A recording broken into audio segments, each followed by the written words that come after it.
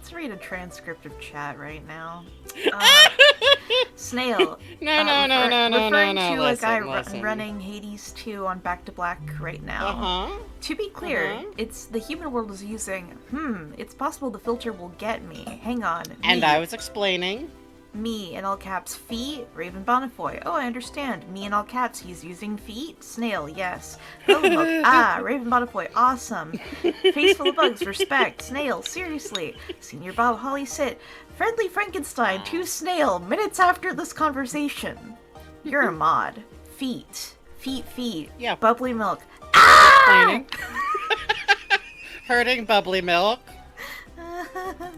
Hi. It's great. I get to be really funny in chat, and then Bugs reads it for a while, and I get to eat my lasagna.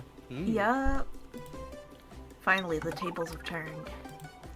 How the turns have tabled. God, Hello. that's 5 years. That's fucked up. That's fucked up. I have to evil. make new fucking sub badges. Ooh. I'm just gonna reverse course and make the tiniest chatlet possible. You're eating lasagna too? Yeah, Kismet, baby. Oh. What kind of lasagna you got? Wow. I got a Costco spicy sausage lasagna. You know, Quite good. Costco lasagna is pretty damn good. I gotta be honest. Yeah, Kirkland, yeah. don't do you wrong. No, for real. I want to try the beignets they got in season.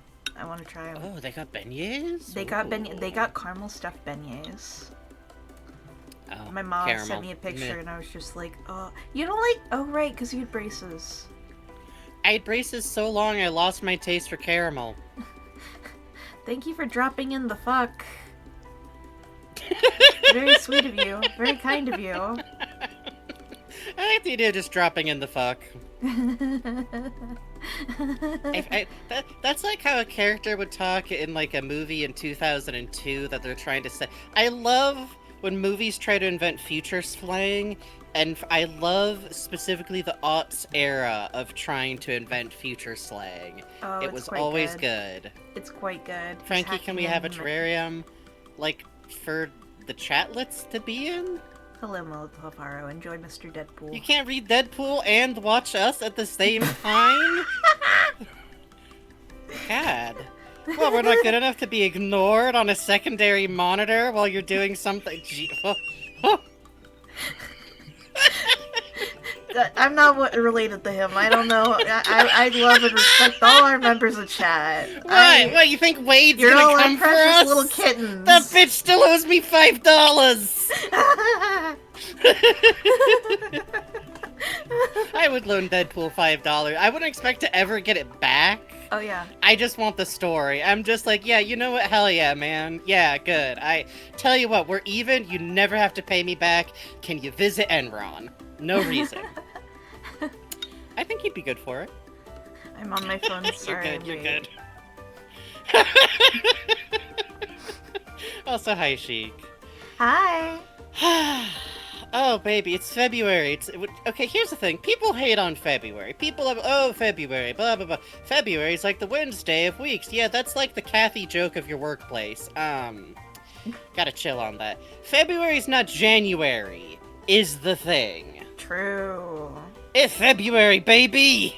It's February. You get chocolates in the middle of it, man. You get chocolates in the middle of it, you get discount chocolates right after it.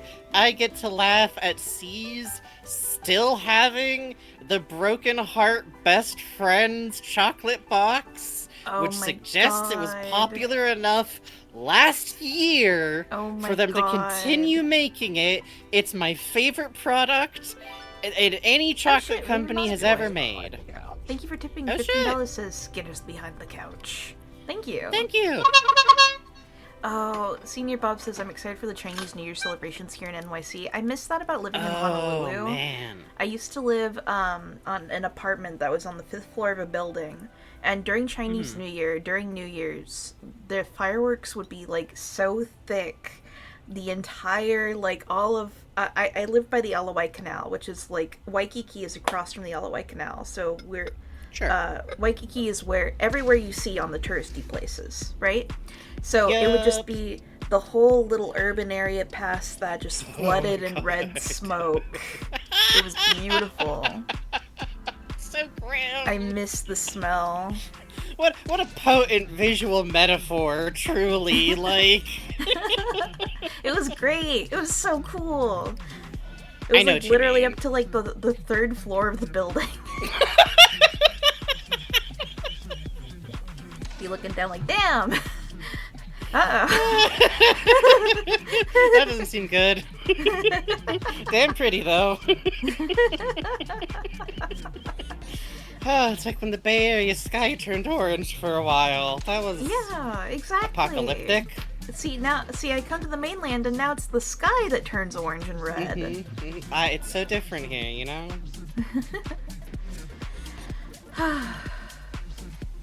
What do we... Oh, I guess the thing we should bring up that we did, like, we always talk about, like, things we've did, usually, like, stuff we've watched, like, the art we've been examining. So, last night, the bugs... Well, I guess I could back up slightly.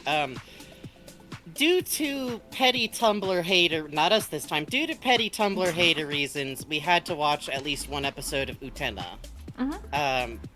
Desperately, like, late in coming. Like, one of those animes, like, you know it's good, everybody tells you it's good, you know it's gorgeous, it is gorgeous. I wish I'd known how nobody funny mentions it it's was. really fucking fun. Yeah, and I'm sure later it gets less funny. I know a lot about what happens in Utena.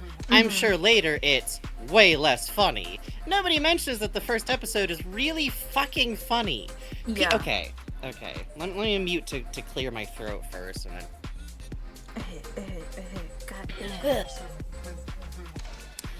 God. I think when it comes to media like Utena, and hey, thanks for subscribing, Heckmaster, and Raven Bonfoy before you too.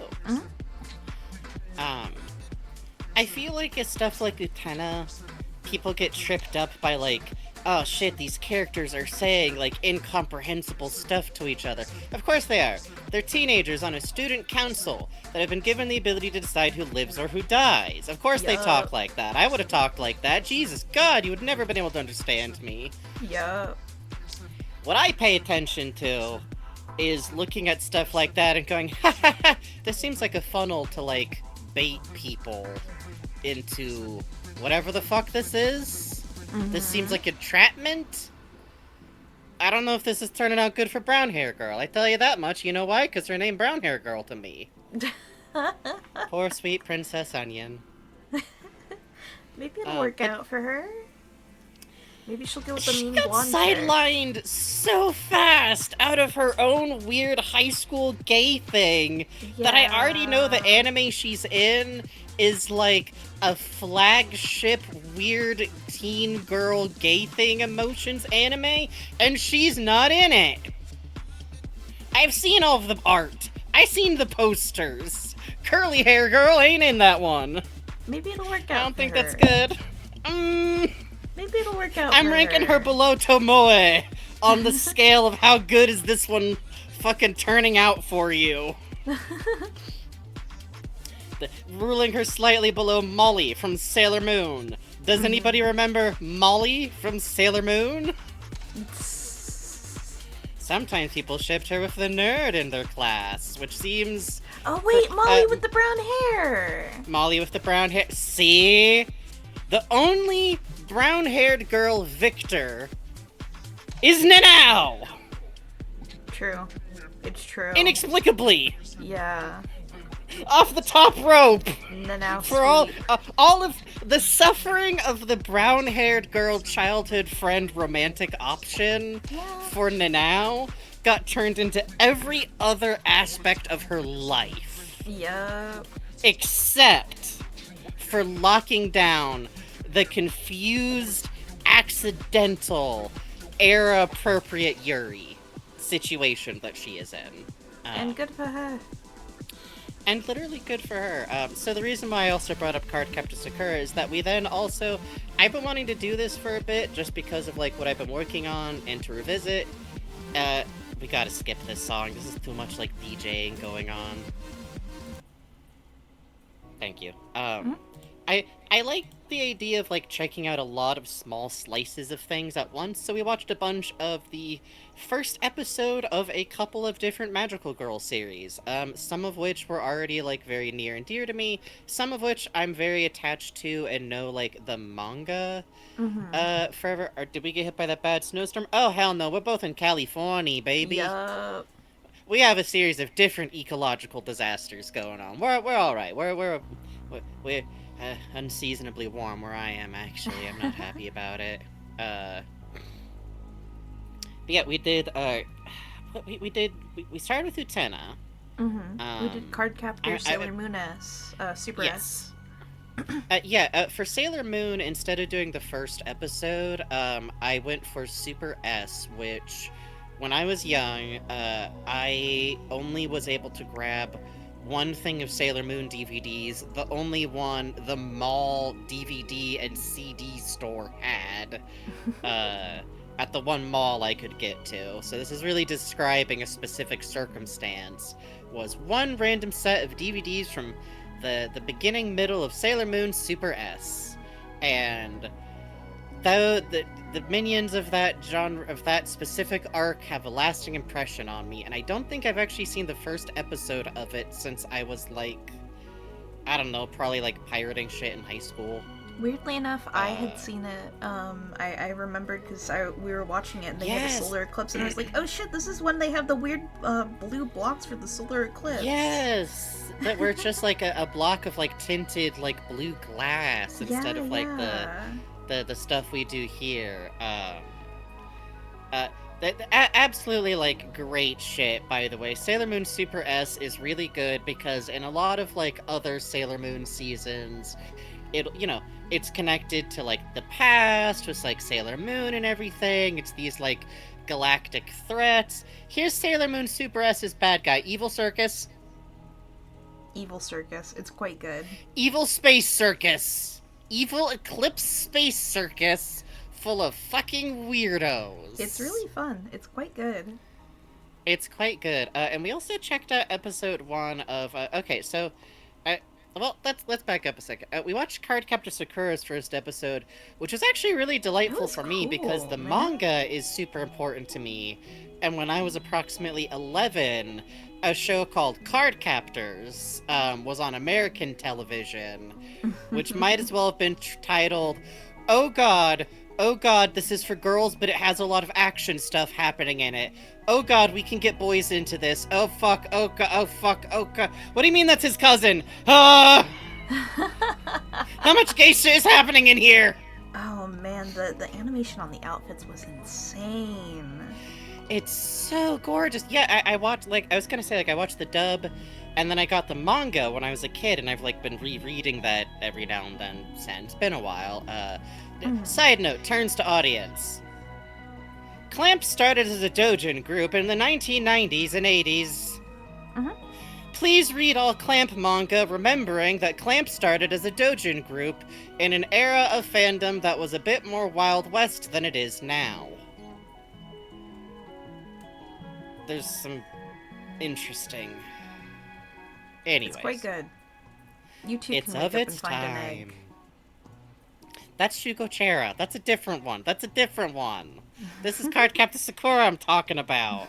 Cardcaptor Sakura's problems have to do with some bad ideas about fictional fucking age gaps. Brace!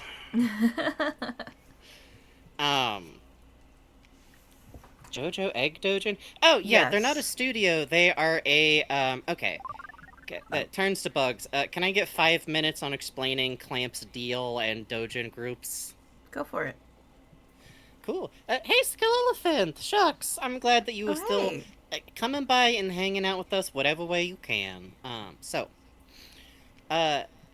Oftentimes manga in Japan is being made by one person with a team of assistants. I think most people in our audience know that already.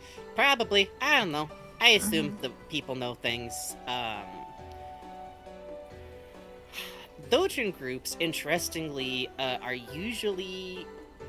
Well, there's plenty of people who make dojins in Japan all by themselves. They make stuff more in the way that, like, I think is how we would think of as like any fan comic creator in the States, where like you're doing every step of the process yourself. Some people work that way with like quote unquote assistants, where what it is you go, "Hi, my friend, I love you. Here's beer. Can you do spot blacks for me for like Yes. 3 hours?" Yes.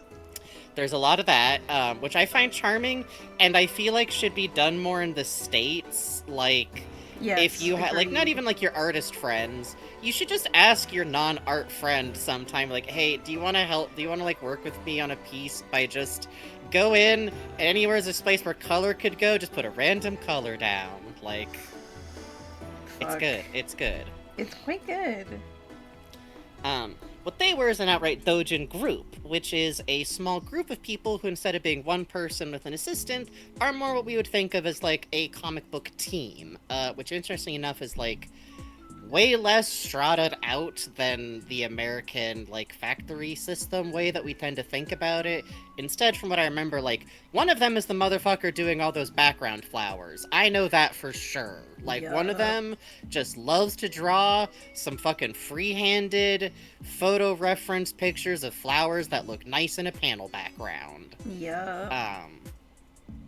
It's also very charming because they started out doing doujin, which is primarily gay JoJo shipping. there's a hilarious punchline that I'm just landing at because it's really important to me that Cardcaptor Sakura is magical girl anime made by people who are obsessed with boys kissing in a shonen series that has magic in it. It's quite good. People who try to divide genres on strict lines of how they get published are God's fools. What are you talking about? This is so... It's enmeshed. It's fascinating. Mm-hmm. Especially because, okay, we watched Cardcaptor Sakura. Gorgeous. Beautiful colors. Beautiful animation. The costume design being brought to animation is really cool. I love that one shot of, like, the alarm clock she had. Oh, yes, and all the cute little stuffed animals. I love that alligator. Yes! I love that alligator. There's a yokai that this looks beautiful just like shot in of all these Yokai very Watch 3. awkward. Yes! And I also had us put on an episode of an anime called Shugo Kera that probably people here ain't heard of. I just remember it because I snagged a copy of the volume when it came out in like 2007, 2006. It is the most 2006, 2007 looking manga man. for girls you've ever seen in your life, and It's the anime follows true. suit. It's not very one that like interesting. stood the test of time to become a magical girls classic to stand the ages, and its choice of phraseology for its cool English terms and its Japanese terms are centered around eggs in ways that make it a little bit hard to take seriously while Snurm. watching. Hi, The Snurm. Humpty Lock. Finally, It someone is has called come the who can Humpty unlock Lock. the Humpty Lock. Because of the embryo, whatever the fuck the embryo is. The embryo. I smell It's eggs. it's the kind of thing where like people hear that and they want to make It's jokes about like, awesome. oh, I bet it's being like weird and sexy about teenagers. No, it's being weird. It's just weird. Stop. Don't worry about it. And we also watched Pretty Cure episode 1, which was awesome. Actually, I did not know those Yes. girls were just beating the shit out of people with their fists. No, I knew that about Pretty Cure, is that it's really good because like they are powered up by like magic and they have their outfits, and then they just use their magic powers to beat the shit out of people, which is also what Sailor Moon does all the time, but nobody ever actually watches Sailor Moon when they make jokes about Sailor Moon. They just kind of remember like a joke about Sailor Moon from an Adult Swim show and GIFs, and they saw a transformation once, usually. Yeah. Not that I'm bitter. Not that a fascinating combination of things for girls are for fags and Japan weird xenophobia when I was growing up didn't create a really unique set of the world's worst parodies you've ever seen in your Oh life. my god. Every time it was bad. But yeah, Precure fucking whips. No surprise. Like, Yeah. it went on to have 50 billion fucking seasons for a reason. Like, They're The cell phone creatures are quite interesting. I like how distressing they are. Yeah. I feel like sometimes when people like, okay, so we took a look at Precure, literally like the first Precure that there is, which for those of you not dialed in on Japanese media, Precure is the juggernaut that will eat the sun. Precure looks upon our cute little ideas of popular things for girls in America and laughs. Yeah. Precure will never die. Precure has permanently altered the vocabulary of toddlers. There will be a Precure Bluey crossover in our lifetimes, I assure you. Actually, that would be cute. That would Bluey be quite should get a little cute. Precure outfit, I think. It would That be good that for would her. be quite good. It will lead to her getting in a fight in Kindy that is like a problem due to imitating Precures. Yeah. Apparently that is, I literally already know this, a slight problem Really? for preschools in Japan. Just, okay, you know, kids play Precure. Yeah. There's a comic that I'm very fond of, adapted from the journaling and tweets of a Japanese daycare worker. And there's a lot of the little girls going like, I'm a Precure. Precures don't cry when they fall down. Like, oh. But they do, there is also some like, you can't do Precure attacks on each other.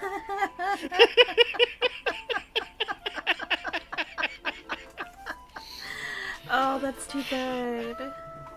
But yeah, I like its blobby little awful cell phone creatures. They're incredibly off-putting to look at.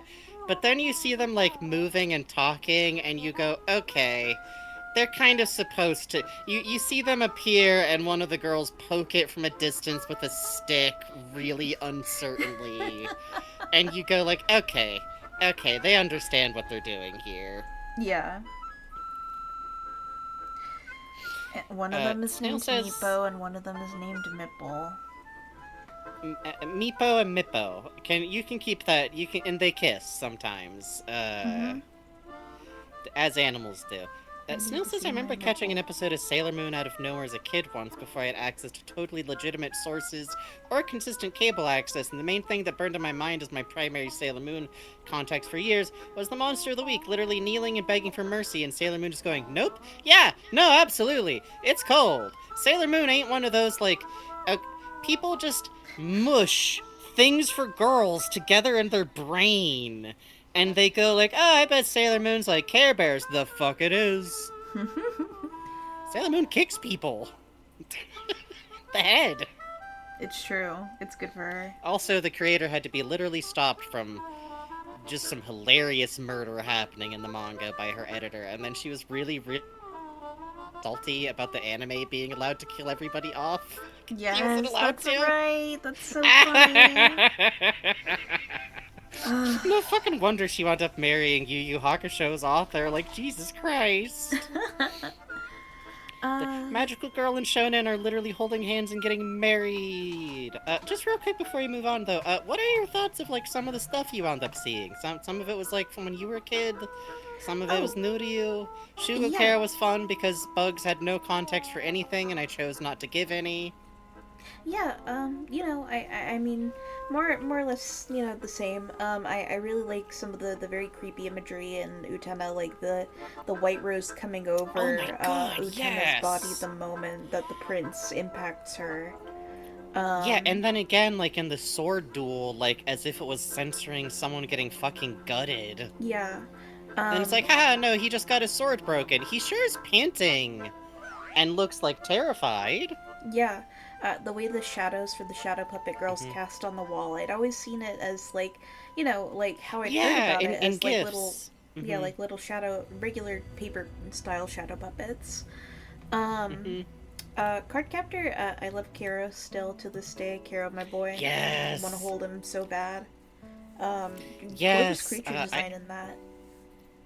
Yeah, I think Cardcaptor Sakura, Clamp's sense of like fantasy, monster, spirit, magic design is so good to me. Like, it's so far away from like how I really draw or design things, but I love looking at it. No, it's quite cool. We didn't have time for it, but I really want to hit Magic Knight Rayearth sometime. Oh yeah, I forgot because about I think that. that's like I feel like that's like the maximum they ever do fantasy, you know? It's like Mhm. their most fantasy type setting. I know Brooklyn accent Caro is very much an old dub thing, but I think it suits him. So, funny thing about that, it's actually really good localization. It's one of the Yes. best pieces of localization in that dub, even It's though the tone is so different sounding. Bugs, take it away. Oh, You know this so it was better than pretty me. interesting. The way we were watching it, the subtitles. I think Mhm. the subtitles are ripped from an English version of the Mhm. episode, because there was a Sakura's talking to Yes, Kiddo, the localized versions of some of the things he was saying. and Kiddo speaks to her, and she's like, "Why are you pronouncing things weird?" But you can hear, if you're listening for the Japanese, she goes, "Osaka Ben," Osaka Ben? which means like an Osakan accent. Yes.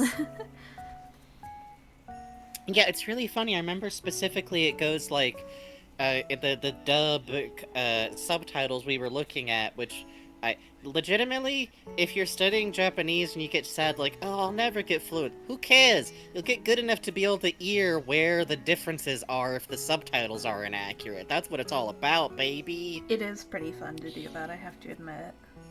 It is. He goes like in the subtitles, like, "Oh, I guess I was in that book so long that what is it? It's like my slang is out of date." But then you can hear him going like, "Oh, the book was in Osaka so long, I just kind of picked up the accent." Uh, and it's really funny because in Japanese, in mini form, he has a very like, like pitchy kind of "I'm doing a girly creature" type Yeah. of voice. It was very interesting. I was surprised when he first talked, because it's very Okay. much a very soft voice, you know. Mhm. And I was think just it very I surprised. actually love.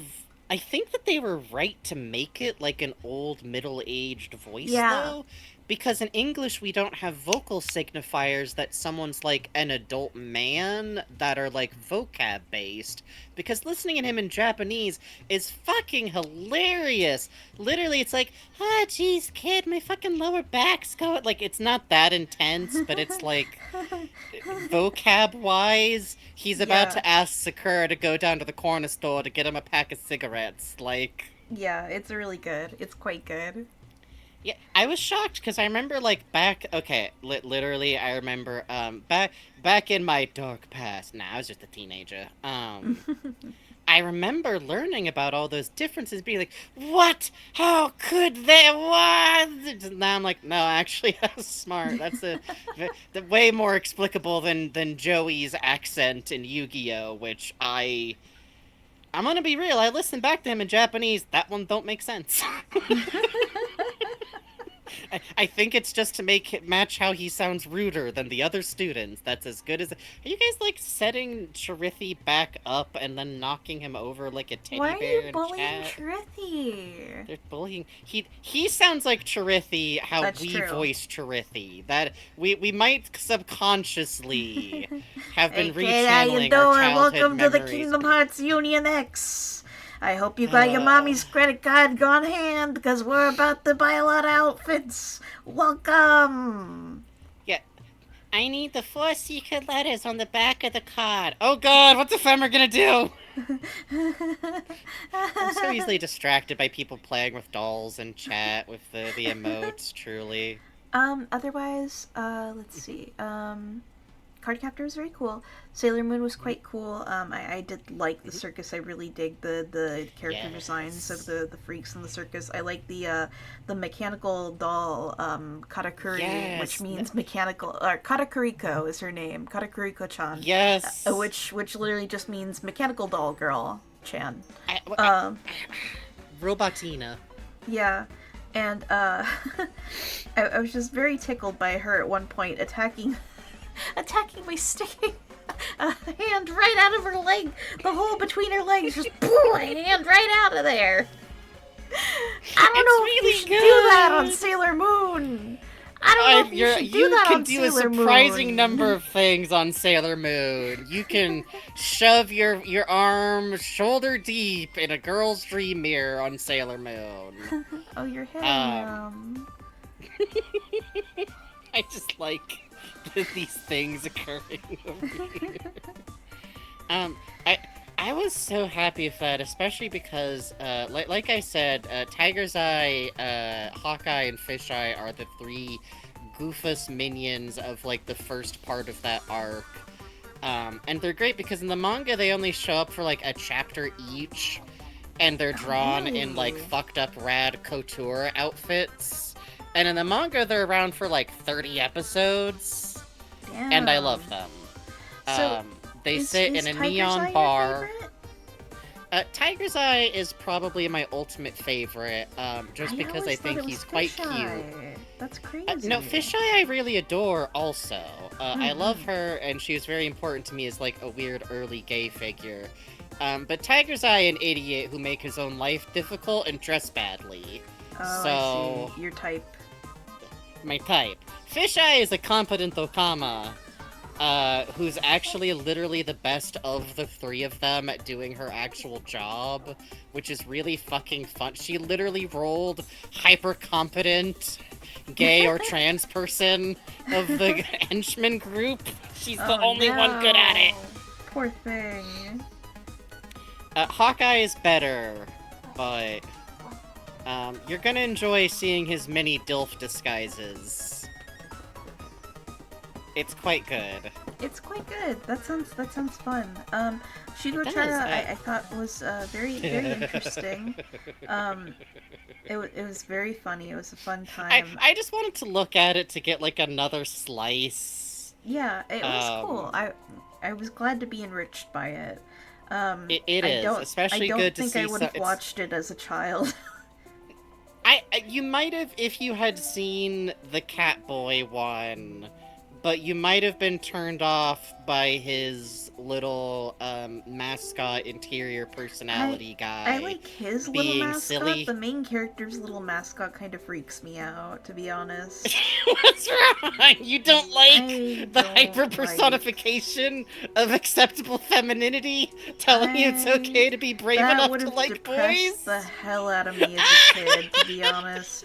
I mean, I didn't seek out Volume 2 when I was a kid. And then Pretty Cure fucking ripped. That was fun. We should watch more of that. Yeah, Pretty Cure ripped. We should definitely watch. I think. Okay, here's my vote. I think you're right, and we should watch like the first episode of a ton of Precures just to like see the difference. I think watching more of the first one would be fun.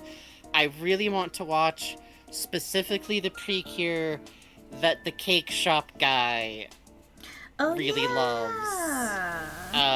Some of you in our audience might. Yes. I want to watch Monopoly Mermaid Monday. That's the same one. She sells seashells by the seashore is the same Precure that that guy loves, because that's why he keeps making so many like ocean and coral themed cakes. Is for Mermaid Girl, I believe.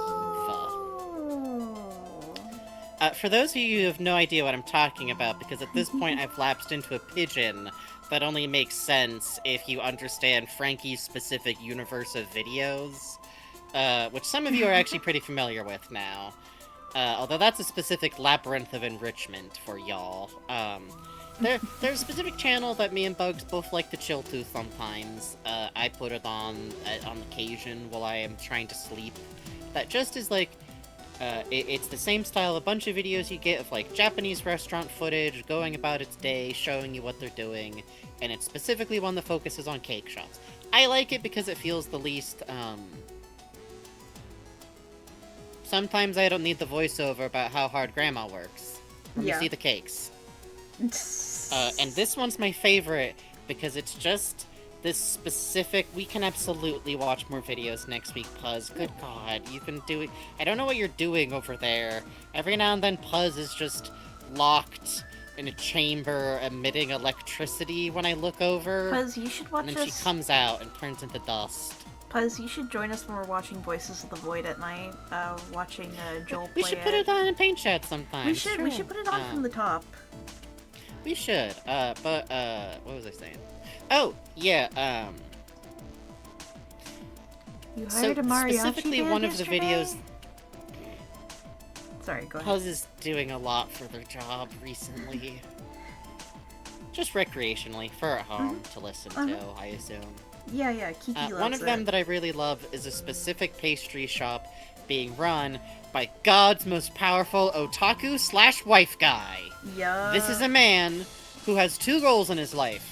He wishes to make cakes based thematically off of his favorite series of Precure. Yup. Mission 2, mint chocolate for wife. Yup. It's quite Mint good. chocolate for wife.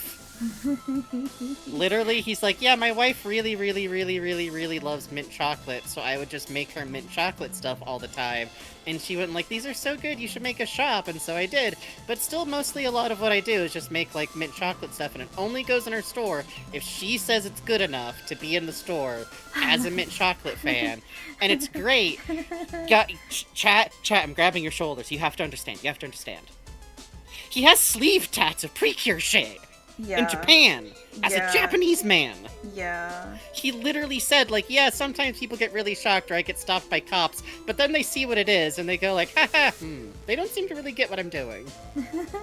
It's like that one Which- Yakuza dude who had the giant chopper leg tattoo. I think about that guy a lot. Yes!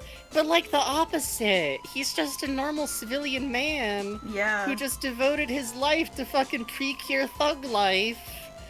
Which, by the way, turns to chat. It's also worth noting he's a very cute, large, chubby man. So possibly your man Frankie, like, oh yes, no, you're so right, King. You should buy a giant popcorn there's a machine reason with your allowance money. There's a reason we've been RPing Denna and Batat for like Listen! 7 weeks now. It's quite good. Don't worry, don't. Why are you timing shit? You shouldn't. Never time an RP. That's illegal. I live in the RP. It's true. Yeah, no, this guy owns. I should go find the link to that to just put in chat real quick. Hold on. But I want to watch that. His passion, you know what? It reached across the world, and it touched me. You're right, sir. I do want to see your mermaids. They're beautiful. I've heard she's terrible. It's good to do this. Find. It's gonna be like right up top. I think it was like it's hilariously popular. I'm gonna put the flour cakes. Hundreds of beautiful.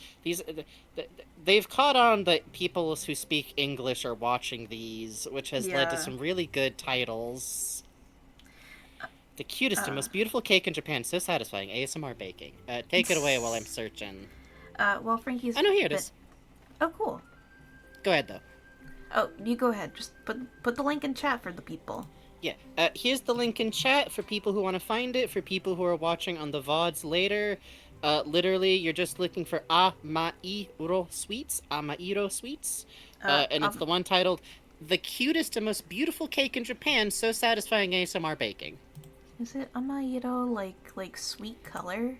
That's cute. Yeah, I think so. Amairo, sweetly colored, That's cute. It's great too. Turn on subtitles. There are subtitles for this one, and I think he's one of like their chattiest people that they ever record. Oh hey, thanks for following, Sebukaki. Nice. Thank you. Toyon. Thank you for the follow.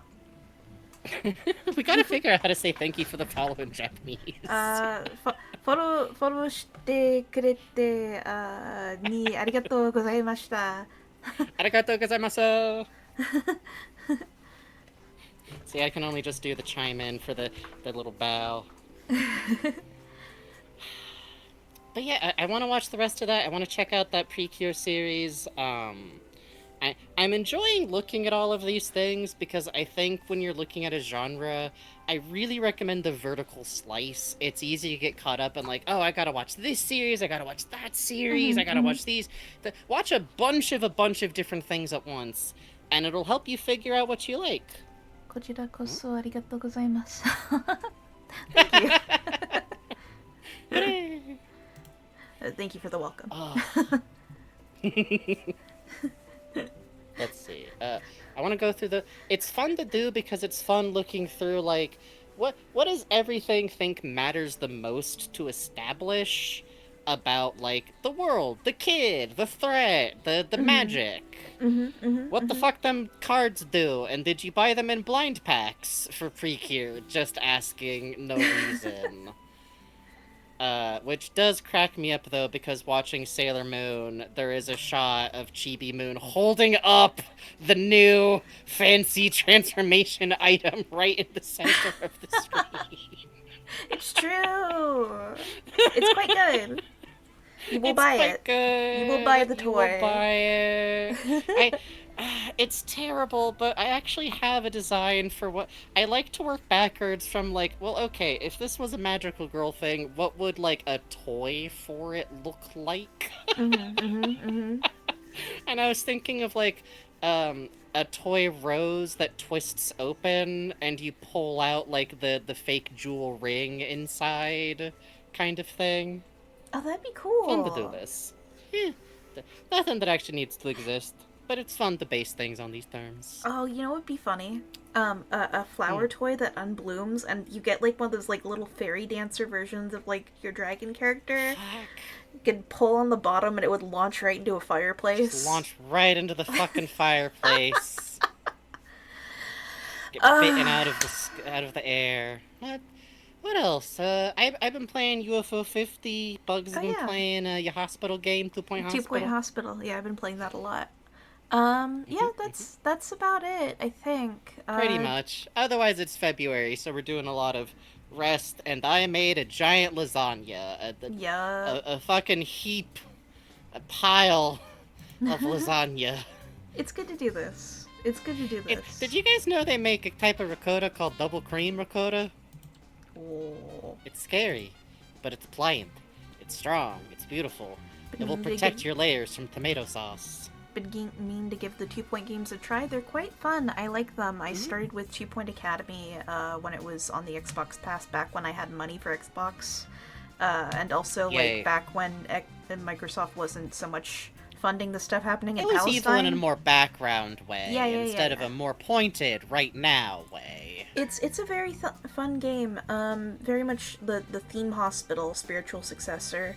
If you like Zoo Tycoon, you'll like it. It's quite good. Yeah, but Bugs has a love of the simulation game.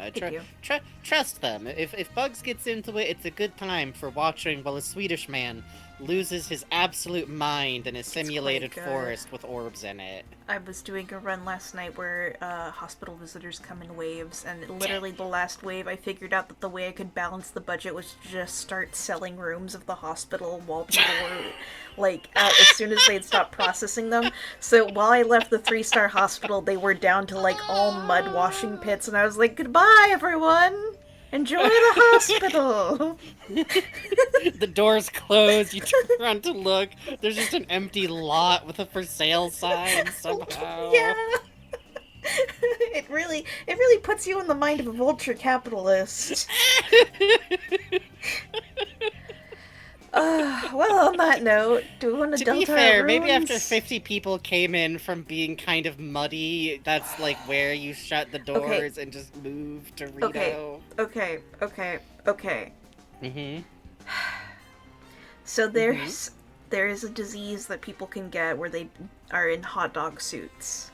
To get cured of the hot dog suit thing, they have to have injection rooms. Injection room is a specialized room for injection-based treatment. I was not warned of the people coming in who needed to be de-wienered before 50 of them came in at once. I had one injection room. I did not have the budget to repeat the injection room.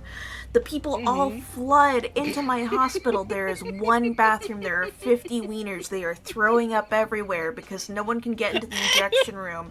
My hospital workers are slipping on the vomit. They are slipping in the urine. There's poop in the hallways. The hot dogs are pooping in the halls. I had to restart the save. You got soft locked by hot dogs. I got soft locked by fucking hot dogs. That's why it's a great game. That is a good side. I've been playing UFO 50. People started dying in mass at one point. Just 30 hot dogs dead. Okay, sorry. Go. No! Actually, go ahead. I got a cough real quick. You were saying about UFO 50? Oh, I was just saying that I've been, like, going through it by kind of, like, chronologically dipping forward and then pausing here and there to get mostly just toys for the little pig dog guy. Mm-hmm. But also, I found one command for the terminal that works. Oh. And I don't know enough about how terminal programming works to figure out anything else. Yippee. So at some point what will happen is I will go and find Holly's older UFO 50 video. She played UFO 50 normal style recently. Barbuda. I'm excited for more of Which that. is part of why I More picked it up. Barbuda. Barbuda. Barbuda. You have to barboot. I have You have to. barbooted enough to get toy for dog. I will barboot further later. Mm-hmm. But it's very fun just in terms of like finding out like which games I gel with and then coming back and finding out that most of them bugs. We have very different tastes mostly Mostly. in UFO 50 so far. Yeah. That someday when I finish the game, I always talk about like us doing tier list streams, but I do think it would be fun to just like go down the UFO 50 list and figure out like which one's the Bugs games, which one's the Frankie games, where do we overlap? I think so far it sounds like we've only overlapped on Walrus game. Yeah, I like Walrus game a lot. I think I you're like gonna Walrus like game too, Pilot it's very Quest a lot. peaceful. Yeah. Of the Pilot ones Quest I've is my gone favorite. through. What am I doing? I've got the game like right over here. I can just open it up and actually reference the names. One sec. My Switch is going to yell at me for not having my No. controller in. Let's see. By the way, did y'all in chat know this thing has a fucking CRT filter that's like the only CRT filter I've ever seen that's actually good, that actually understands how CRTs work Oh, and yeah, why you it have makes the it look theme. that way, and you can change the theme? It's People quite did not good. seem to know. Barbuda itself is Barbuda, Bug Hunter. I kind of like Bug Hunter so far. It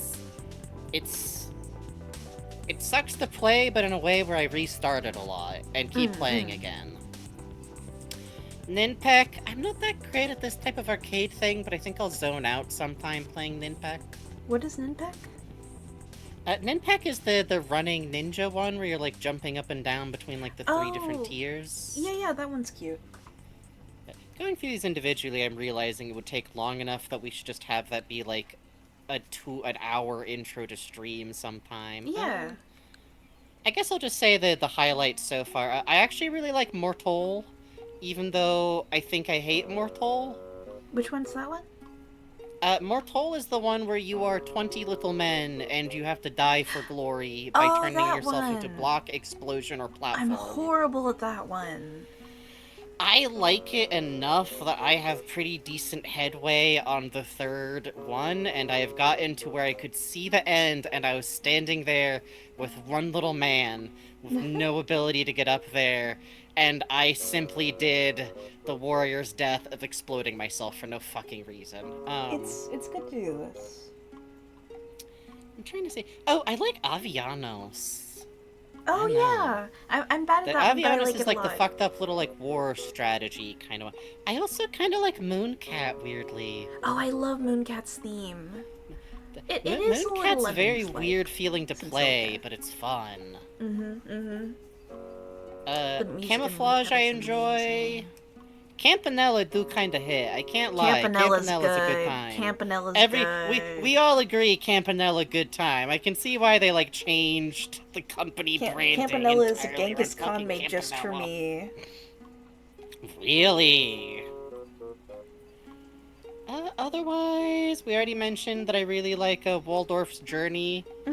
It's very peaceful, and the signs are very menacing. There's signs you can read, and a lot of them are about a dark shape in the horizon. Oh, good. That's probably fine. Oh, Caramel is fun. Which one's that one? Let me click on it and actually see, cause it's the one where you're like the little fish, and it's like a ship shooter type of one, like side scrolly, but you're also taking photographs, and then like that one game that Areno played where you're just taking the photographs. Photo Boy.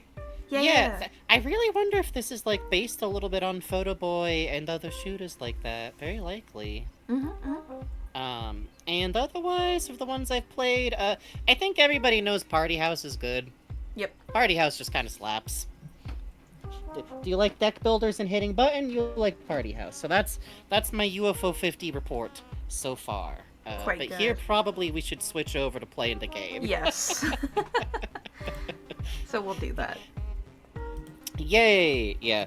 I have fun of magical girl stuff. Probably you will get more reports. Honestly, watching a bunch of the first episodes of a bunch of stuff is fun. I gotta commit. It is. Alright, in that case, let me get my... I always change after you. It feels like I gotta, like, oh, the child's here. Hey, Ordeal Caretaker. Hey, Ordeal Caretaker, you got here literally just in time, because here's the part where I tell you hello and welcome to Frankenbugs! I am Frankie Stein, always here with you as the side commentary, not the person playing the game, the person who is very slightly audibly looking for where he put a piece of paper, aka the rules. Found it, got it, we're good. Oh yeah, you said that last time. My bad.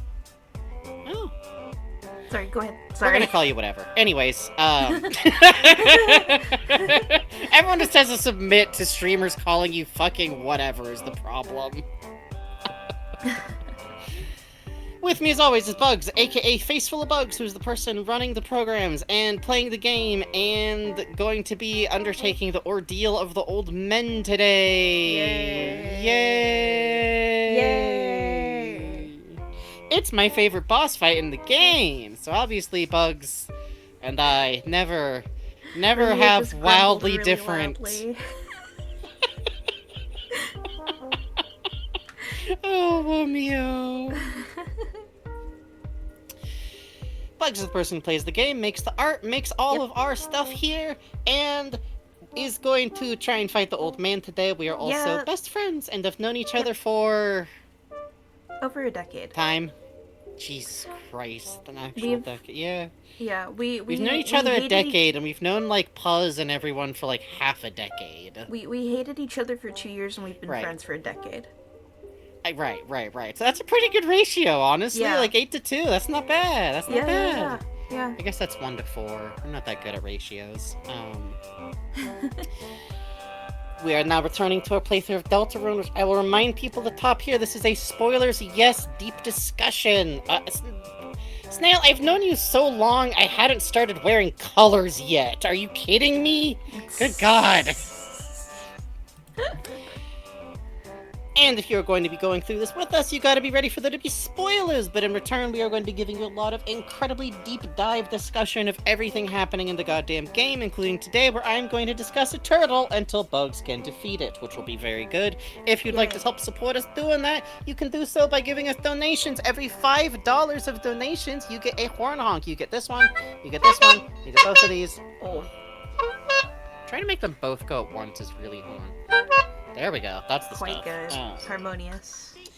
Harmonious. If you get $20 total, if everybody total donates $20, I get to do one of those. $69, one of these, which...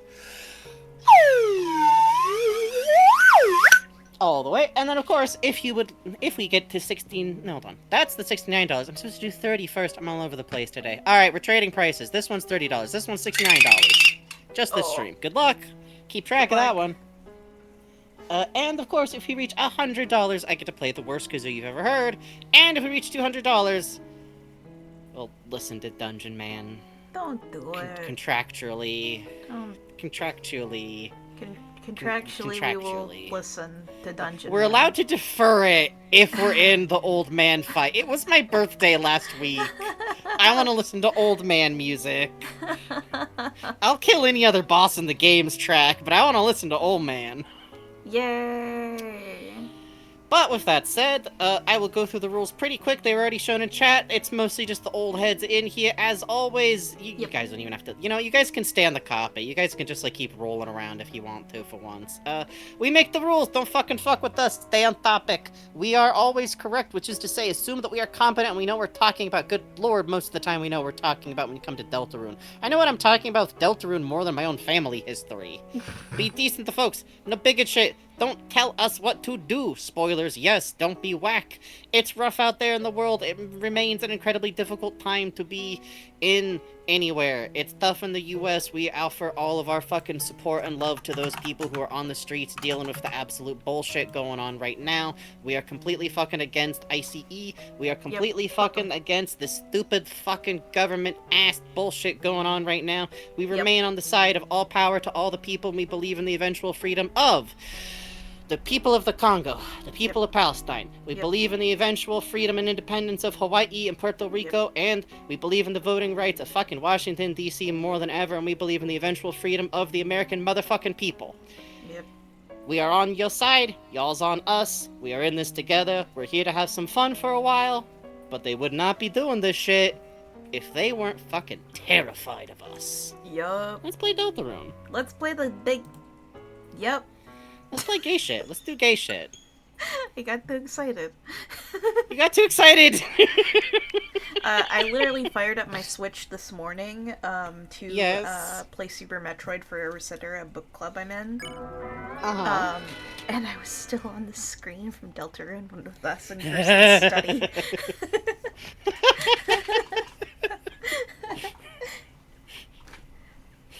Deeply funny possible circumstance where you whip through Gerson, just get into the phase, and I have to talk about it after stream. No happen, fucking way. I Gerson and Undyne both give me problems. Whenever I play Undertale, I die to Undyne like 3 times. Oh, you gotta give me the game screen. Oh, sorry. No, just imagine. It's okay. We changed where we do that in the intro, so I'm not like left without music for 5 minutes. There we go. 64 fucking hours! Okay. It's fine. It's fine. Well, we're back. We're back. And we are in the middle of, well, we just got the climbing clause, which means we get to go do some fun goddamn shit.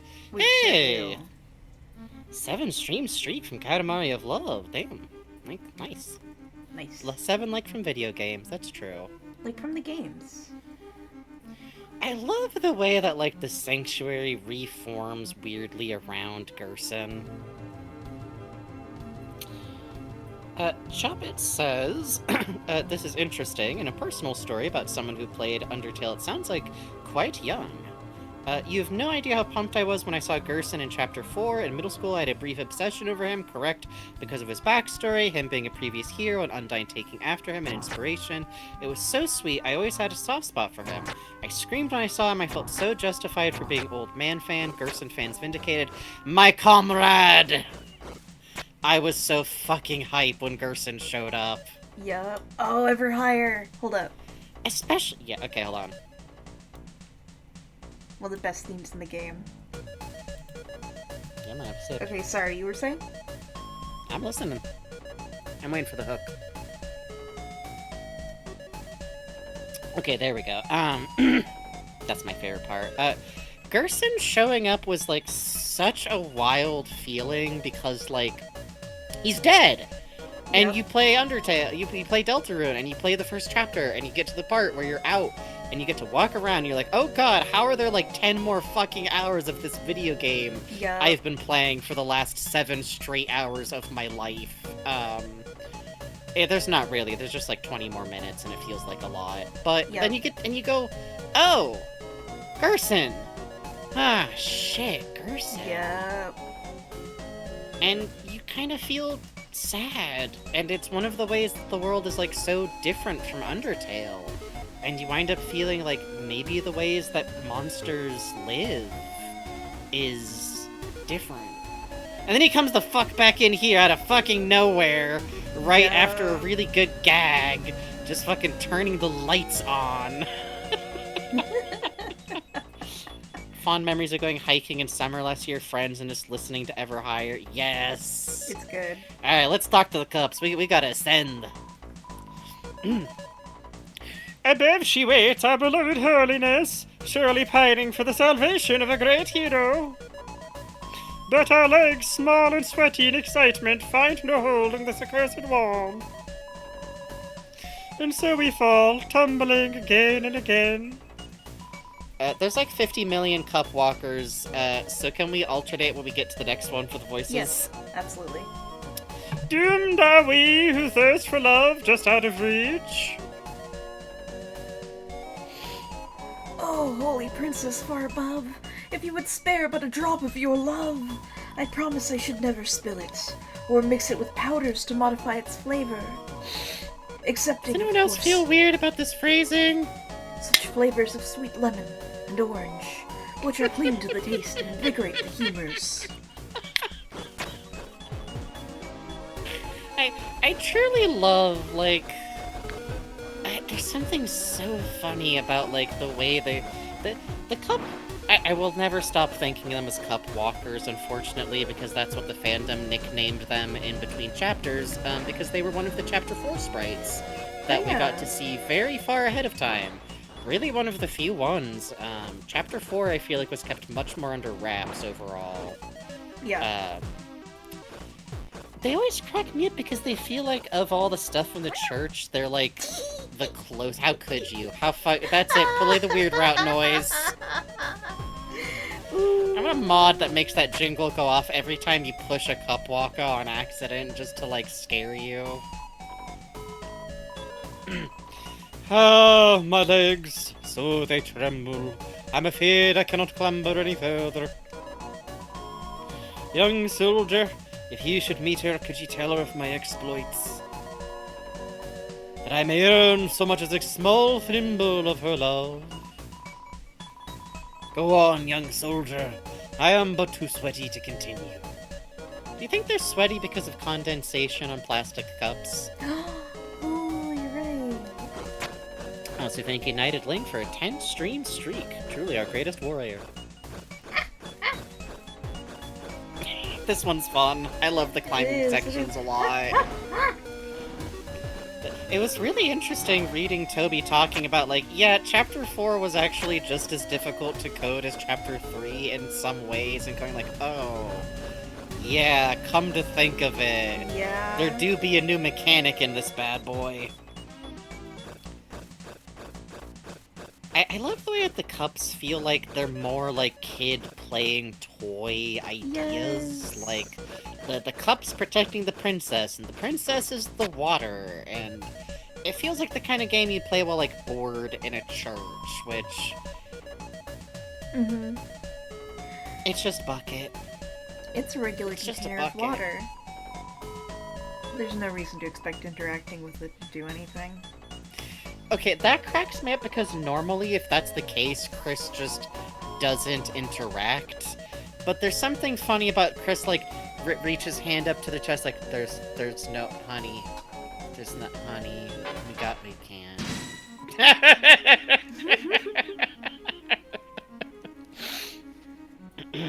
Hold on. What? A battle? I merely wanted to investigate the water container. And suddenly, you have drawn me into a battle. Can you turn my quality up a little bit? We can turn it down later, but it's easier to read the text at the higher P. Use your higher P. Thank you, my friend. You are brash, young soldier. If you seek my love, you must prove yourself worthy of a princess. This is not your typical water cooler. Fuck. Holy water Beg cooler. for mercy, beg for mercy, beg for mercy. Let's check first. Okay. Holy water cooler. Just seems like a water cooler with an ego. Susie face crushes a cup. Ralsei absorbs trace calcium. Rousey? Bubble. Holy? Yeah, we're in a church.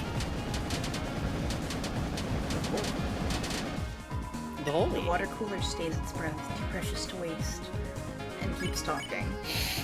Love her. You begged for mercy. Blessed are those who kneel to me, for my waves shall cleanse you. Close your eyes, for as long as you adore my purity, no harm shall follow you. Holy water cooler took mercy on you. Susie puts cups on Ralsei. Ralsei cleans Susie's spill. Stop sopping up water with your body. You feel a strong presence from the water cooler. We tried begging. We tried begging. Up to you, boss. I mean, we didn't flirt before. We have the pure. We didn't flirt before because the cactus was watching. Cactus ain't at church. Cactus ain't at church. Cactus ain't at church. You flirted with Holy Water Cooler. Romantic are your words. Young soldier, your words are sweet like honeydew. Is it the first time you've spoken to a lady such as I?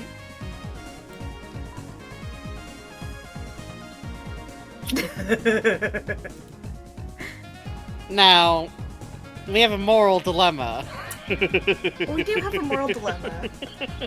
We do have a moral dilemma. Do we say what's flattering, or do we say what's true?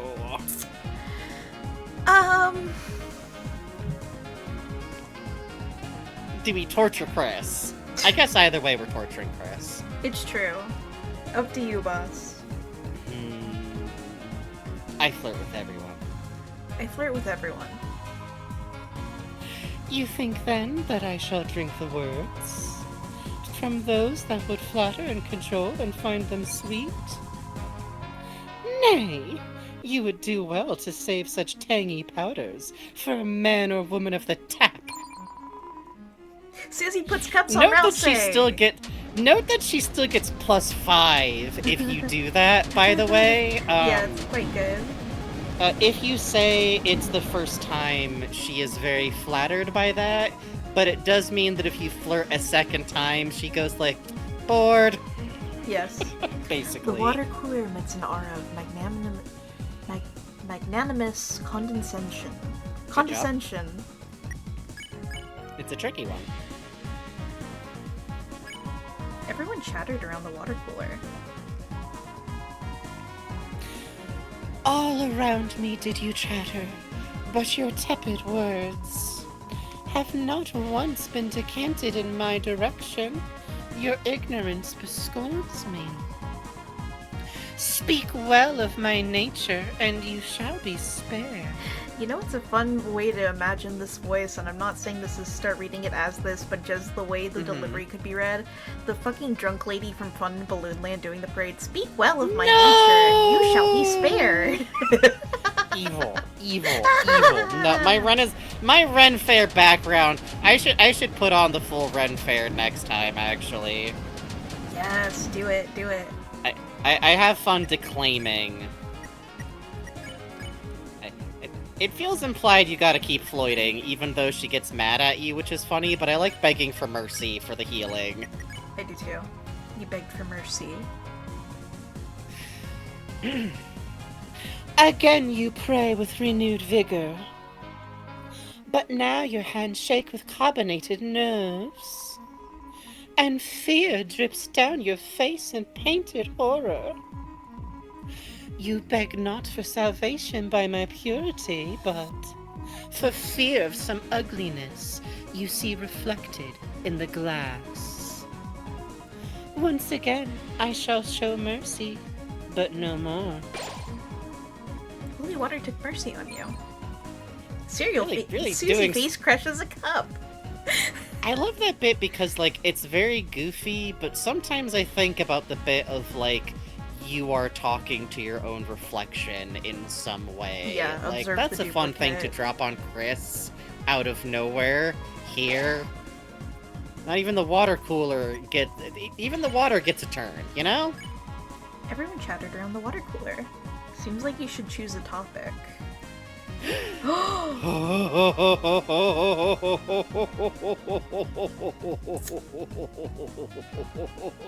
Cactuses are better! Cactuses are better. Disgusting. Okay, hold on. Water cooler princess / cactus. Is anybody hearing me? Are you listening? Interesting. They're bad for each other, but listen. Oh god. The water cooler Would you like me to hit this one? Sesquipedalinearily. Yay! Good job. Everyone chatted around the water cooler. Everyone talked around the water cooler explicitly about water coolers. It seems your affection has caused some change in my form. Ah! It's breaking! So pretty. So cool! Ah, such a cool design. You hear the sound of raindrops. Embezzle! Wait. Embezzle! Check Yeah, okay. check. Miss Mizzle, a Mizzle transformed with affection. Susie gargles loudly. Ralsei makes toothpaste. What? What? Makes toothpaste? Glory, glory. What did that boy just do with the toothpaste? I made it. Waves crash How? far, far, far below. What? Okay, hold on. This specific line makes me feel so worried. There's a repeating thing with water somewhere down far below, and sound, and onion, here's the sound, and embezzle. Susie embezzled an item. But she failed. It worked first Ralsei sips Come on, quietly. Susie. Come on, Susie. We can are do it, going to Susie. do this until we get an item. Well, Yep. actually, we should do the nuzzle once, just for the reaction. You hear the sound of raindrops. Nuzzle. Just defend, actually. Ralsei nuzzled Yeah. Miss Mizzle. Miss Mizzle got a little bit tired.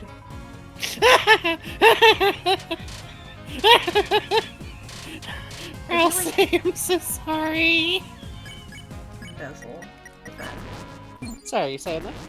Oh, turn pink. No!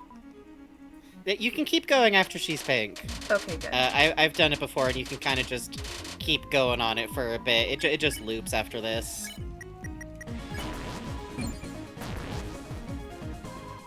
Come on. Susie, come on, honey. Ah! You can do it. Come on. It's okay, Susie. We believe in you. We believe in your ability to do crime.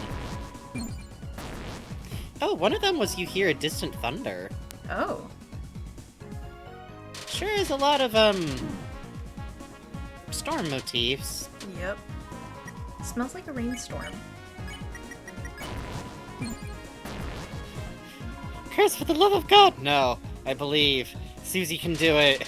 I believe in her. Firm belief, I believe in her Ralsei. too, but... firm belief. Yeah, firm belief. Yes! Stole bitter tear! Yes! Okay, we're out of here. Wait, one thing. I want to see what Dazzle Oh. does. Oh, go ahead. Improbable says, sound of raindrops, the bucket set out. I wonder if Miss Mizzle is water from a leak in the roof from the rain. Oh, cool. That's a good idea. That's a fun thought. You dazzled Miss Mizzle. Are you just posing? Quite cool. Up, middle, up. Oh, it'll be there. It's Take a regular sip, container of take a sip, water. take a sip. Head in water, head in water, head in water. Sip, sip, sip, sip, sip. Woo.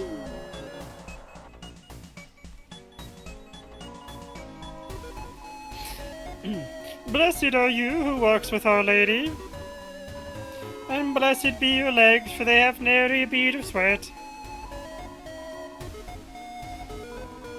Think our holy princess would join your court. Oh, joy! I shall rejoice and throw my greatest powders. Electrolytic and few in calorie. We're never Think going our to holy- escape sweat. Yeah, same one. I'm gonna go up and check on the one who asked us to tell her about her real quick. Salutes. I'm in full agreement. Ah. She has come down to us on high. You got a point, Katamari of Love. Especially interesting, because, like, there's the actual, like, thing of water in the area of the church that we're in. But that seems to be the bucket. Yep. I'm very interested by items that, like, day items, because there's a lot of them once you start looking for it. Oh, so you found her. Did she have any extra thimbles of her love? No? Well, I hope she knows I also could have recruited her. If I just climbed up there, you see. Well done and all that. Yeah, well, I got to see her, and she was radiant and full of heaven's glory, and it was really cool. Yeah, you should have gone. There was candy. She There was even popcorn. scolded me. It was quite cool. Wait, Chris, where was the popcorn? You holding out on me? Okay, it's not over here. I was thinking about something Nah. later. Whoop. Yeah, I always get mixed up too. There's like a bonus thing. Whee! Something very funny about Chris that we kind of know about them is, Chris's arms have to be fucking jacked. Yeah. I know there's, like, teenager strength and all that, but their shield is given, like, definite weight, as is the sword. They're able to handle both of those fine. The ability to do that isn't new, as described by Noelle, in her blog. And they can do all of this shit, and I don't think you're given magic powers to do, like, outside of magic stuff in the Dark World. Yup. Oops. Convo Breaker actually has a very interesting point. The bucket is from something used regularly. Cup wakas are only used once before discarded, so none of them are used yet. I imagine Chris also uses their cell phone a lot. However, counter, Tenna and Queen. But, I think you're onto something interesting about, like, which objects do we give play? Is Chris's cell phone something that Chris ever would have, like, used as a toy?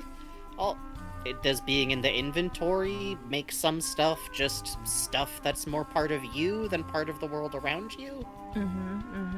Is this old man about to get bodied by this cup? Could you hit this one? I came here to seek the sage's advice on my journey. Surely this legend shall make me a righteous hero. If it doesn't make me a righteous hero, then it really sucks.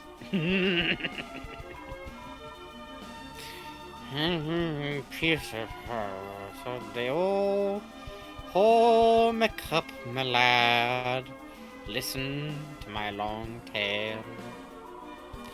A is for apple, B is for bee, C is for catching this overhead for arguing with the streamer. N is for new, mumble mumble. What do you mean Tenna hasn't been used in years? He was turned on just the other night, Goofus.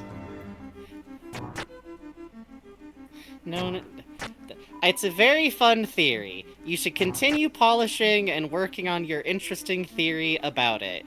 I am not here for you to argue with unless you pay me $50. Jockington, grow the fucking beard if you even care. Nobody's worrying about the real shit in this fandom like Jockington, grow the fucking beard. Oh, friend this, friend that, what about Jockington, grow the beard? I care, well, I appreciate that. When the Beard of Hell takes crawl, you will regret your words and deeds. You will. I love that one comic of, like, Susie and Chris talking about, like, avoiding the prophecy, and then just seeing Jockington with the beard, just grabbing him and feverishly shaving him. You hear whispering. Oh, I think this is another one of the places where if we don't take what's in a treasure box in here, it changes later. Yeah, we're definitely coming through here later. This is where the Sound of Justice battle takes place. Oh, yeah.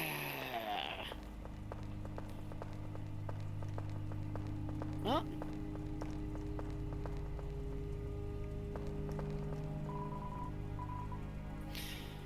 Should be up there, up north.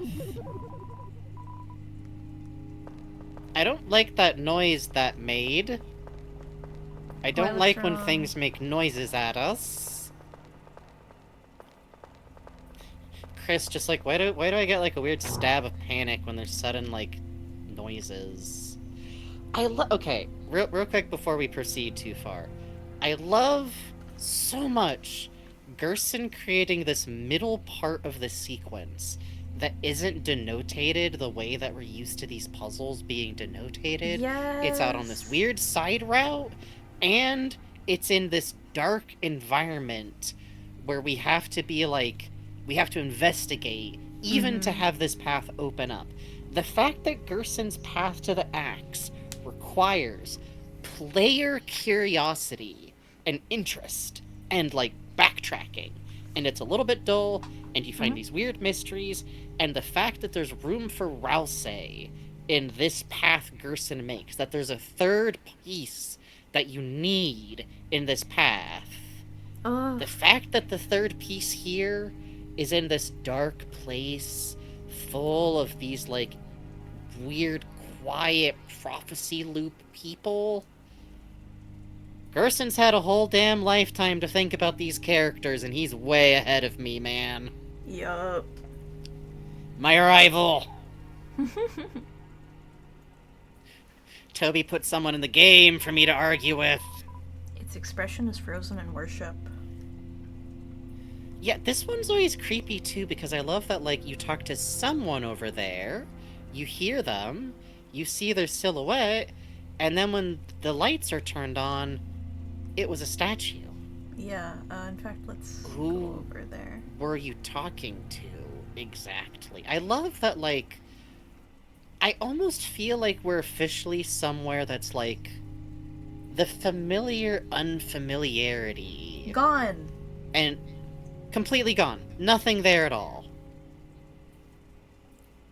I love that this place has like less coherent causality because there's less of like a child's play or ideas or imagination, and more like, welcome to the house of culture-wide concepts. Oh yeah, and Snail points out the whispers stop. You're right. As if everyone in here was alive before. In the dark. God, I was trying to think what that was reminding me of, and it's, I don't stays after dinner. I go all the way back to town. There'll be no one to hear you here at night. In the dark. From a house on Haunted Hill. You're right. Oh, man. Ugh. Read House on Haunted Hill. It whips. Yeah. That's why all the Haunting horror of Hill nerds House. quote it all the time. It's quite Haunting a good. Hill's House, sorry. Even Katie did. House on Haunted Hill is a different thing, starring Vincent fucking Price. It's good. You should watch that. No, you shouldn't. I mean, You should watch but that. like with friends. You should watch it, but like with friends, as like a rowdy good time. Oh, sweet climb. How I love to climb. I love It's a good interesting climb. that the windows give off light. Oh, hey, you got up here. Are those... Do actual windows to outside in a dark world, like... Does the light that comes through at night come through to a dark world brighter than the darkness in here? You know? That's a good question. I Sorry. mean, 10 is under a bunch of windows. No, The computer literally. lab doesn't seem to have any windows facing outward. The closet sure doesn't. Pointing upward at the sky. And also, whatever's up with the fact that some characters are objects that can create light. I don't know. Yeah. I don't know. I don't know. I did clamber my best, but I found no princess here. Unless, perhaps, this pillar itself is the princess. Yes, this princess must be shy or sleeping. I will wait. I will wait. Hope we find him in hometown with the pillar somehow. I do too. Ah, soldiers brimming with youth seek you to join the rank of the captains. Heave ho! Together we shall stack the Crimson Tower to the savior of our princesses. Now then, get climbing! To the eaves! To the eaves! What? To the eaves! Ah, neither can us all. Just some bravery will do. Just some bravery. In my heart, the Cuptons climb up singing some kind of, like, choral song together. Oh. Like, there's gotta be, like, a marching song kind of thing. That would be cute. For up I climbed upon the hill to fetch a pail of water, kind of thing, you know? What's that the tune of?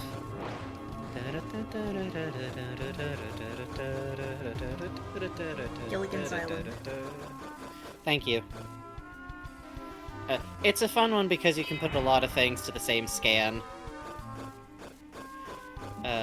When I could not stop quite for death, he kindly stopped for me. One of those. Those coins, by the way, taunt me every time I go through here. I am a slave to $5 fucking, apparently. It's true. Video games can make me do fucking any for prize of coin. Our deal caretaker says they never consider us the princess size. Well, first of all, they wouldn't want to misgender Chris without knowing what royal term they prefer. Second of all, that's clearly a knight. Third of all, we're very dry for their tastes. Like, it sucks, it's shallow. I think the Cuptons are a little shallow, but, like, we're dry to the touch. Like... Charging up the biggest jump, that's the secret to going the fastest. But I keep bumping. I must not bump for my lady. I do like whenever people do art of the Cuptons recognizing Ralsei as a princess, though. I think it's very cute. I think Ralsei deserves this. Incredible climbing speed! Your fastest time for the first lap is 6.7 seconds. No. You did it. How? Incredible. Beautiful. It's happened. I gotta say, I think of all the dancing gifs that people have been, like, dropping to this tune, I think the Sockpins Alien really has a certain something to it. It does. It's hitting that beat in a way that I find both satisfying. Oh. I really like the very slow drift that we got there. It's quite good. Unamas. I really enjoy that one thing we do know is that Chris does just love to climb. So this is kind of like crazy enrichment for them. Nice! Good job.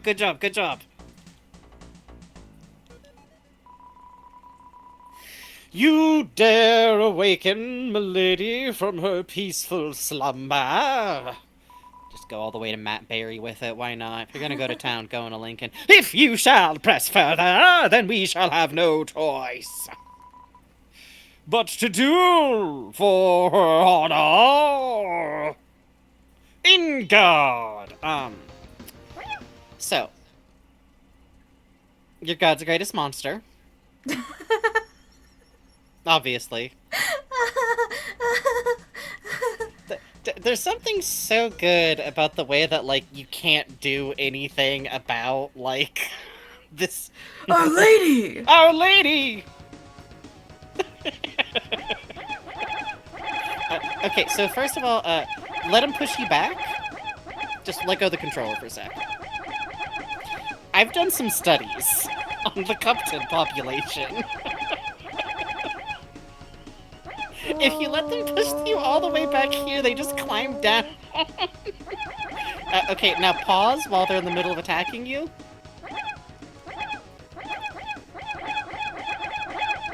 They will just infinitely keep attacking you if you pause while they're doing this and go to the item screen. What are you guys doing? You woke me up. Well, we... I told you not to wake me up. What is this, the 5th time? Sorry. I can't stand this place. You open the treasure chest. Inside was Power Band. Power Band was added to your armors. Yay! Yay. Also, Improbable says, I think often about how these places feel in relation to the experience of being a kid in a church. The feeling of knowing something important is happening, but not really getting it yet. Rooms you're not allowed in and people you don't know. That scary room behind the waterfall reminds me of the curtained-off balcony behind the lodge that I never saw anyone go in. You know what I mean? I really like that comparison to, like, there being places in churches and things like that where, like, you don't get to go. Especially because, like, even if I don't have a lot of, like, experience with church, I have experience with, like, spaces like that. So it's a fun comparison point. The, like, you know. Later you find out there's just, like, an electrical box in there. Yep, exactly. There's just, like, some wires and stuff that's, like, not that safe. It's dusty. There's nails. Incredible climbing speed. Your fastest time for the second lap is 12.0 seconds. Nice. Quite good. Puz It's says 10. the Cuptons are the realest characters. Oh yeah, we gotta take a break. Yeah, I'm just gonna get us all the way down. Please continue reading posts Yeah. first. The Cuptons are the realest characters here. If a beautiful woman was napping, I too would ram people off a ledge to no effect. I just wanted to read this because I'm so perfectly able to imagine a little, like, Puz Cupton. Yeah. I think it would have to be, like... I feel like what I would love the most is if it was, like, a purple or... No, it would be, like, a blue cup with a pink, heat... You know, the paper bands around, like, coffee cups? Yeah, that'd That be would be, cool. like, a pink one, or, like, in a polka dot pattern. And instead of the little flower, you have to have the little Puz hat on it. Which I think would probably be a sticker. Yeah. I heard some noise up there. My lady, is she in trouble? I must We drank hasten to her. climb up. I must charge up my jump. You're too late, we drank her. Yeah. Alright, I need to... Well, I'm anyways. just putting the camera here so I remember that I have to go down ways. Yeah, Okay. whatever they said. Wait, what did you just tell the cup? yeah, Sippy. Okay. Alright, we are going to take our first break of the evening. Now is a good time to get up, have a little stretch, have a little walk around, do whatever you gotta do. If you gotta go to bed, hey, go to bed. You'll be able to see us on the VADS channel later. It is always uploaded quite quick, as soon as Yep. Cousin Trent can do it. Whose cousin? Yes. Be right back. Yes. Be right back.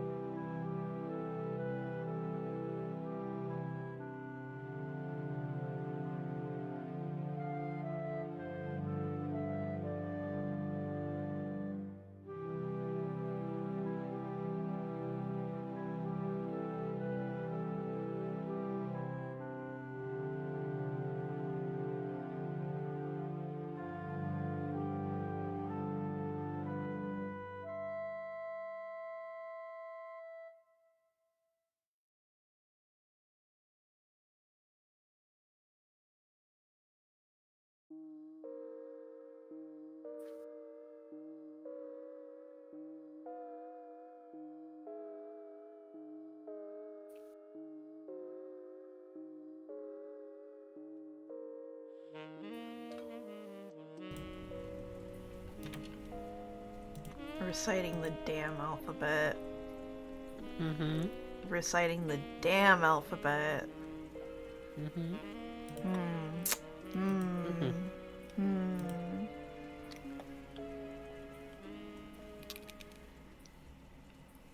Let's see.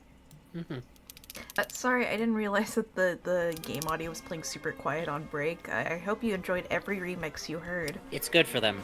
It's good for them. It's good for them. Sorry True. about that. I was re-upping my meds. What? It's really annoying. If you have a pain condition, you take your meds, you feel better, right? Mm-hmm. Sometimes, if you're starting to do better overall, you will forget to take your pain medication because you're not in as much pain. So then, this isn't happening to me now. This is just general advice. This was me happening to me yesterday. You can wind up in more overall pain if you're not careful. Because you're not just keep taking your meds, okay? You have a pain condition. Keep taking them. The meds are working. Trust me. Probably. Trust it. Trust it. Trust of me. Trust. The most impossible. That one's great because you can't even go like, oh, it's like Bosco. No, it's like Bosco in one elf ear. From everybody's favorite Sam and Max episode. Yup. Reality 2.0. Yup. Everyone loves it. Everyone loves my jokes. Everyone's favorite, Season 2. Everyone loves my laughs and goofs. I love your laughs and goofs. Aw, I'm just saying nobody understands us when we reference half-elf Bosco. Which, by the way, is the funniest thing anyone's ever done with the same, like, people who then revealed that Bosco is biracial. Yes. My man. There must be another way. Oh, my allergies should be fine now. Oh, no, never do this with allergy medication. Never, ever, ever. Just assume. Holy shit, the Cupton stack actually wound up perfectly even in the poll. That's scary. Wow. Good job. This has to be collusion. I don't know. Collusion? But you know what? I'm proud of my little Cuptons. I am too. Good job. I guess they'd be like little black No, you know what it'd be? It'd be those little paper cups that you get at like the dentist, but with like a Halloween print on it. That's the Chatlit Cuptons. You're right, you're right, you're right. I will come back later and see if there's a way to get that chest. I'm sorry if I forgot how to get it, chat. It has been a moment since I played Chapter 4. Yeah. Probably we're not going to be winding up getting out of this area enough to, like, make it inaccessible today. God knows. Mm-hmm.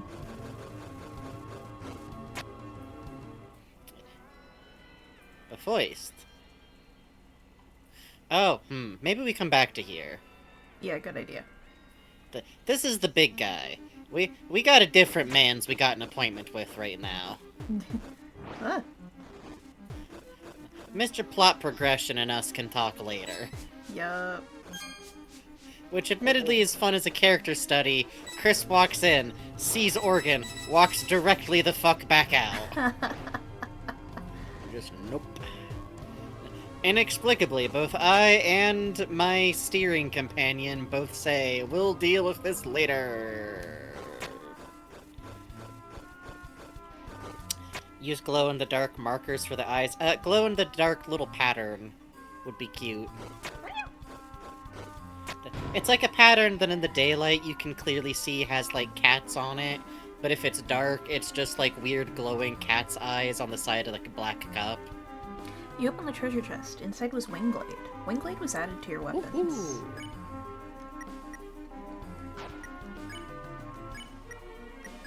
Let's see. A majestic sword with a white feathered hilt. Slightly increases money won. Well, I mean, until we need the black shard again, the aesthetics, surely. They'll make me sneeze. That's cute. Let's see. Alright, yeah. That tickles. Is the Wingblade... Two funny possible answers. Since it's a crisp weapon, presumably that might be an actual quill, which is really fucking funny, because that means Gerson or Alvin has an actual fucking writing quill. Or Bird in Church. Bird in Church. From what I understand, you get Bird in Church sometime. Well, Not as common as Bird in Costco. Bird in Costco only proves that Costco is America's only truly holy buildings. True. And that's True. not like a slight, I just mean it's more America. Sometimes, you know? This is a kingdom without king or prince. Flaky disciples lost in meaningless worship. Old scholars grayed by research forgotten. Fairies, princesses, soldiers. On the outskirts, gasps, wild beasts of horror and sloth. And of course, a dark night. I shan't seek my fortune here. 'Tis a doomed place. Should you fancy me to join your court, I would be but brimming with pleasure. 5 minutes cup I like stacking. the cup tins really reveal unskippable. how quickly I can just drop into Elizabethan. Yeah, it's quite good. Prithee, fair tale, it is but a fate of my birth that I learned the king's England from upon my mother's lap, regrettably upon one's youth as a knave. Ugh. It's like having a second language you can code switch into, but it's Klingon. I Quite wish. Klingon would be Quite cool. good. The race, is that only 3rd century on? I forgot. We won't miss the race, Okay. from what I remember. I have missed the I race believe on it is my main much later save. in the chapter. You're not missing it. Okay. Then let's Chat, go see an if old we're man about it. insanely wrong, you can tell us, but I remember having the same, like, is it here? Is it here? Nah.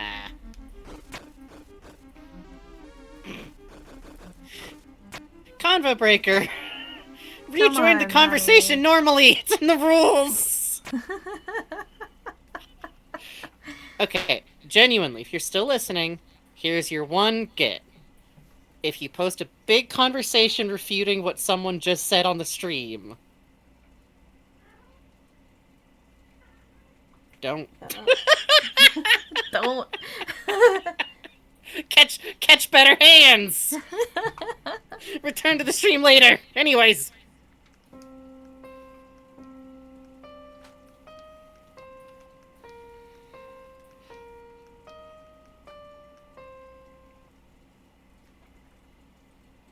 I wonder if we're ever gonna hear that tune again.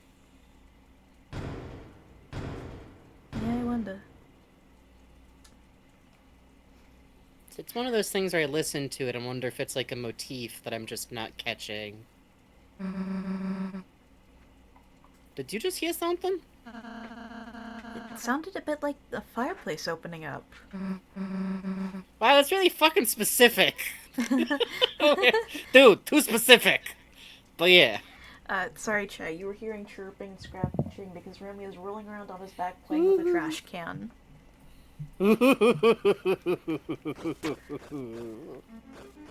He is a good boy. He's a good boy.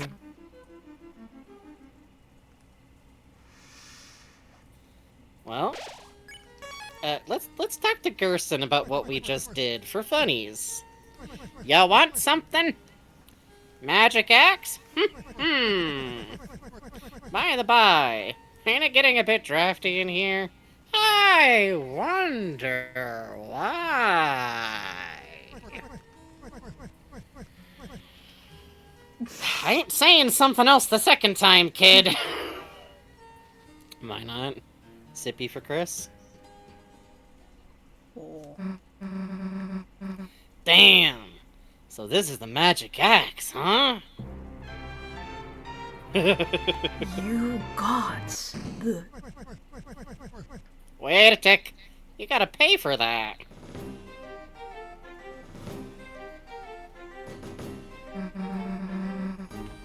Pay? The heck are you talking about? This is still the inside of my study, ain't it? Nothing else was free, so why'd you think we'd start here? Good one. I'm taking the X now. Don't think I'm serious? Check the price tag. Huh? Price what? It says it costs, oh. 9999999. Shit, we gotta sell Rousey, Chris! To One Direction! Okay. I always knew this I always would knew it happen. would happen like this. It says so in the prophecy. One Direction shall buy the Rousey. I just didn't think. I thought I'd have more time Cut with to- you, my friends. Cut to the glass filter, but it's just over a screen cap of Wattpad. I won't let that happen. Chris won't let that happen. up. Rousey, you won't let that happen. I just like that we have such a united concept of what Rousey is like as a person. That, like, the say, true synchronicity. Didn't realize it was still on discount. But I know. You worked real hard to get here. So how about a trade? If you, and you alone, looks at the audience, can best my challenge, I give it to ya for free. And you get a buttermint. Oh shit, Whoa. a buttermint. Susie the Butterman! You know what? 3 buttermints. Whoa, 3 Whoa. buttermints for Susie. Oh. Knew you'd say that. What do you want? How about a haircut? A haircut? Alright, sure. Which hair you want me to cut? Oh, any of them. They're all too long, see? Just get one, and I'll give it to you. Alright. I'll start with your beard. Wait, let me shave one eyebrow. I haven't done that since my New Wave days. Huh? Stay still! The best to ever do it.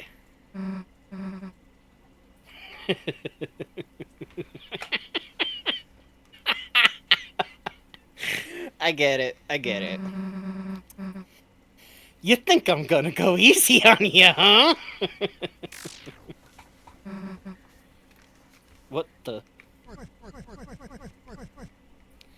Ah! Alright, kid. The voice actor has to sit up a sec.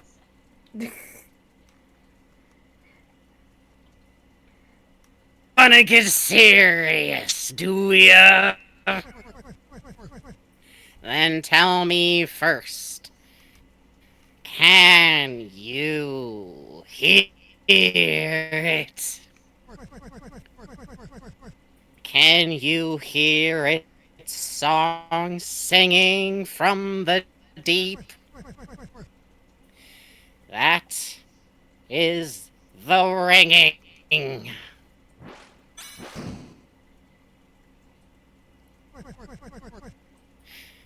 Of the hammer of justice. So cool. The bell of justice rings. Attack to show what you've got. At some point, I'm going to ask you to arguably throw this first attempt at this by trying to use don't an worry. item. Not right now. Okay. Okay, you know what's good. So you got moves, so what? You're facing a hero. There ain't anything that's gonna stand in our way. So the story goes.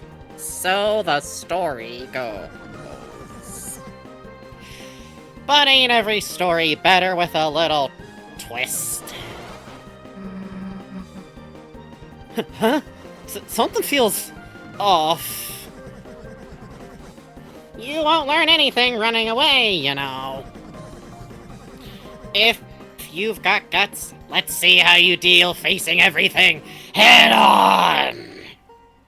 Chris, help me out. How does she know that? How does battle? The air crackles Oh, green this with song. freedom. Let me listen to this song a second. You should tell chat your thesis about this song. Oh, I should. I gotta wait for some point where it's like starting up. I guess here would be as good as any, but maybe on the second loop through. How about that? Sounds good. As long as you're green, you can't run away. Unless you face danger head on, these bullets will do you in.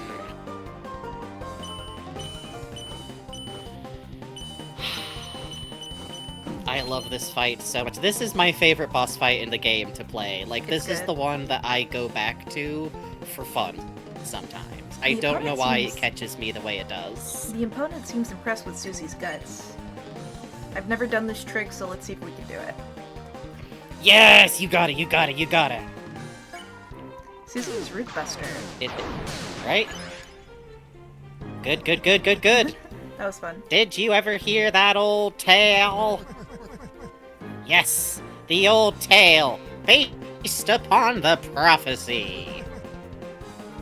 Lord of the Hammer. Think I heard about it. What happens?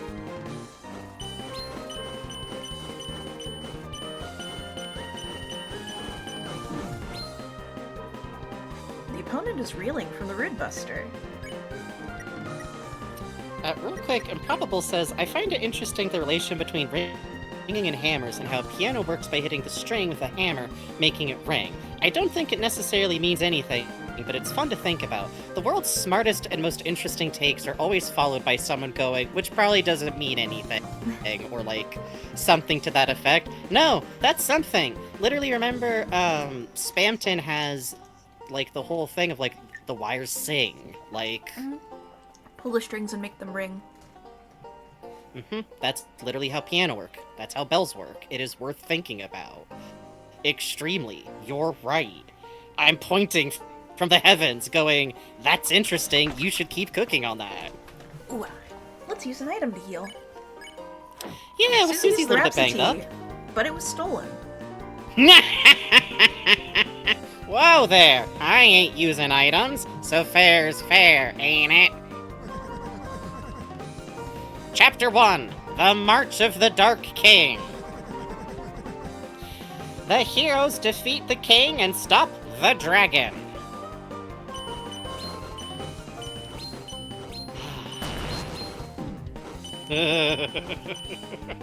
Bastard for my life. On Your items were taken. desktop, it grays out the item entirely, which cracks me up.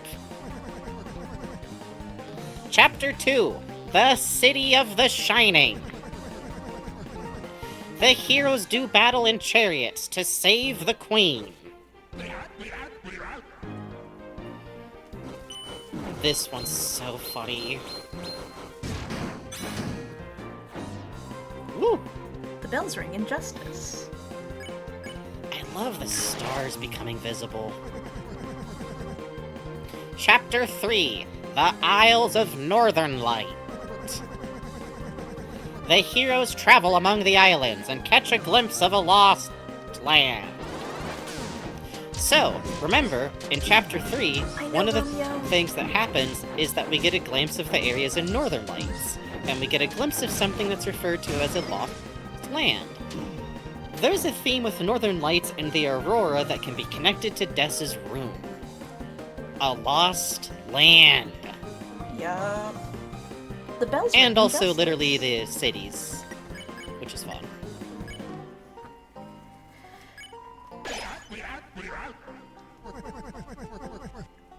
Chapter 4, The Trials of the Holy Hammer.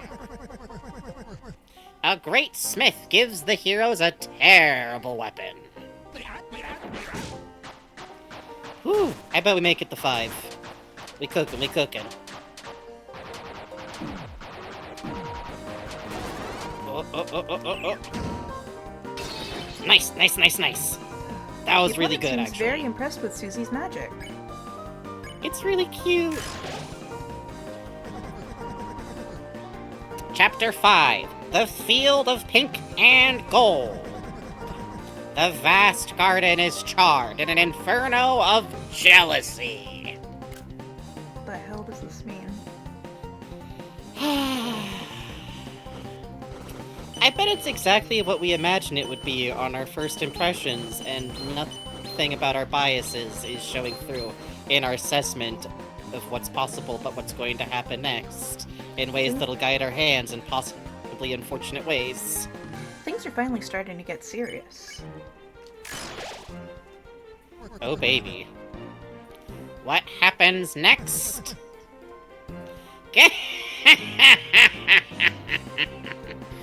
Oh no! There was only one more chapter. After that, it all stopped. Note, that means that Lord of the Hammers was supposed to stop at book 6. I'm not of the opinion that means actually Toby lied for no reason and there's not going to be a 7th chapter, which is a very funny theory, scared kid theory, but it's interesting. I have some thoughts on it. That next book, it never did get written. The story, it became so grand, so overwhelming. Some say it swallowed up the author himself. Hey, what happened to Gaster back in Undertale?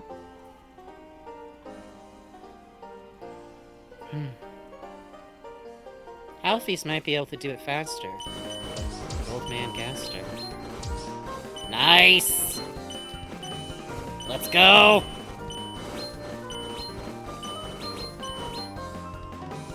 Jesus Christ. Woo! A bead of sweat forms on the old man's forehead. Woo! I'll fucking say. The ones who could write the next. The youth. The pen was lying there for them to pick up. To make the next page. They never did. Alvin!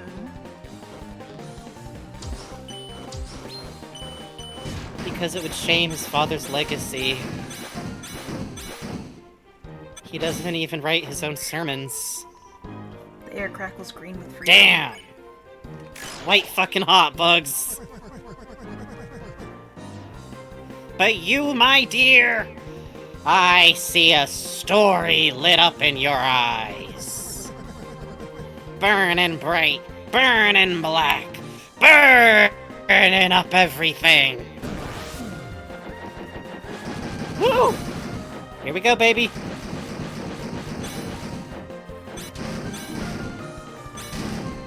Oh. Find the gaps, find the gaps. There we go, there we go. Take a heal, take a heal. The bell's ringing. And now, seems we've reached the final round. Should I throw now? No, fuck it, go for it, baby. Okay. Why not? We can just put the song on, I'll talk about it. Okay.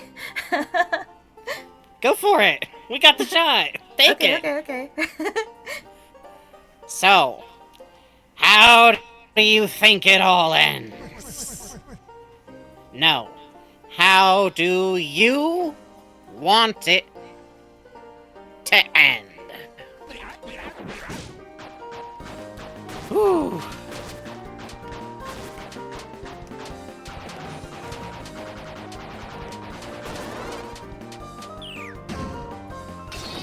God damn!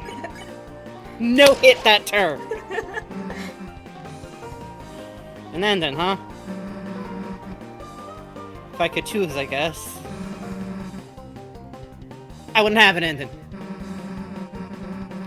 It's just better if stuff just goes on forever, right?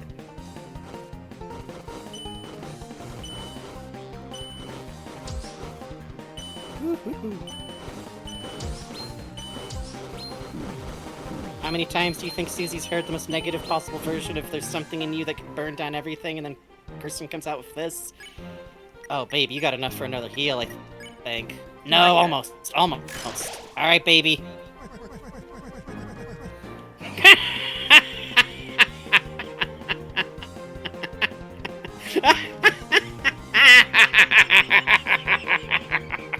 Well, ain't that something? At this late hour, with the bells ringing out their justice, you chose eternity.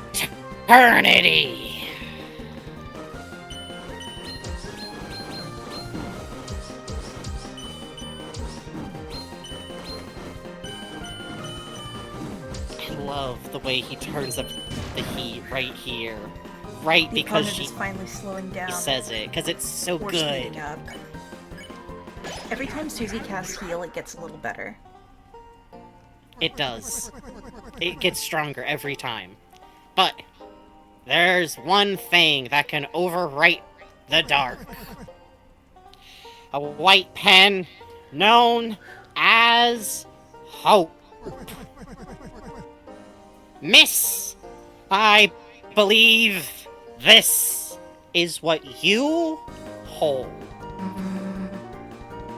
Me? Nah. Chris has the pen. My weapon's like a hairbrush or something.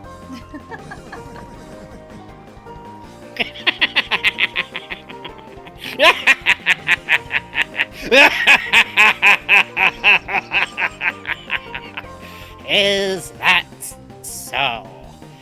Is that so? Yeah, now shut up and give me that axe.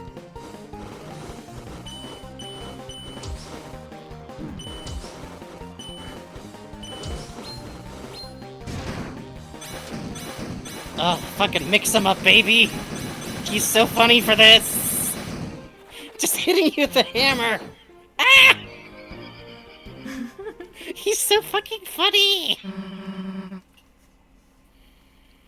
Bugs, you wild son of a bitch. The fucking one and done. Oops. I always died to him like 3 times. I don't know what happened. The spirit took you over, baby! That's a boss! I had to keep reaching over and petting Romeo when you were doing lines too. Maybe that's the secret. Touching the cat. Oh, are you the secret?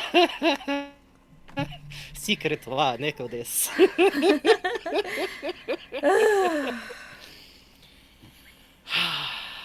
Here's what I figure. We'll just do, when we do like the stream wrap up, we'll just put the song on and I'll just talk it out. Cause honestly, that was killer. Like, That was fun. That was fun! That's the shit, baby, that's streaming. I'm holding your hands and going, yeah! Yeah! Bugs numero uno! Okay, I'm sorry. You wanted to be let down. No, he was cheering with me. I heard his heart. Alright, let me get a sip real quick and then we'll hit it. Alright, I figured it out. You want to see what I got? Then take this. You miss! Ooh. You missed that one, try another.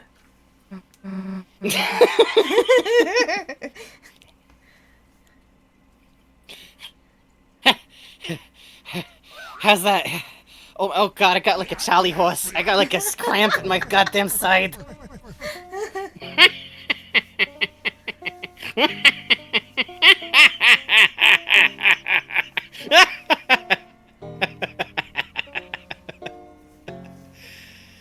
That was the most fun I ever had. See how I used my healing just now?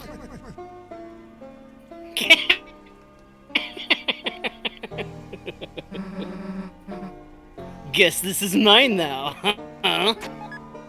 Justice X was added to your weapons. And take this, too. For some reason, I found this weird piece of glass in my desk. Felt like someone really wanted me to use this thing. But it didn't interest me.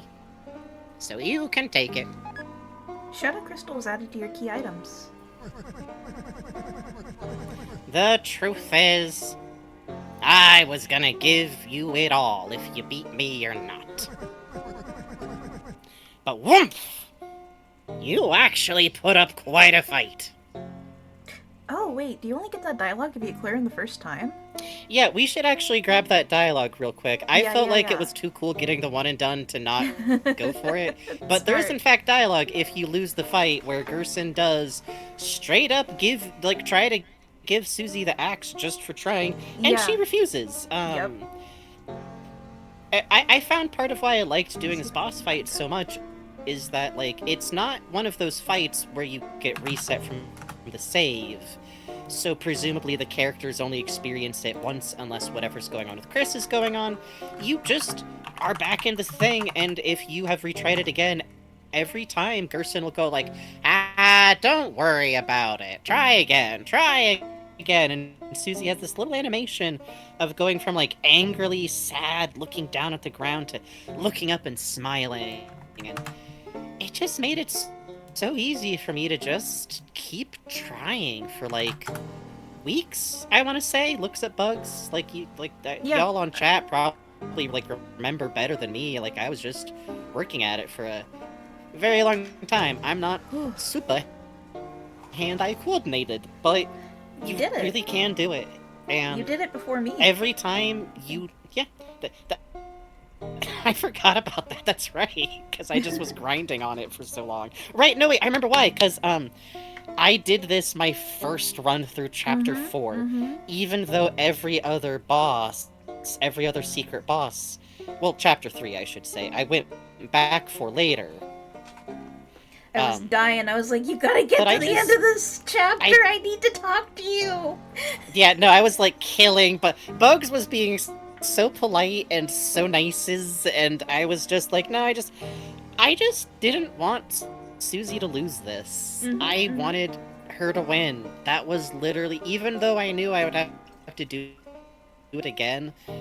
And here's the thing, because I had done this when I went back to Jevil, I bet I can do this and use less healing. I bet I can do this without the revivement that I need for later. Yeah. I can do this. I can beat the knight.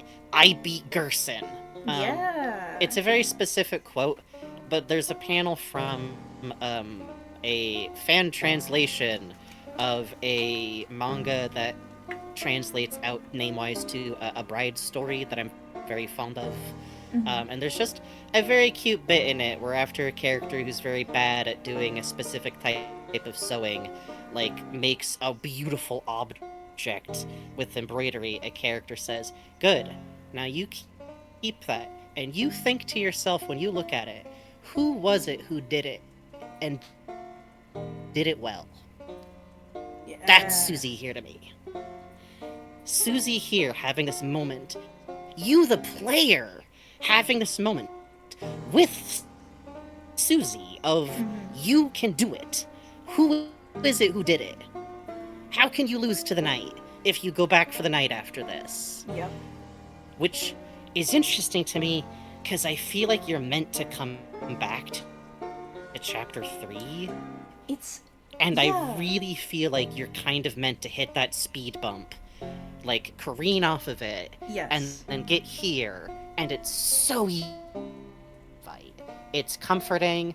I would literally go into the other room to like nurse my like annoyance at losing by talking to Jackenstein, or just like walk the characters around the room to shake it off.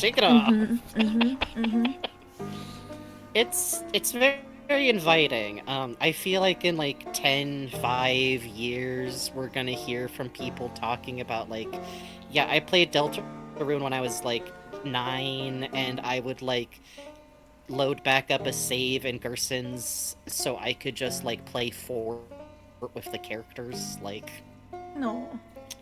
all right, let me read the dialogue now. So this is what happens if you lose, which we aren't seeing in this fucking save file because Bugs is a beast. Oopsie. Chris in the corner, like having heart palpitations, just like, okay. Damn. You ever think Ralsei like looks at Chris when stuff like this happens, just like, shit, maybe we got a shot. I don't know. Maybe, I don't know. It could work out. Let's find out. Damn. I couldn't keep up. Well, you gave it your best shot. Here. Huh? I saw the fire in your eyes. That's proof enough for me. Take it, and this crystal too. Susie, ... Nah, keep it. You don't want it? You don't want it? Of course I do, but you're gonna need something to give me after our rematch.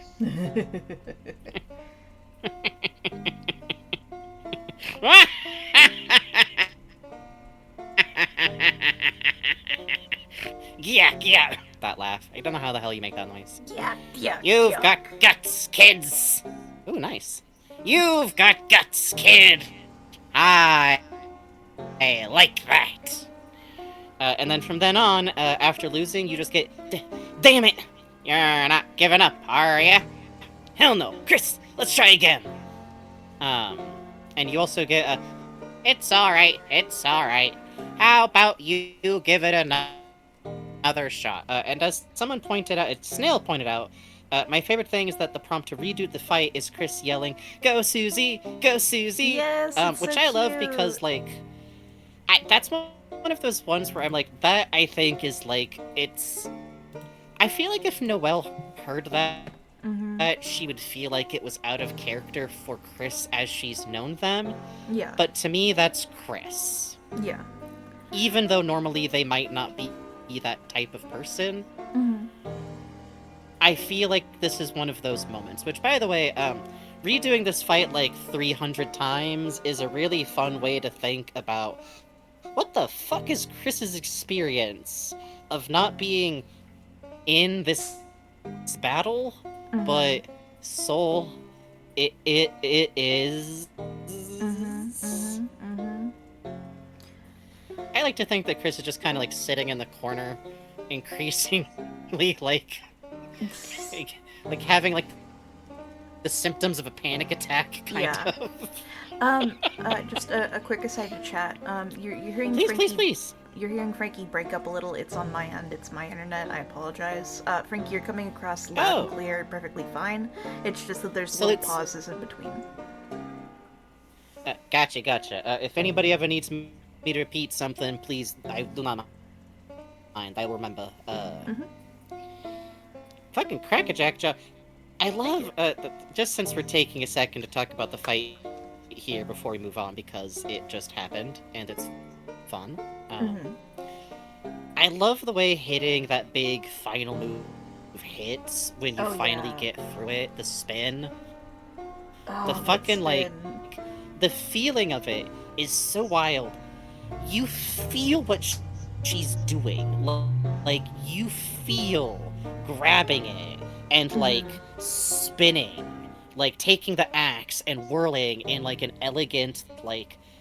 Something that I like is, like, Susie is indicated to not have great coordination multiple times, and Yeah. that's probably the source of her, like, quote unquote violence, is like she just doesn't know her own strength, and nobody's ever worked with her on it. Like, my mom has like talked to me before about like making sure to like help me and my sister like develop coordination with our hands and like letting us like handle the baby chickens we had, Oh. so we could like learn to be gentle with our hands. And I don't think Susie got that.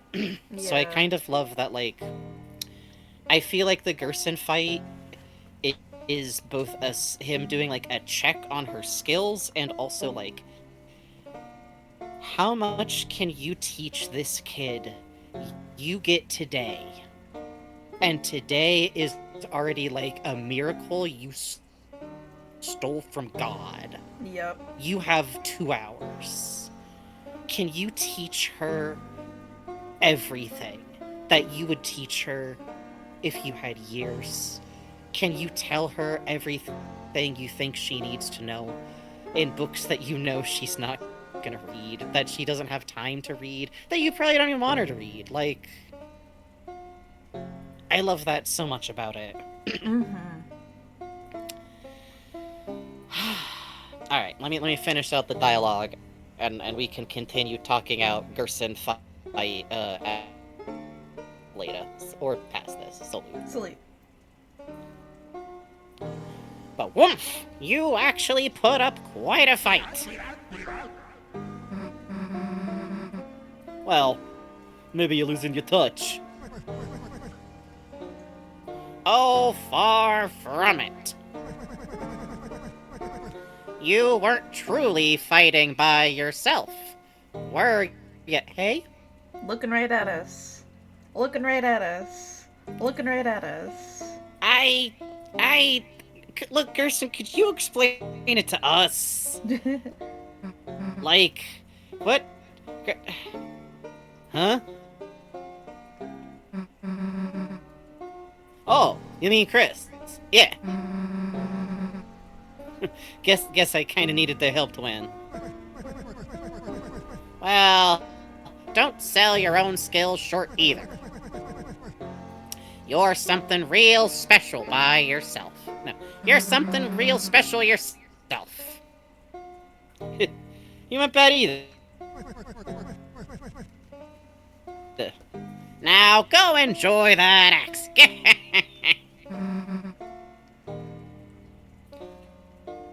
Alright.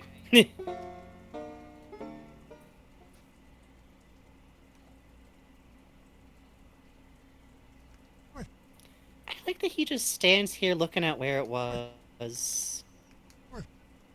Doesn't have anything to say to you about it.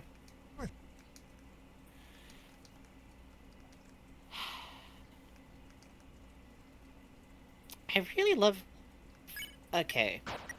I wonder if there's going to be a scene later in these games where Susie having a pen in the light world is going to matter. It has no special powers. However, in order to attain this item, you became much stronger. And it gives you something. A little something something. And she says, "Watch this, old man."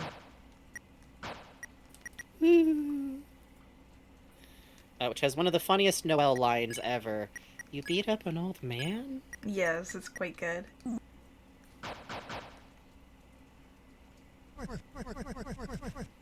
Well, I'll be seeing you around now. Yeah, I guess we will.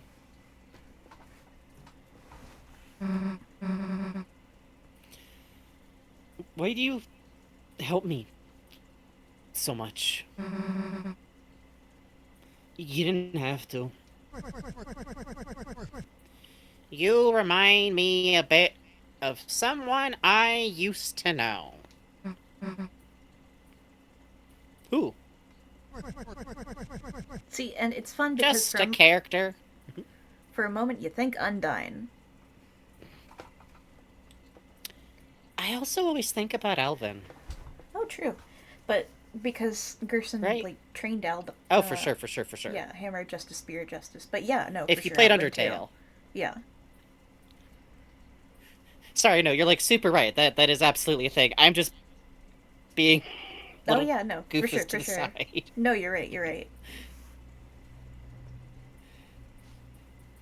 One sec. I gotta check my sound real quick. Okay. Okay, it's still the right one. But yeah, that you think of Undyne for a second, and I love this thing of like, I don't know. Mm-hmm. I think a lot about like the fact that he did write out his version of these stories, Mm-hmm. and him like thinking for so long about what these people would be like. Mm-hmm. Mm-hmm. And I think he's smart and he knows it's not like the same. But I wonder how you'd feel, you know? Yeah, absolutely. Just a character from the old story. Lord of the Hammer, huh? Hell if I'm reading that. You seen those books? There's the fucking door stoppers. You could kill someone by just dropping it on their head from like 2 stories up.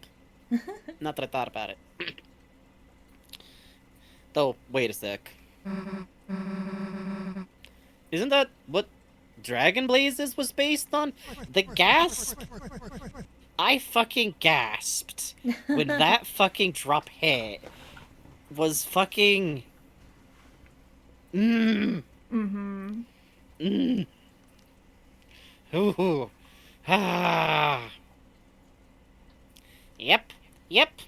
And so they changed parts of the story. Of course, the biggest fans got mad, but... Isn't it interesting? The book was already just an interpretation of something else. Stories can be retold. They can be changed. That's what I believe.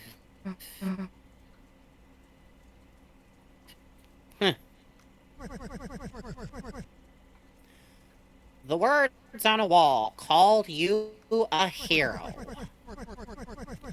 Whatever you end up being, I'm sure it'll be tremendous.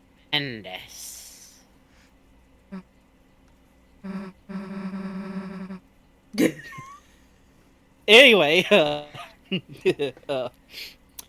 which Dragon Blaze's character am I? He loves this kid. Yeah. How can you help it? Susie's the best character in the game, man. Worth asking your son you have a complicated relationship with to store your functional corpse in his office over. Like, Yup. how could it not be? Right. Leaves and doesn't say anything. You are the dragon.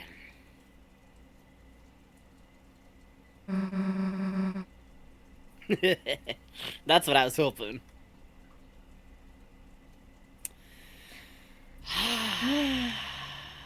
Chapter 1, The Heroes Slay the Dragon. Stop the dragon. Stop the dragon. But I still worry a lot. So, it's 11. We should go on break, but just while we're, like, fresh on it, do you mind if we delay break just a sec to talk a little bit about all that? Sure, go for it. So, I remember hitting that and feeling this sense of unease that I kind of carried with me later on.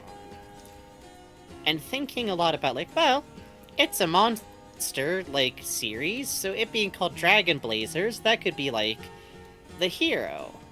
But, this highlighting of the Dragon Blazers series, which, for those who haven't been doing all this, how is outside? I hear it's nice. I should take more walks. Anyways. It's a recurring video game that is usually...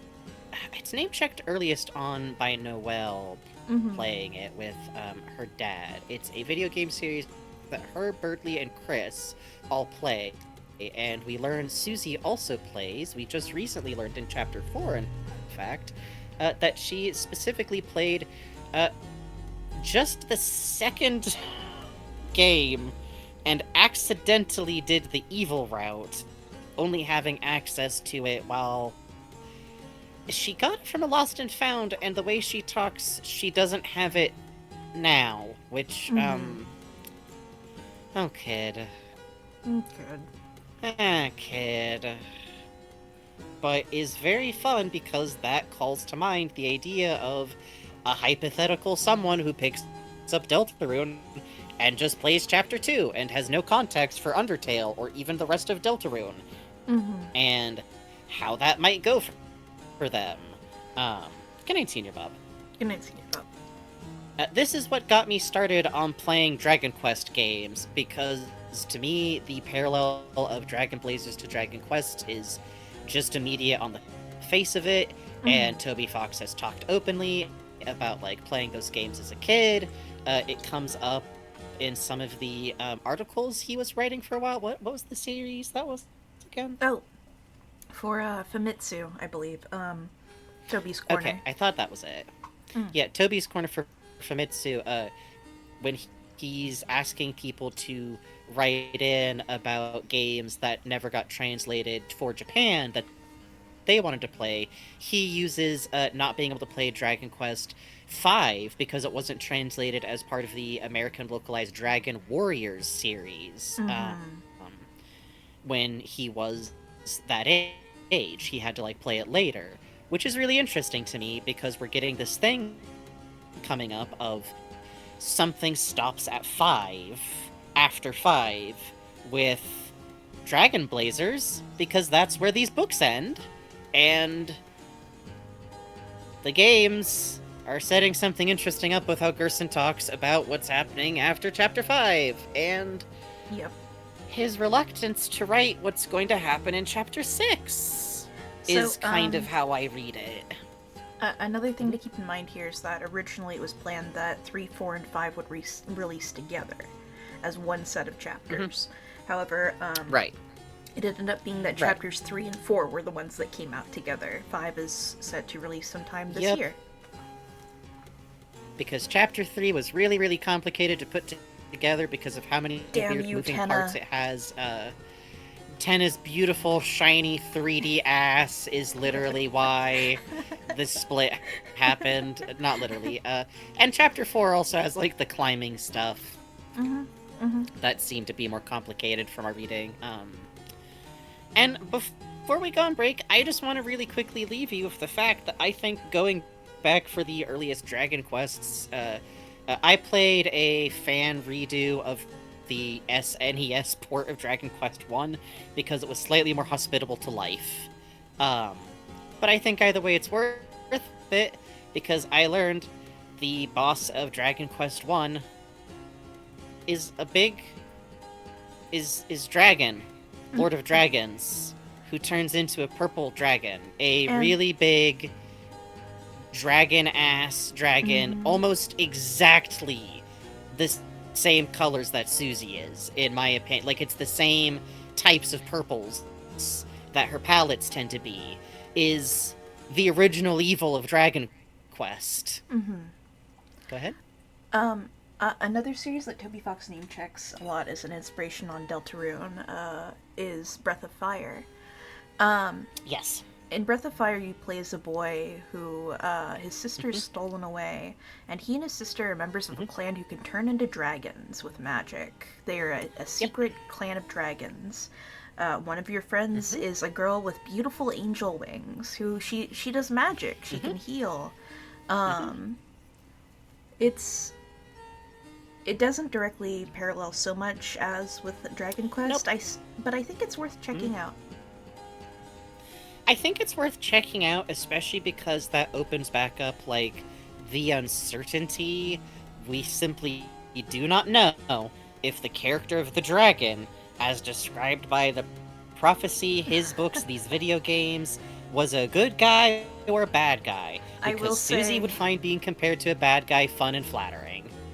The Breath of Fire 2 does open up with after a sequence with your main character as a child, you and another child literally following a hooked tail made of circles into a cave to fight a monster. That's probably No, fine. it's probably nothing. Also Why worth would Friend noting that make one of this the other game?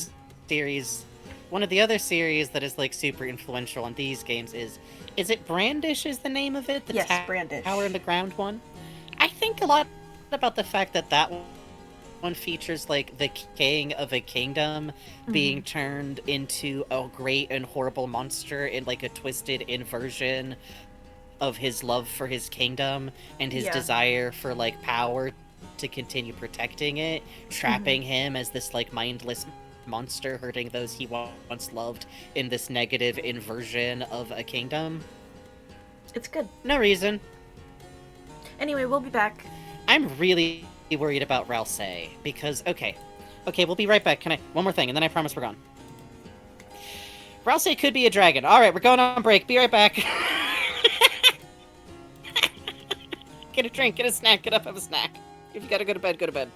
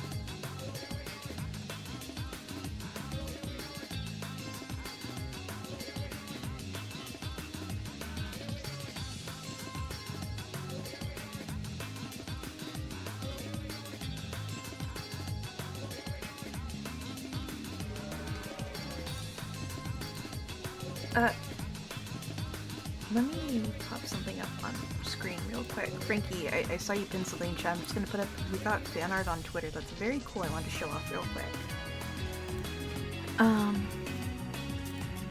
Fucking, Toyo-san! Arigato! Fucking, この絵がすげえ、ガセンの、この言葉はわからない。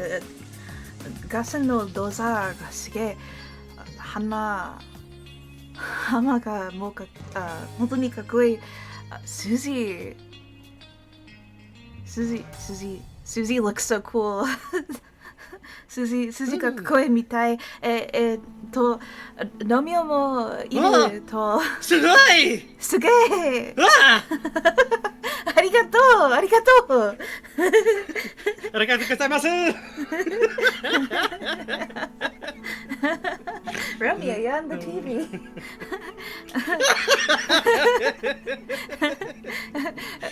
God damn! この絵は本当にかっこいい。ありがとう。これは本当に立派。ありがとう。トヨさんは本当に優しい。すごいわ。すごい。Thank you. The best you're getting. Running on good pronunciation. 嬉しいや。ちょっとは英語はすごいで。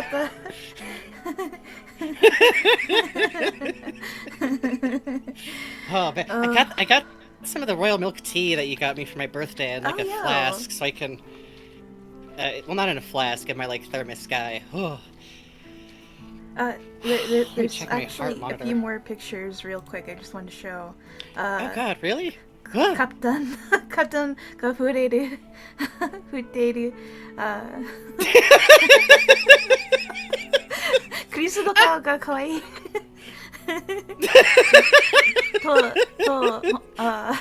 ャプテンみんなのカプタンが可愛いカプタンのタワーがすげえカプタンはアネキークリスアネキーI feel like they would, you know, クリ like ス課長 No!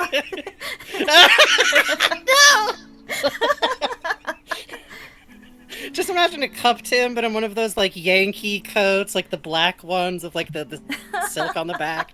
But it's like just a cup sleeve. You're right. Oh, you give me dialogue to read now. Good. Yep, good. Burn. Oh, the music is still off. I'm sorry. I just realized. I was so flustered. The stream is fun. Thank you. Thank you too. And thank you for letting us practice our broken Japanese on you. Yeah, I just like to play Boke and Tsukome when we get the chance. That crystal's got some kind of strange power.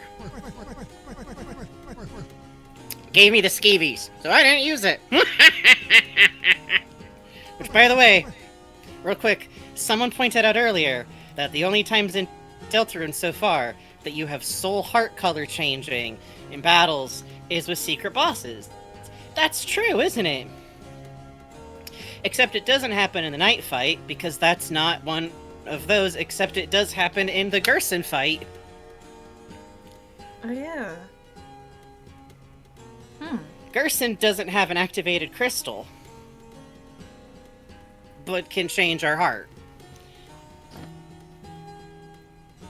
Does that mean that what the Shadow Crystal does for someone like Spamton is give him a little bit of what a Lightner has naturally?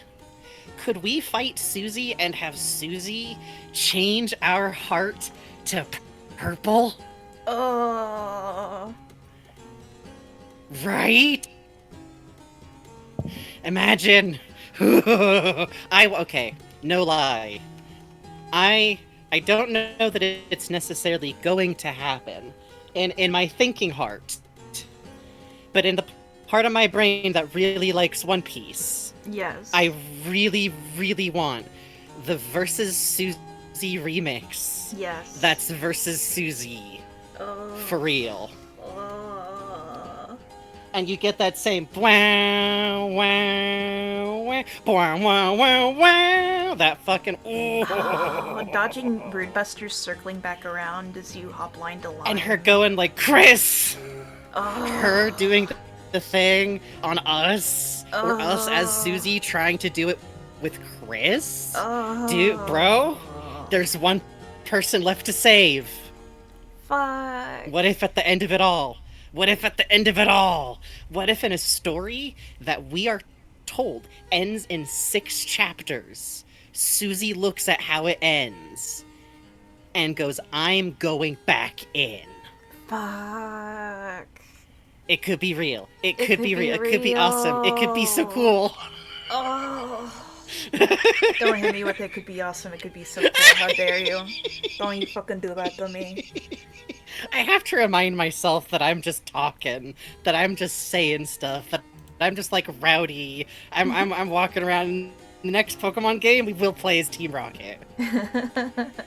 But then what if you're that kid and then Pokemon Coliseum comes out, huh? The one where you get to steal Pokemon, huh? What if, huh? Huh? What do they say on the playground then, huh? Magic axe. Enjoy yourself. You got a lot ahead of you. Okay, can we just like micro stare? Hold on, still writing, still doodling. I just want to stare at you got a lot ahead of you, like. Yeah.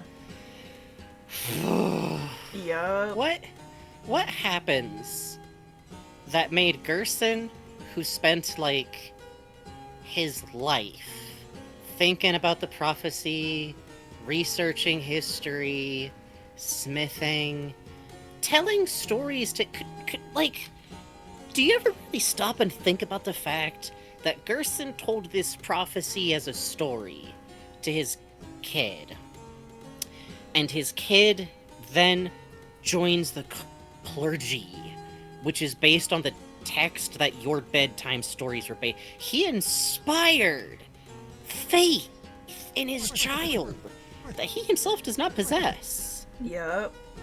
Dropping into slight Elizabethan cadence because I'm that impressed by his work here. Like, I don't know. Oh, right, the poll ended. That's good. I should explain myself very slightly about the dragon thing before we... I guess we should move on, but I feel like I'm probably gonna need to talk for another, like, 10, 15, because Bug's good at video game, so... I'm gonna work up towards the piano while you talk. Okay, that sounds good. So, obviously Susie's a dragon. Look at her, she's purple, she's a dragon. Dragon purple, she got snout, she a dragon, she got fangs. Dragon. I agree. I totally agree. However, I'm a demon. And I always like to keep thinking and turning things and turning them around other ways.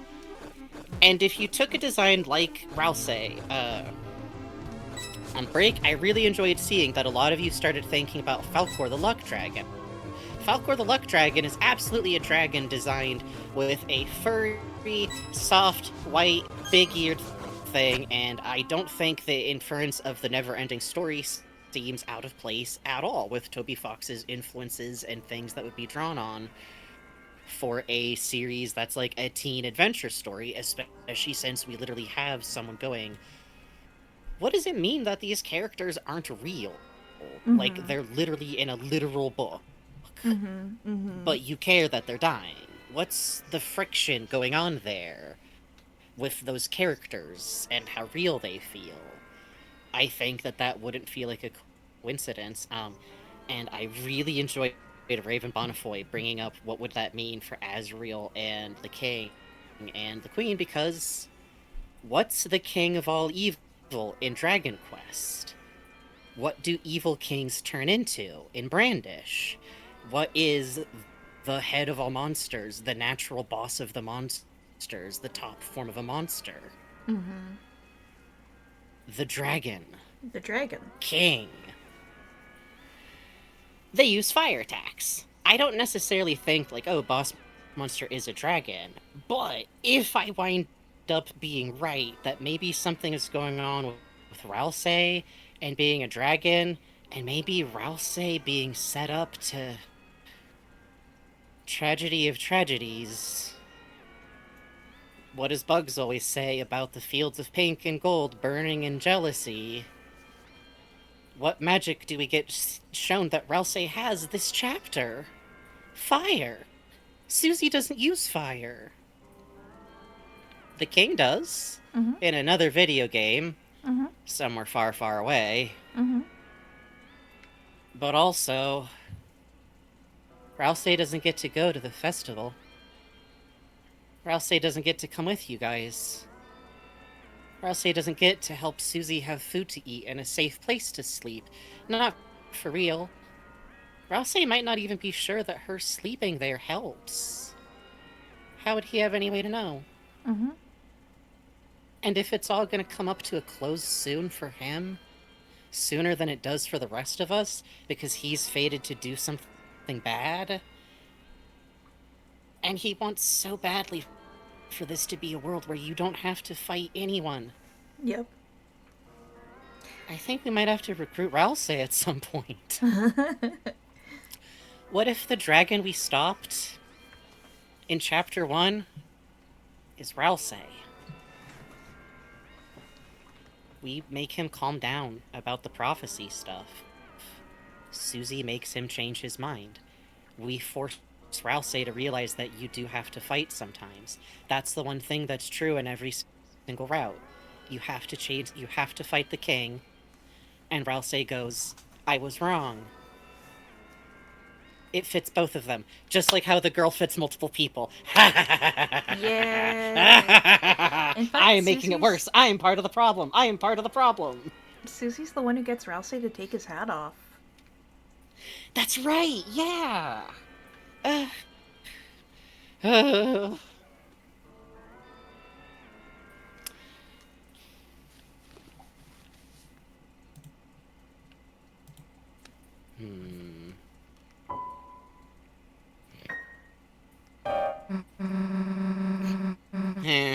We don't know the notes you gotta play, right?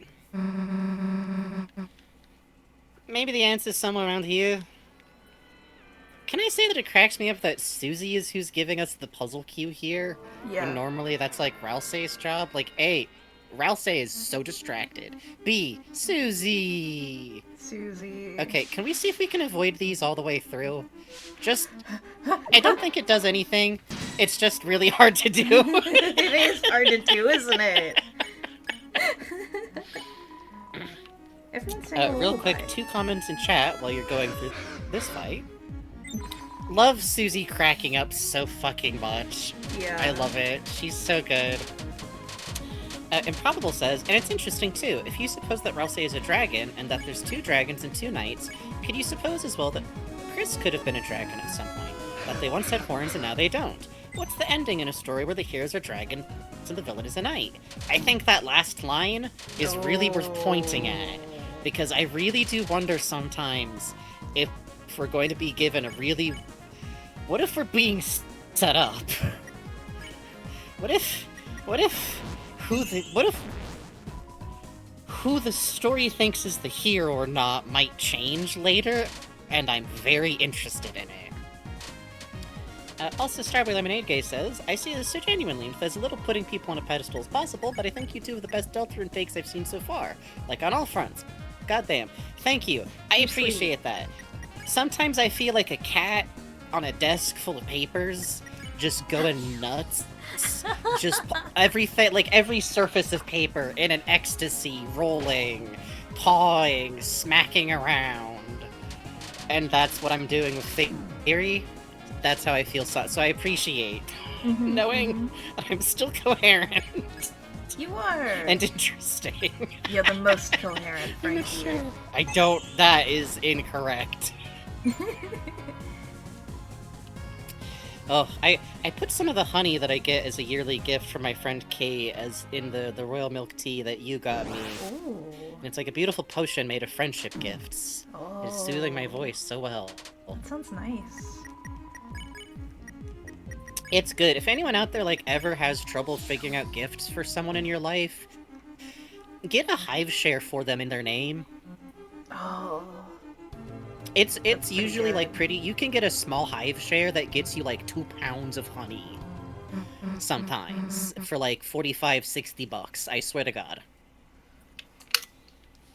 So, or if you can't figure, if a grandma doesn't know what to get you, have them get you a hive share. Then you can support a local hive and score like 2 pounds of honey. Mm-hmm. It's good. Also, you're all being very sweet. Yes, thank you. You're being I very look over and I see nice. a wall of flattering comments. I'm gonna cap this to look at later, but right now I have to voice act.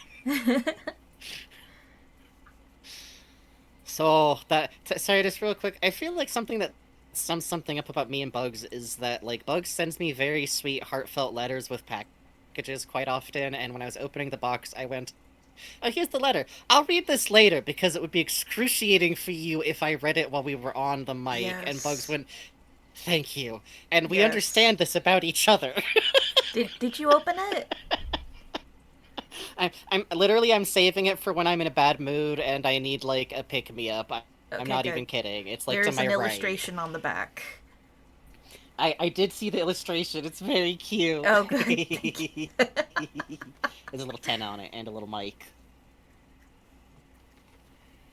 Also, I have like a big sheath of originals. Yeah. I'm Bugs' Listen, storage method. you are. I love them. It's great. It's a good scam on both our ends. So, that, piano thingy. Maybe the notes we gotta play on a book? Okay, real quick, pause. Ah, shoot, this isn't the cutscene, I forgot. There's about to be a branching path. Oh yeah. Oh, I should have saved. Yeah, that's why I was like, ah, shit, we should have like gone back and saved. But I we can think always just go back through, I think we should do or the we could Susie just read one, the alternate dialogue. and then I'll Yeah, pull I up the think Rouse we should. one. Yeah, I think if we had saved, I just would have like done one of the Rouse branches and then a You Susie know, one. But since the physicality of the Rouse ones is pretty minor, I what you did thinking? save back in the study. I could just do a quick run up. That's true. That's Though I'd true. have to fight the Mizzles again. Let's read the Rouse dialogue and do the Susie thing, because I think that'll be an interesting. It's fun sometimes to like juke one way with where we leave one of these branching pathways, and then kind of juke the other way sometimes. Yeah, agreed. And this one I think is easy enough to explain as a dialogue tree. Yeah, yeah. Hey guys, there's something weird about this one. It's in a different color. It's like when you're watching like a cartoon, and there's like one rock that's like a different color, and you yell at the screen, but that fucking coyote, he don't hear you. I do love Tana talking to Uh-huh. Susie, going, "Come over and watch TV anytime. Stare through the windows. The cops don't gotta know." It's things like The this. cops will never know. The cops will never know. It's that's when I check the Hushbugger Deltarune dialogue dub, that's one of the lines that stands like alone without context for a moment, and it's a little like, what's Yeah. going on, Tana? Actually, something that I've noticed is that Tenna has multiple points where he references the idea of like someone watching him secretly or like without being known about, which is fun because it does invoke just like, oh, like kids like sneaking to like watch the TV, but I'm also just like, that's so weirdly specific. Yeah. He's got every problem. It looks just like the one that the old man. Huh. She did it! She did it! She solved a puzzle! She solved a Yay! puzzle again! On her own! Susie number Hey, one. look at this something! Susie numero uno. Sure, great when someone else does the tutorial, I guess. That's... I'm glad she learned, obviously, mostly. But when I try to explain how to do a puzzle...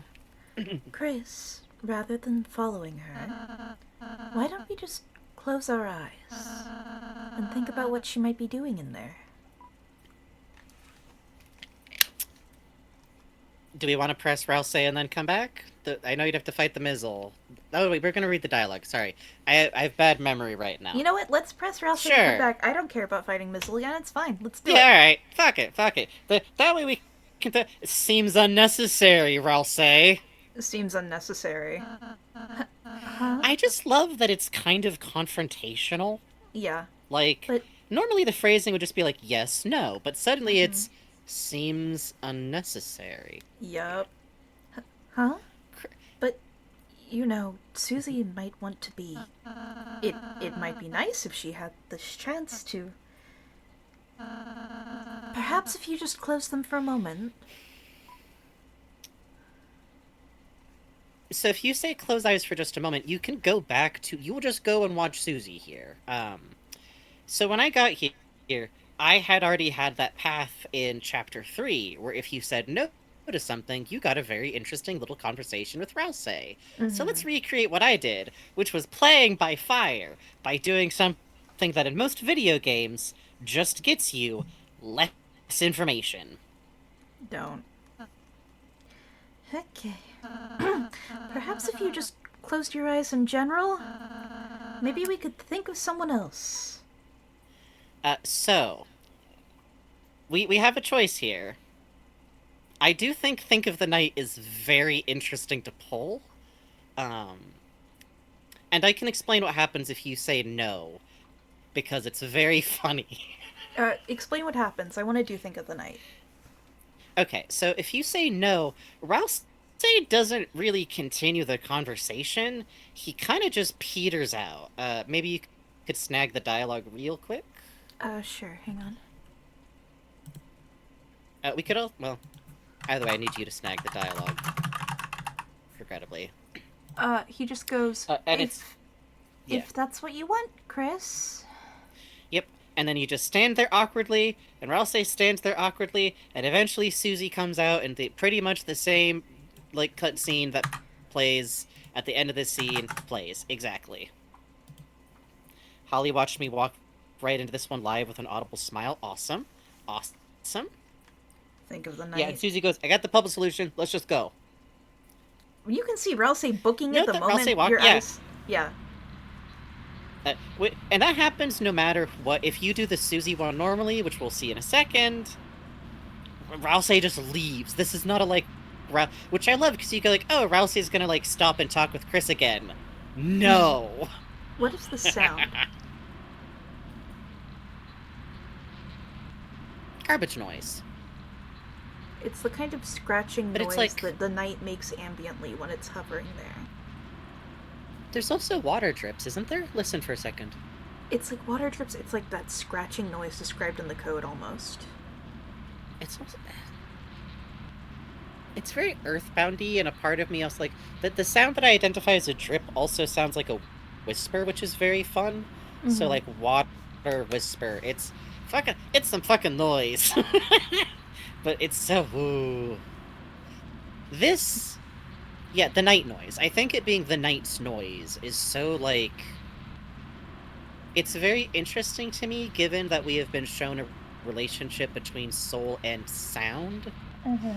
Specifically, I believe part of why Chris leaves Soul in the bathroom cupboard in Chapter 2 is because you notice that we continue to get the dialogue from the kitchen and the sound from the kitchen. Soul is hearing the kitchen while Chris is outside.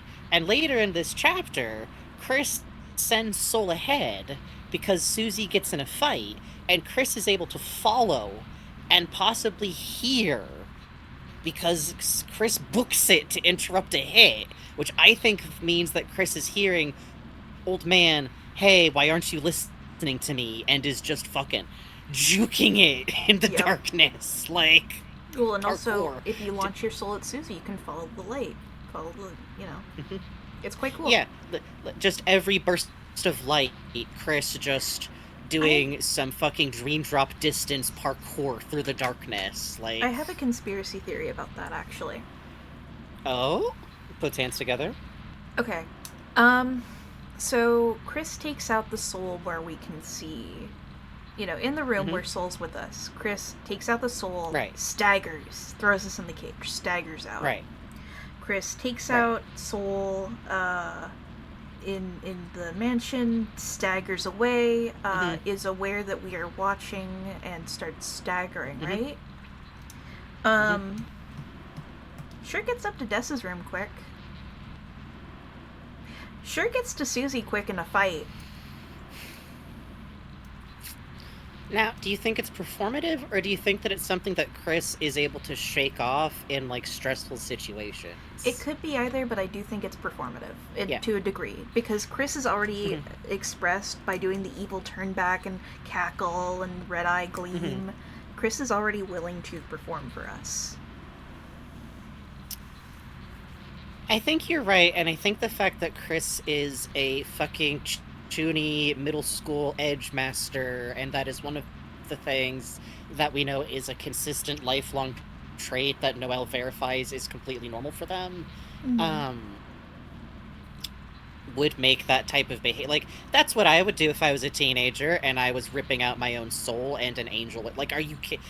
I'll be real, for 13, that was going on for a hot second in some AIM chat files. No. Like, come on, man. Counter evidence. Chris doesn't see us in the Counter-evidence. kitchen. I love it. And Chris is exhausted. Chris then has a bunch of food, and then is able to quick step after us. Can I counter your evidence? Yes. Counter. I always wonder if Chris pretends not to see us in the kitchen, because as soon as we do anything disruptive, they, like, smack us like a cat or, like, jump on us. That's true. And, you know... But also they do let us fuck around for, like, a while there. If Chris can hear, through Yeah, Soul, yes. and explicitly Yes. in Weird Route, Noelle asks, "Who's going to hear me?" Yes, and and you invoking it is what continues, like, the fucking row. Like, you explicitly say, "I am hearing." That's a really good point. Okay. Anyway, sorry. No, sorry, I'm thinking about that too, because that's really worthwhile, because that adjusts the framing of, can Chris, without Soul, get across town to the church and back fast enough that they wouldn't feel worried leaving Soul alone in the house when the lights went off? Right? That's my Poirot moment, where I have no idea if Chris could have done that or not. Like, So one time I timed getting across town in Delta Road. Oh, I see. It's like 20 seconds. Mhm. Maybe? I don't know. I think it's really interesting to raise, though, because Chris's ability to lie to people is on the table, in my opinion. And lying to us, like, 100%, right? Like, by omission. All the time. Speaking of, actually, hold on, this is a great place to seeg back in Yeah. with your pointing this out. You closed your eyes. The image of the night began to fade into your mind. The image changes. The helmet begins to come off. Suddenly, you tried extremely hard to picture Hey, Jockington. wait, hey, Jockington wait, is hold in on. a nest, and Wait, the soccer what balls was- are his legs. what was that? What Penny the shows up and is mad that one of your soccer balls is... What do you... You realized you could just open your eyes. Hey, where's Rouse? Hey, I got the music copied down, kinda. Might not be perfect, but Okay, bye, Guilty Goat. by Guilty Goat, we gotta redo that. We'll see that Now- again. So I found that when I went through the first time, and I just sat there so angry. I think it actually colored my impression of the piano playing scene, like, with pure interpersonal conflict. Like, Now, if you Soul were just... if you were on Weird Route, another option would have come up there. Oh, you're right. That option would have been think about Noelle. And it would have Yup. cut to a little red dot moving in the dark. and that little red dot, I believe it was this way, sways very slightly, I believe, as you prompt with your controller, it moves. And Noelle very slowly as you direct. says, "Thank you." And, then Chris wakes up because Susie's there. Frankie, I've sent you the dialogue. Can you read that? Chris! Hey, Chris! You okay? You were just standing there with your eyes closed. Then you just started breathing hard and... Here, get up. Chris collapsed. Yep. Whatever that is, here's the thing also. Chris hyperventilates on purpose, is I believe how both I and Bugs read that moment. Yep. I think Chris makes themselves pass out to break that connection on purpose. Yep. Because we see Chris holding their breath to raise their heartbeat in the night fight, which to me shows a certain amount of control over, like, their body functions and awareness of how to handle situations like this, which is... Maybe they've had reason to think about it in the weird route. By then. Maybe they had to think really hard about how to stop themselves if they need to with body control. If they can't move their arms or their hands. Sure. Then let's close our eyes. Immediately Here we starts go. walking Hey. away. Hey! Frowsty's trapped me in the hot car. Meow. Meow. Wait, hold on. Woof, woof, woof. Woof, woof, woof, woof. Woof, woof. I think this is just us talking to each other. It turns to chat. I don't know if you guys agree or not, but I think that Soul and Chris make different barking noises. Soul is a Pomeranian, think- like, yap. Yeah, I could also see, like, a doggy, like, a corgi kind of Rage bark. baiting But, my like, definitely like a shining domesticated sound. Yeah. A little corgi. And Chris, we think, is, like, doing wolf... It's either wolf or it's husky. I think Chris would perfect the husky scream off of YouTube. And I think that would be a weapon that has been banned in school and home by various Asriel- methods. Asriel is who goes gorp. Chris, don't you miss your older brother when he was around and he would gorp all Jesus over the house? Chris, do you remember back when Asriel used to gorp? Hey everybody, it's me, Asriel Gorp! Nice to be back in town. This is what I sound like. How you doing?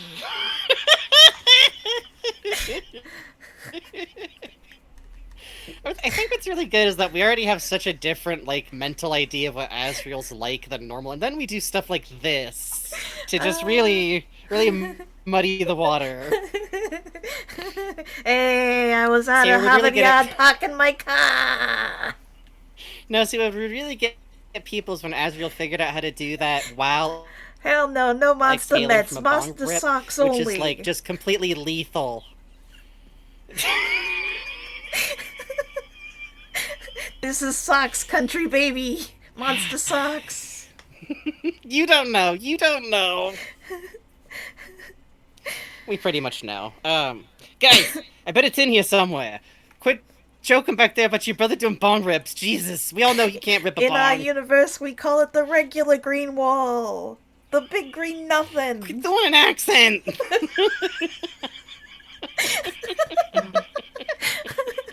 Sorry. I don't mind. I'm having a great time. Real quick, I love you take a sip while I read Improbable saying, I can absolutely picture Chris pulling a Basset holler. Rage baiting my snack addicted little sibling.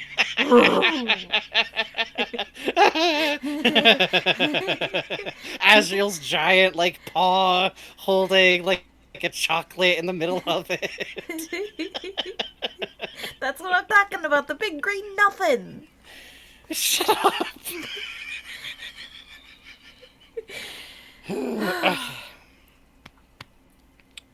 Guys, It's that ancient fucking chocolate in Asriel's pocket. You're Chris is right. just out there doing bits to themselves like fucking Conan O'Brien.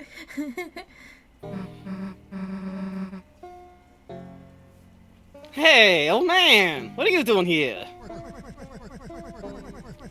Just came here for some peace and quiet to write my letter. Your letter. You know this is a dream, right? Soon it's gonna end. Which, hey, speaking of a thought I had recently, should we feel worried about Gerson's bench? Saying some of his best ideas came to him in dreams, and how the one other time Lighteners have, like, had contact with the Dark World, they later interpret the experience as a dream, and he seems like, admittedly, he knows the prophecy and everything, and presumably he set up coming here after his death himself. But he seemed really unsurprised by everything here, and was juking on us with monster fights, and can recruit people. Yeah. He can recruit people. Yeah, he sure can. I wonder. Every so often, I wonder if maybe the story with the three heroes repeats. Like obviously, Yeah. you know, the story. The Because story he itself studied it in repeats, history, but- too, you know? Yeah, exactly. Is it something that people have to keep doing in Yeah. order to perpetuate the world and stop the world ending again? Can it have happened more than once? Can it have happened and have fucked up before? Could Was other there a peop- generation before this? Yes, A that's lot of people exactly it. theorize about, like, the like, could, like, Des and Asriel have before us? Is that why the king talks in a way that suggests, like, you know, we find out later, like, yeah, that Chris and Noel played with the king. The king might just be talking about that. Or... Speaking of Asriel, I forgot if we discussed this on stream, but the whole thing of Ralsei's name being an Asriel scramble, because in Monster, Yep. in Boss Monster families, your kid is part of your own two names. But if Oh, yeah. um, If you knew about the Dark Worlds... Go ahead. well, you know, so Asriel is Toriel and Asgore, right? Ralsei is an anagram of Asriel's name. If you made something just by yourself, how would you rename it in Boss Monster tradition? If you knew about the Dark World and you needed a specific thing to be done by a Darkner, who would you trust more than something that you interpret as yourself?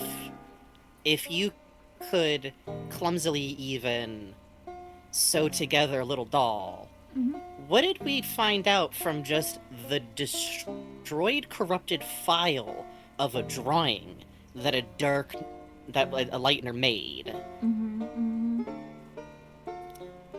And we have the outfit that he's in, which seems to be a very small choir outfit.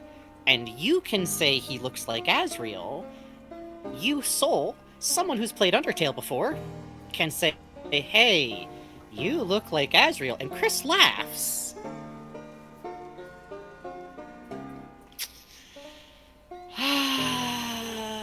I made my OC What and if it's not you- me. What if you messed something up and you needed to fix it later? And because you needed to fix it later, what if you needed to become the bad guy to make everything keep going? And you needed to make a little tutorial character? Maybe.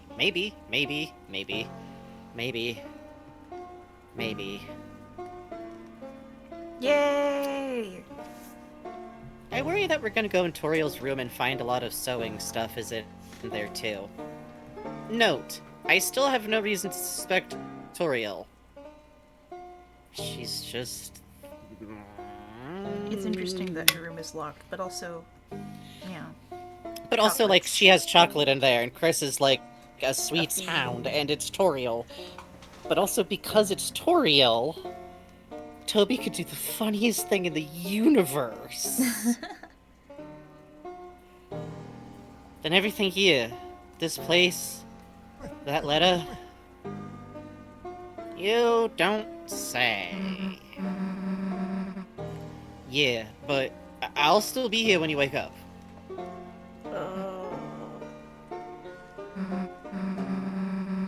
You were trying to teach me something earlier, weren't you? That? Nah. You did all that yourself. Come on, man. You're the only person I've met. Teaching me made me actually feel less stupid. Well, it helps that I'm losing my mind, don't it?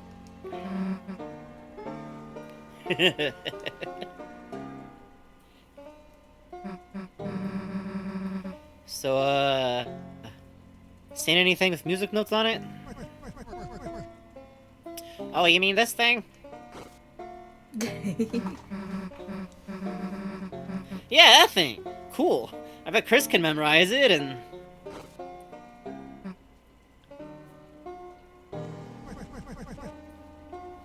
Here, pen and paper. Wait, you want me to copy all that? Plus, if I got your pen, how do you write your letter? The important part's already done. Besides, what good's a teacher that doesn't give homework? Screw you. So good. It's such a sweet relationship.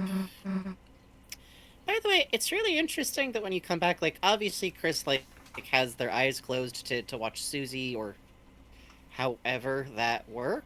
Mm-hmm. I don't know if Chris sees what we see, or... Anyways, I do enjoy that Chris is still watching Ralsei's direction whenever Ralsei sneaks out like that. Yeah. There's something very fun.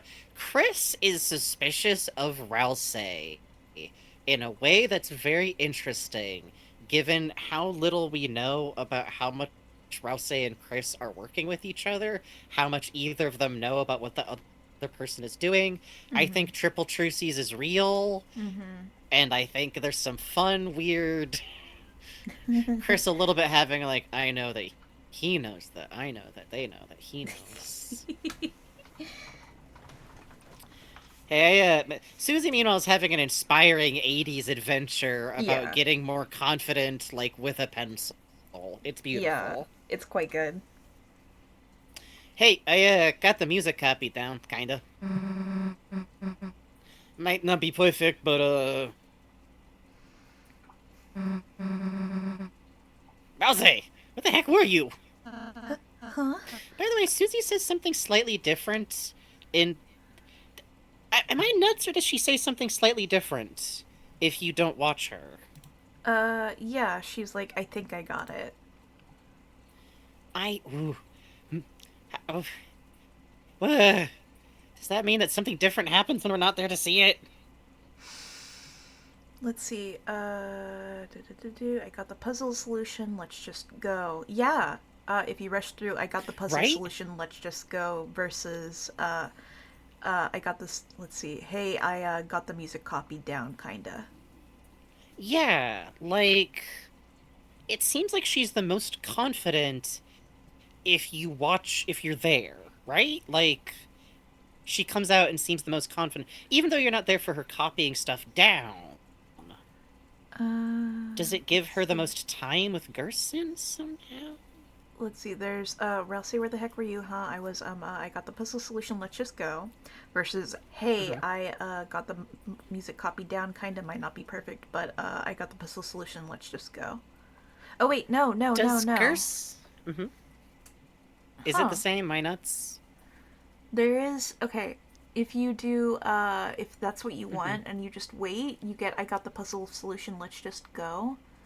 And then, if you, the one difference in the big conversation... Is it just her responding to Ralsei being there, not me? Yeah. Or... Yeah. Okay.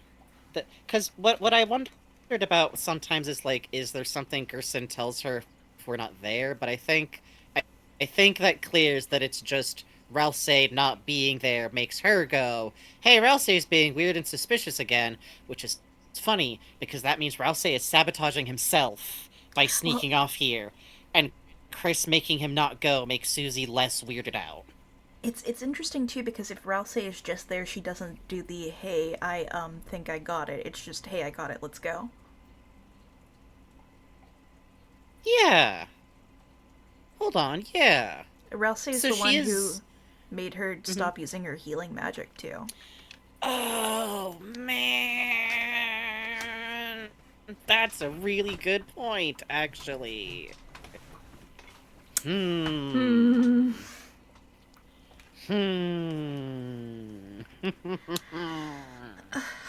I was I I got the puzzle solution. Let's just go. You know. okay. It is 12. We take a pause. Woo! Yeah, we're gonna take a pause here, and we're still at the point where we can just back off and save pretty freely. Mhm.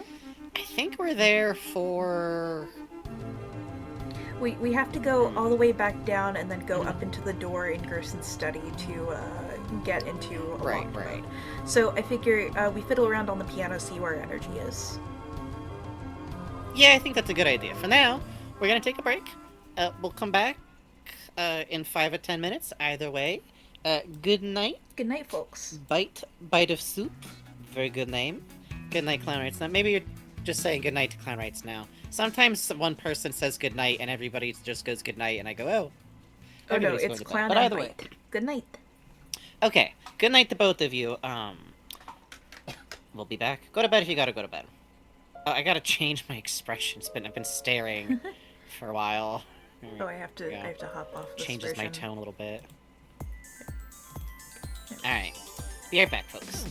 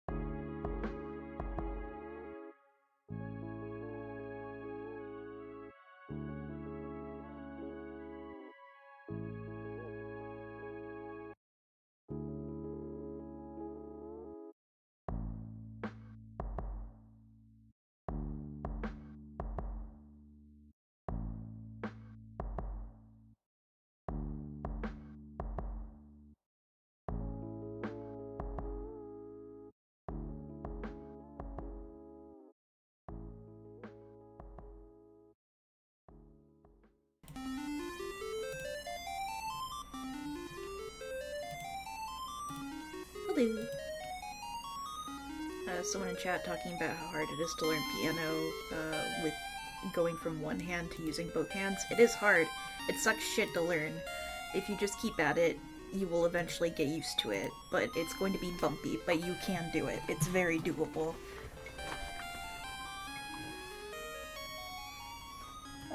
Easy to practice with a waltz if you can, where you can use your left hand. Or dun dun dun dun dun dun. If you're left-handed, I don't know what to tell you. Good luck. Godspeed. But with waltzes, because they're just chords, you know, you just hold the hand shape. It's a good way to get your hand into the rhythm of moving on its own. Also, songs where you do a scale that hops from one hand to the other is good. Practicing your scales is a good way to do it. Godspeed. Your hands are one of the most adaptable parts of you. Yep. My godmother always told me one of the ways that you should train yourself to draw is to try drawing with your other hand sometimes, and I've done that. Me learning piano? No, I took it back in college. Or Laxlands, maybe? I don't know. I took piano back in college and in high school. I can only do like very, very simple songs now. Ah, talking to Lax. Okay, well then. Well then.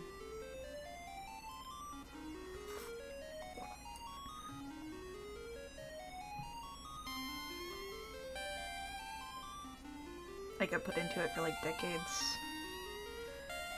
Oh, Come Along With Me is a good song to do that. Some drawing exercises are funny. Drop the offhand, draw upside down, draw without looking. Yeah. I always liked having to do the contour with a single line. Silhouette work is fun. Drawing without looking I like doing a lot. Drawing without looking helps you a lot when you get into doing figure studies.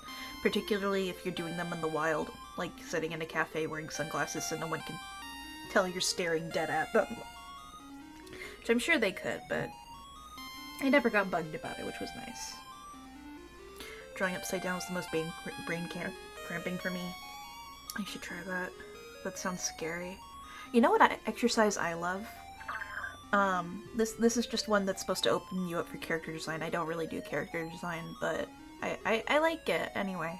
You do splashes of watercolor and blobs, and then you let it dry, and you look at it, and you see what faces can you make out of this, and you go from there. What faces, what shapes, etc. Draw on it. Quite fun. Hi, Frankie. Hello. We would talk in piano, and we would talk in art. Oh. That sounds nice. It was nice. I was taking a little bit of break from a little bit of, I guess, like slight stomach cramp kinda, but I'm feeling. Here's my pitch. I think we should head towards the piano and goof around on the piano for a little while. Yeah. And then head towards the studio, and I think like start our like discussion of today's slice of Deltarune. I agree. Because I think what we have is very dense. Yeah. And will sustain us till 1 a.m. Easy peas. Yes. Like, Agreed. especially with the music stuff to do. Because I think it's fun, and I think the fact that you can noodle around and have little things and thoughts and stuff is very, very charming, I think, both for, like, you know, Toby's sensibilities with, like, music, the team's sensibilities with, like, little extra things and stuff you can do, and, some of the interactions just kind of crack me up. Alright. Then let us go ahead and do this. Yeah, let's head over that way.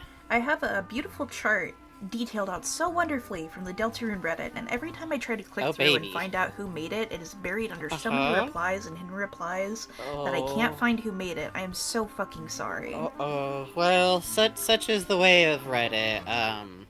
If someone listening does know, like, maybe swing an at Bugs Way on Blue Sky, or like drop a name in chat. It's from thread chapter 4 Dark World Piano Easter egg, and this beautiful, wonderfully made chart.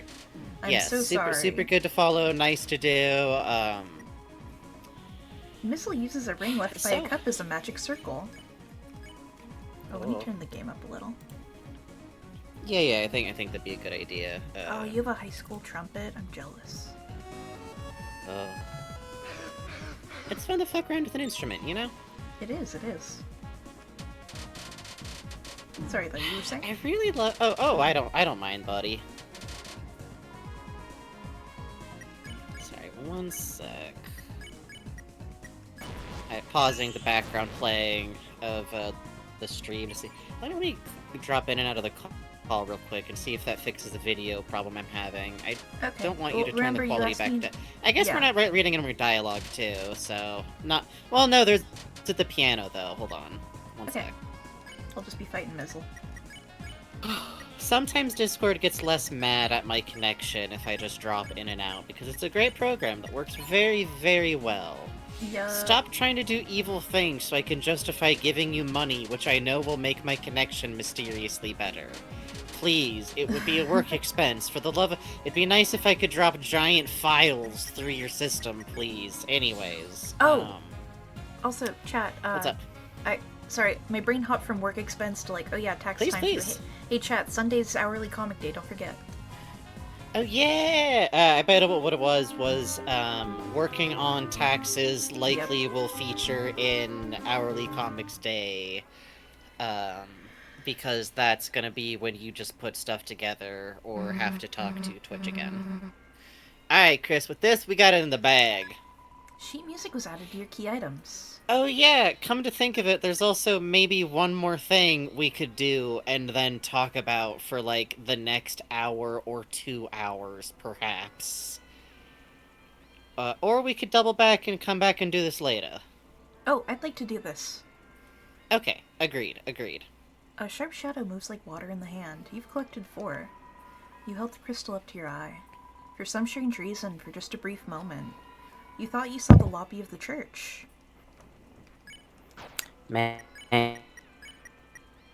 Music that Susie attempted to transcribe. Use it to read it. Alright, let's go. Let's see what our beautiful girl did for us. I believe her. I trust her. She did her best. I know she worked so hard. It's a bit hard to read the characters, but it looks like this. Oh.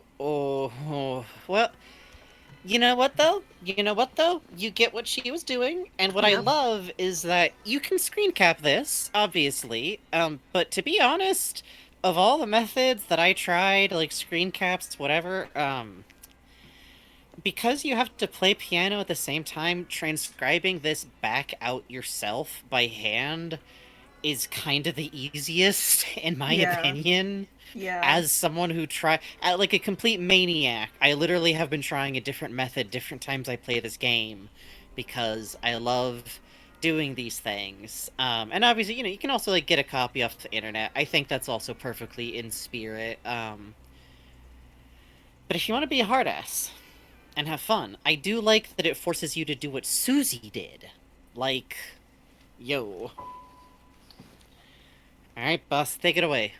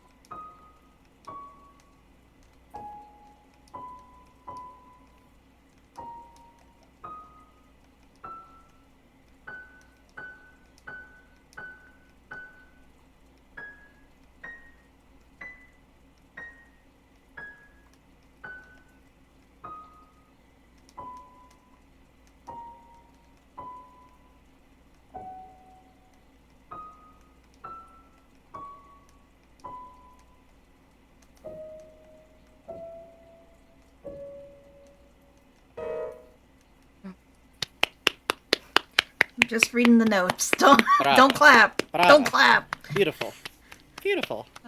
Yeah, but it sounded nice. Chris, maybe I could give it a try? I think Well, say, wait a sec. It's so... The difference in Susie and Ralsei's approach here feels like a mirror of Jackenstein a little bit. Yeah. Rouse very kindly could step in and just make it so that this conflict Chris is having, whatever it is here, like whatever, like, does Chris mess up on purpose? Does Soul's coordination just fail them and there's no way for you to, like, fix it? Does the hand control just not work well enough in this system? Rouse will just make it so you don't have to worry about it. Yep. And Susie stops him. Chris, today in church, when you were asleep, your mom said you used to play good. I don't know why you're pretending you can't now. Maybe you're, like, embarrassed or something? But, like, you know...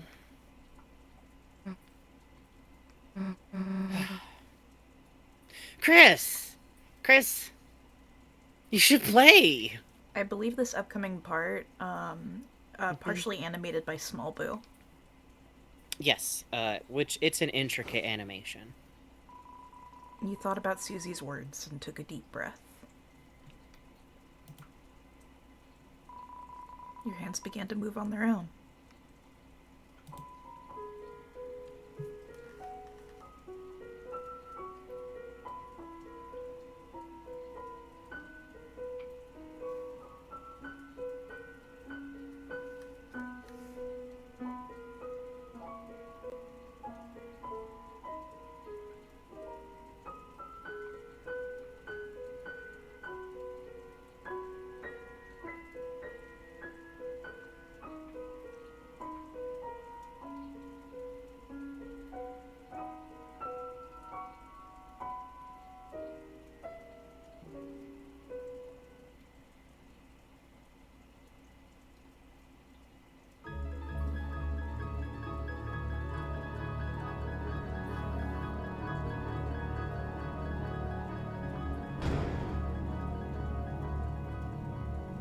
Man.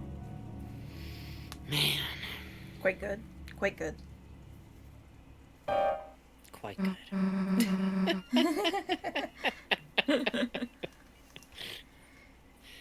Which, okay. Ooh, Right, let me get us out of the scene so that we can move somewhere. We can move around. Hey, why'd you stop? That was cool. You should, play more. Seriously, you're an idiot if you quit playing. Susie is nice, isn't she, Chris? Susie's The right. fact that Susie's right, but the fact that Rouse addresses that to Chris Yeah. in Good night, Snail. parentheses that we know in other situations from Noelle are often interior thoughts, or at the very least, usually not supposed to be legible. Like, unless it's contextually clear that like, I guess Rouse could be whispering. I don't think that's any better. I'm gonna be totally honest. Creepy little goat whispers. Conflict Breakers, it's actually interesting that you bring up diegetic music. Actually, hang on. Let me play something. That's not right. Okay, here we go.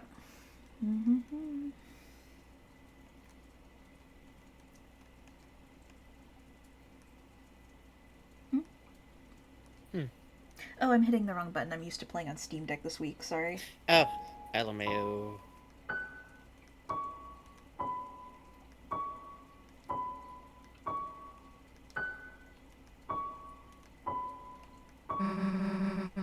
So that's the thing Okay. for Dark Sanctuary. The I feel like I heard that one. It's note Rousse's reaction here of complete and total confusion and surprise. Yeah, that's right. Rouse was humming it earlier. Oh, was I? Sorry. So, Rouse is shocked and thinks that Susie could hear the game audio. Susie cannot, or at the very least here gives no indication that that's where she knows it from, or else presumably you'd think she would say so. So, reasonable cause, Susie doesn't hear the BGM, but Rouse does. And there's one other person who knows the music that we hear as background music well enough to play it on the piano in a special little kitchen concert that happened so far before this scene that if you just happen to play the right song, you'll probably have forgotten that Chris busts out background music, including one that we haven't heard yet. I need a plushie of... Hold on, I'm gonna grab my Barnaby plush and just kind of... Don't worry about anything you're about to hear. I can hear you. Alright, I'm good. Barnaby. Don't listen. Nothing is happening. Don't worry about it. Really nice, sturdy, I must say. Can put up with a lot, your average Barnaby plushie. I got mine as my birthday. Nice. Cast compin.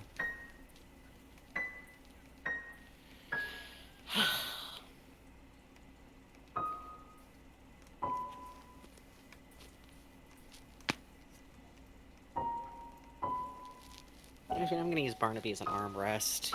He's oddly comfy. He is. A sturdy fellow. Stands on his own like a champion. Huh. Why do you play it so different? Are you, like, nervous or something? I thought they were both really nice renditions. Does he? Rouse knows there's two of us! Rouse knows there's two of us! Apparently, there's a alternate dialogue for playing it without swapping keys, so I'm gonna do that real quick. Real quick, convo breaker. That's not why I said that. We have heard a song... Bug's correct. I'm correct, right? We've heard one of those songs now in one of the newsletters as a shop theme for future chapters. Yep. Yeah, no, we straight up know it's going to be in the game later. I'm not making an inference. Look me in the eyes. Look me in my hermit eyes. However, it is good to give context. Hang on, let me come back to this. I have to restart this one. Hold on, that one was busted. I got a do-over.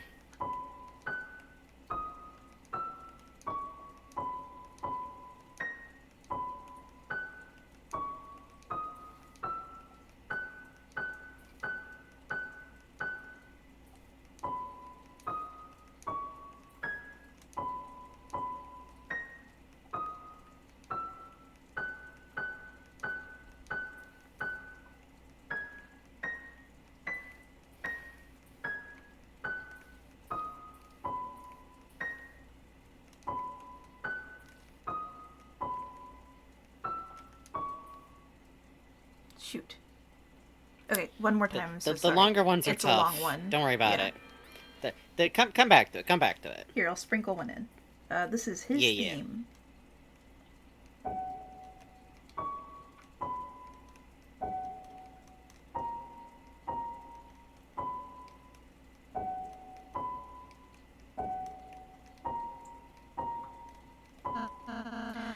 Oh, what a pretty melody. It's like a lullaby.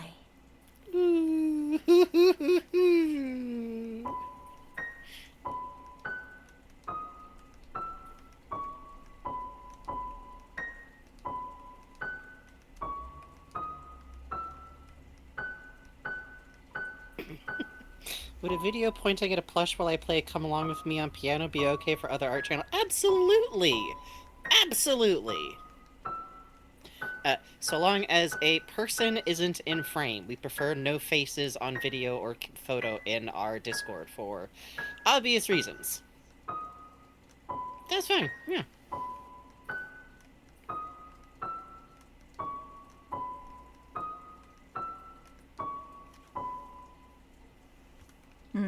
Okay, we'll do...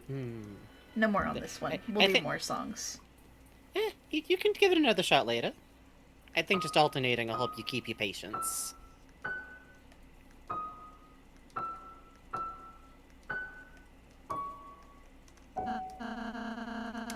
That is your best friend theme. Floey's theme. Oh, that sounds so friendly and sweet. Ooh, okay, real quick.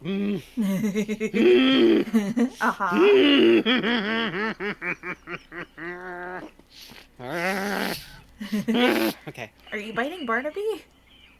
No. Oh, good. No. Okay. I'm just glad. gripping him very, very tightly. With your hands. With my With your hands. With my hand. With your hands. I'm holding Barnaby's little paw and squeezing it like a stress ball. Actually, it's quite good. He's squishy. He has a nice firm stuffing, kind of a stiff teddy bear kind of feeling. I just think about Flowey and I think about Ralsei sometimes and about the idea of something that isn't Asriel, but is really close to being Asriel. Like really, really close, but not, and a lot like him, and as you were.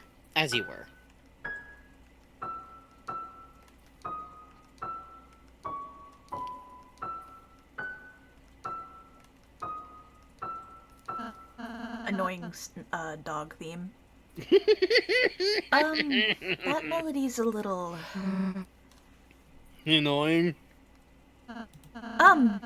I wouldn't say that. Please don't offend God! Please, for the love of God, don't offend God! They don't listen to the heretic! Oh, Improbable. That would be so cool. Oh, we're gonna get a battle theme out of Ralsei, and it's gonna have your best friend Nightmare motif in there, and brace for it like a storm. I feel like a battle theme... Secret boss against Ralsei at the end of Weird Route. Please, please, please, please, please. Please, please, please, I want please, boss please. against Ralsei and normal route, baby. Oh, that would be cool too. That's my horrible vision. You wouldn't. Okay, next I'm is... brave. I tell God, fuck you. And it wags his little tail at me. We're talking about that dog, right?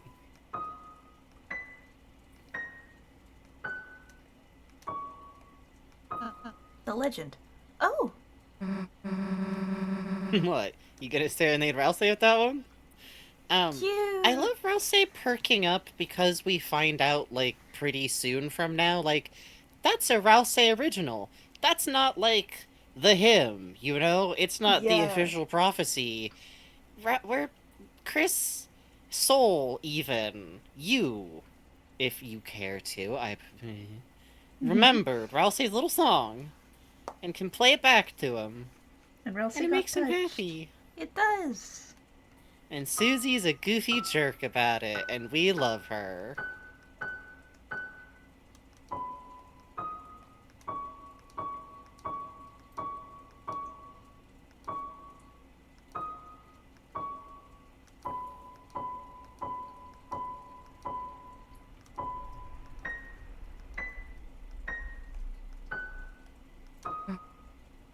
The main melody. Susie? Nothing. Just thought it was a kind of cool song. Lost Girl Noelle's theme. Yeah, it's very cute.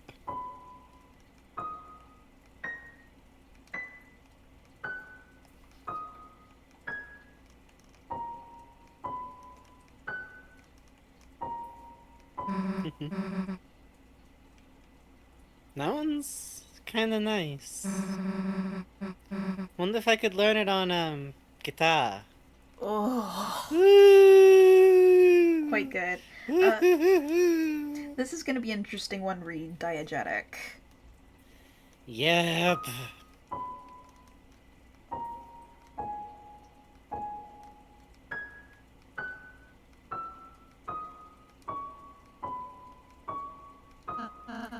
Oh, that's Mr. Rules' theme. More like the theme of him getting his ass kicked. So, So, does Rousey. Rules have music that Susie... Okay. Rousey refers to it in a way that is completely nuts. That's like game code information. Like, alright, Hmm. sure, fucking fine, great.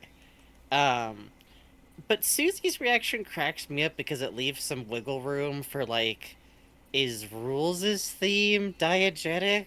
Does Yeah. he have a little boombox? Does he just emit that sound when he's fighting you? So many horrible possibilities here.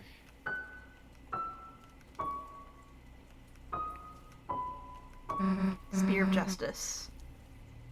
Hell yeah, that's majestic. Perhaps the old man would enjoy that one. Ralsei, Ralsei, Ralsei, Ralsei, Ralsei, Ralsei, Ralsei. You heard the motifs, Ralsei. But also, Rules has a rule written on his chest that says, my theme playeth when I willeth it, or something, probably. That's so annoying, you're so right. Heartache. How emotional. Maybe you should play that for your mom. Yeah, maybe. You know, she hasn't heard you play for in a while. Uh, Came up over pancakes, perhaps. you got a friend in me. You got a Shut friend up. in me. Dude, stop messing around! So you've got a friend in me is one of the songs on the piano because of how many people were trying to do Cowboy Mike Theory. The presence it has jungled into this world.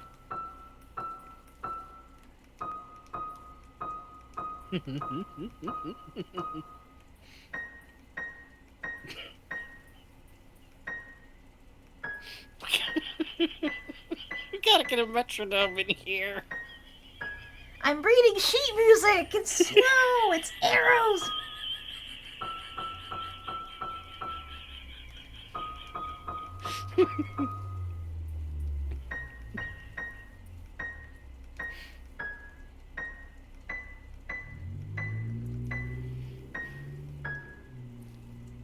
Wait, shit. Sorry, Convo Breaker says the Toy Story shitpost Toby made during Chapter 2 bleeding into Chapter 4 music Easter eggs is so funny. You know, it's a beautiful, like... I always refer to Reddit as a kimchi. Toby's beautiful cellar full of beautiful cabbages. Yay! Good job. Dude, stop messing around! So I'll just, yay.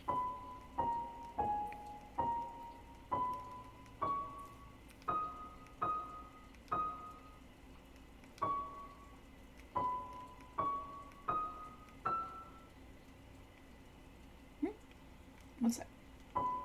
Hmm.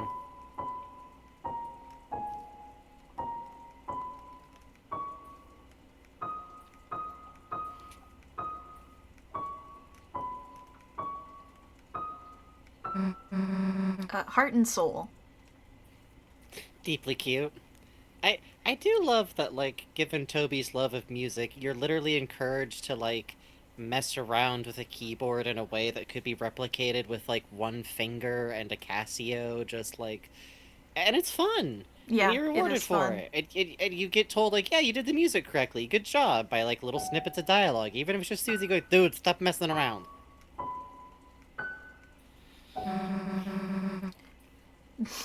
The What's intro to that song? Sounds Undertale. like crap.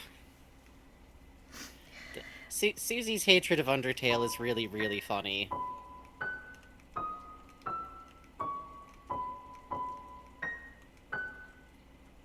Wait, shit. Sorry. Okay, one more time. One more time. That's okay, it's okay, take it again.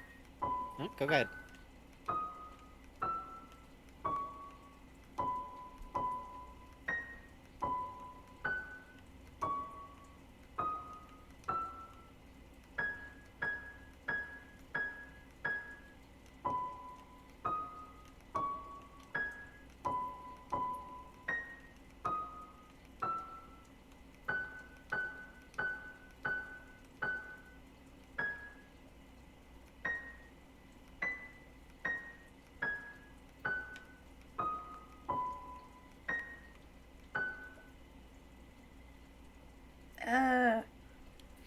You know what? We're just Yeah. gonna look up the dialogue for this one later. Finally, the Okay, most boss. famous Okay, song. boss. Yay!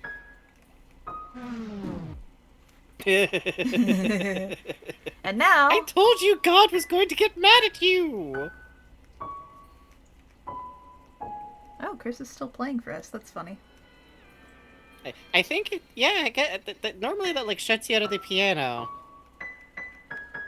Huh. I think you can't play that song ever again. It's not, you can't, Chris will not get run over by God a second time.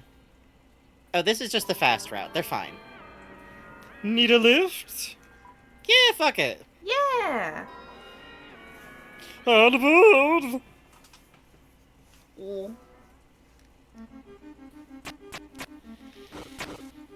Alright, it is 12:43. That just gets you back the same way. Really love that they just decided to start towering here for us. That's quite sweet. It is quite good.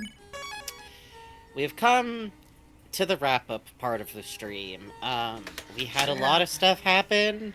Oh, We man. might talk and then take a break and then come back and keep talking. So look forward to it.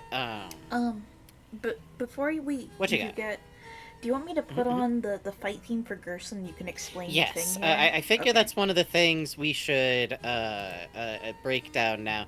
How about you grab the dialogue for that last piano song, and then let's talk a little bit about the piano, and then I think that'll actually segue really well into talking about Gerson's fight theme and my thoughts. Let's get Susie. I love organizing a discussion. I really do.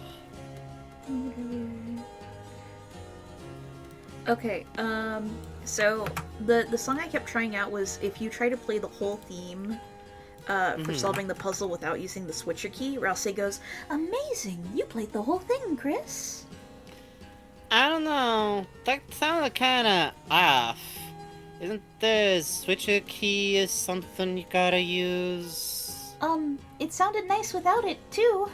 Okay, I love that dialogue so much because I love that Rouse rushes to make Chris feel good about the playing, and Susie cues the correct puzzle solution. Yup. Rouse!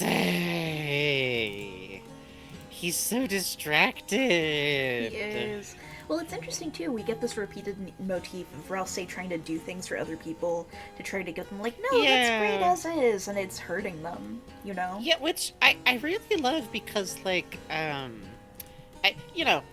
timers of our streams, people who stay up late with us or watch the VODs and watch us doing art will know that we give a lot of feedback. Like, even if we maybe don't have a lot to say about a piece, we'll always say something about a piece. We both went to art classes in college. I got a degree. I did not. And I think that school's expensive. Steal as much education as you can, and then book Yup. it, and don't fucking Yup. worry about it. I You can only take a stage barely, comp. literally.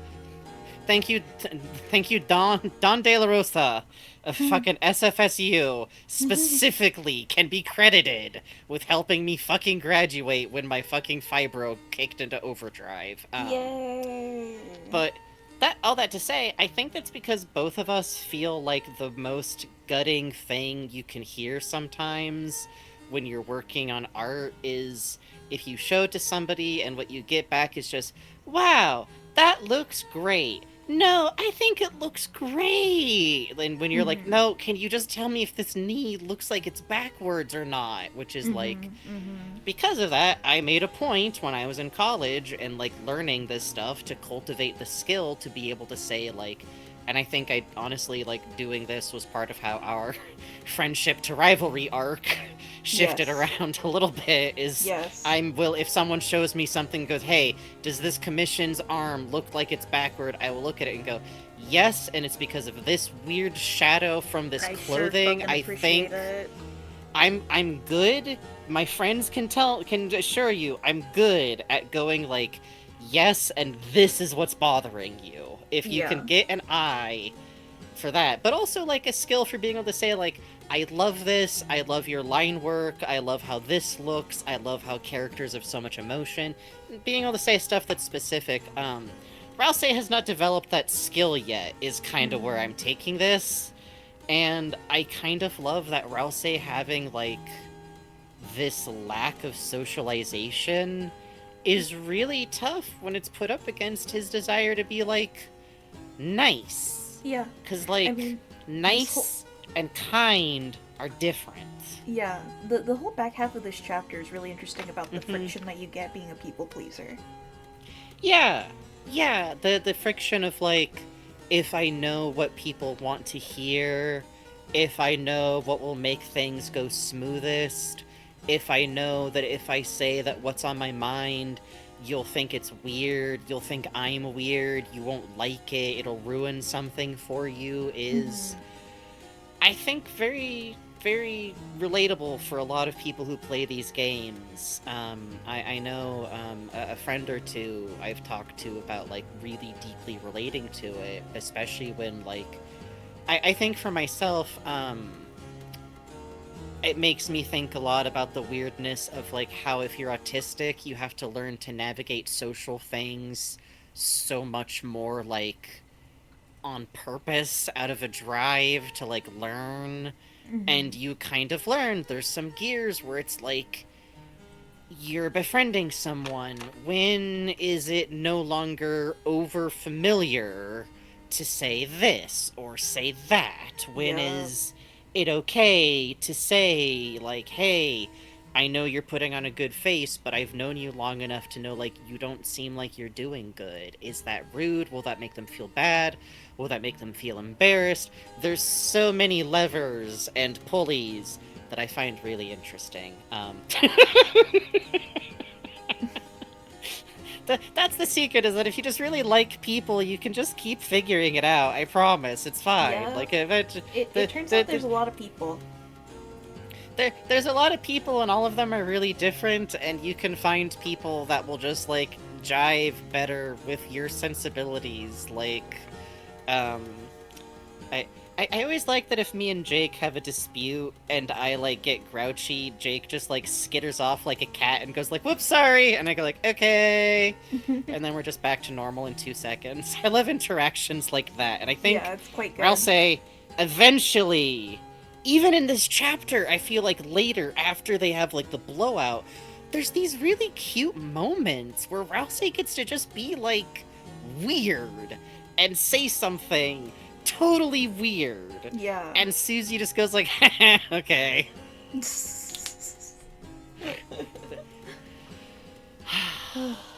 And I love some of that feeling, like it winds up tying into all of these small moments, because I kind of love that part of why this all comes to a head is, like, Rousey is mega distracted. Like, we haven't been commenting on it so much because it feels like a very front part of this chapter. It's very clear, it's like telegraphed. But the way Rousey is so distracted, and the ways that, like, he's kind of sabotaging himself, trying to avert, literally, his friends finding out something about the prophecy, is so...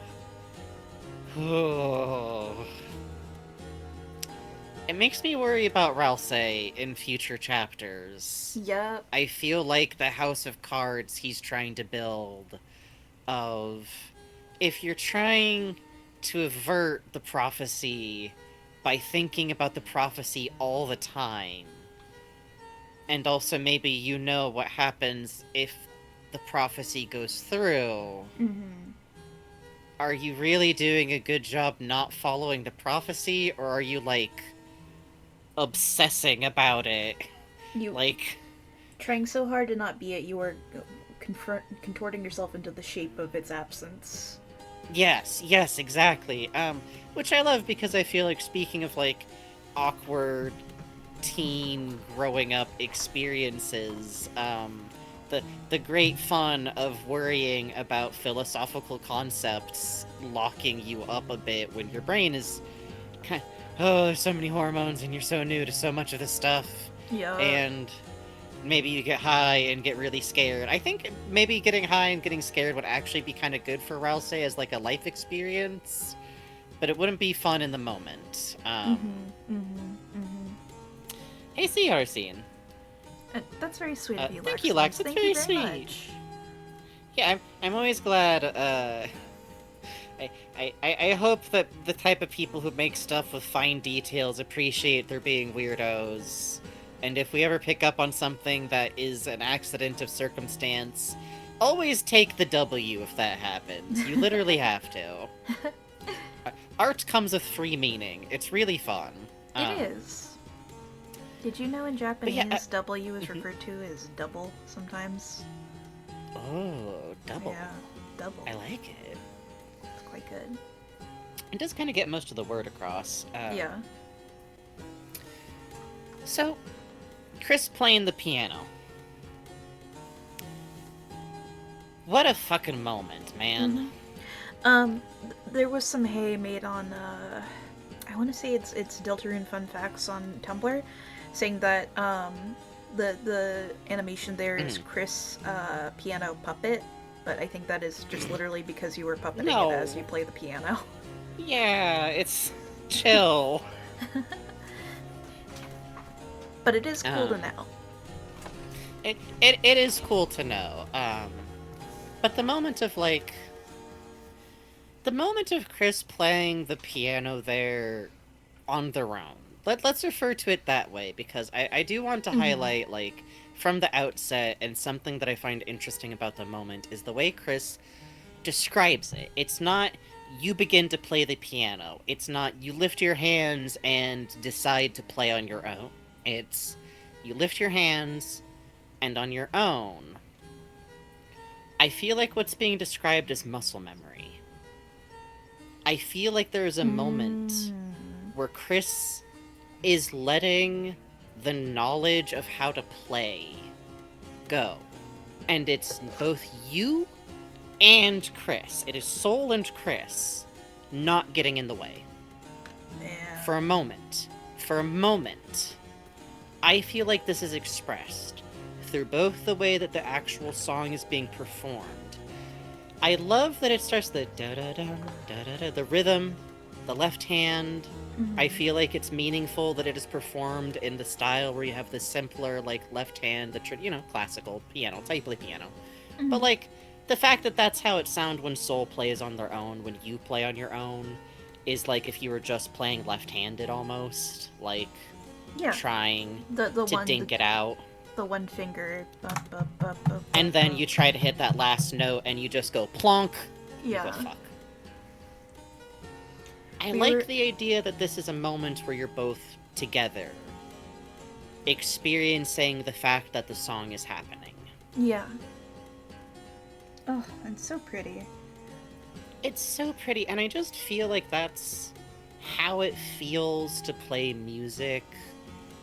How it feels to, like, remember a song. Like, I sing more than I play instruments.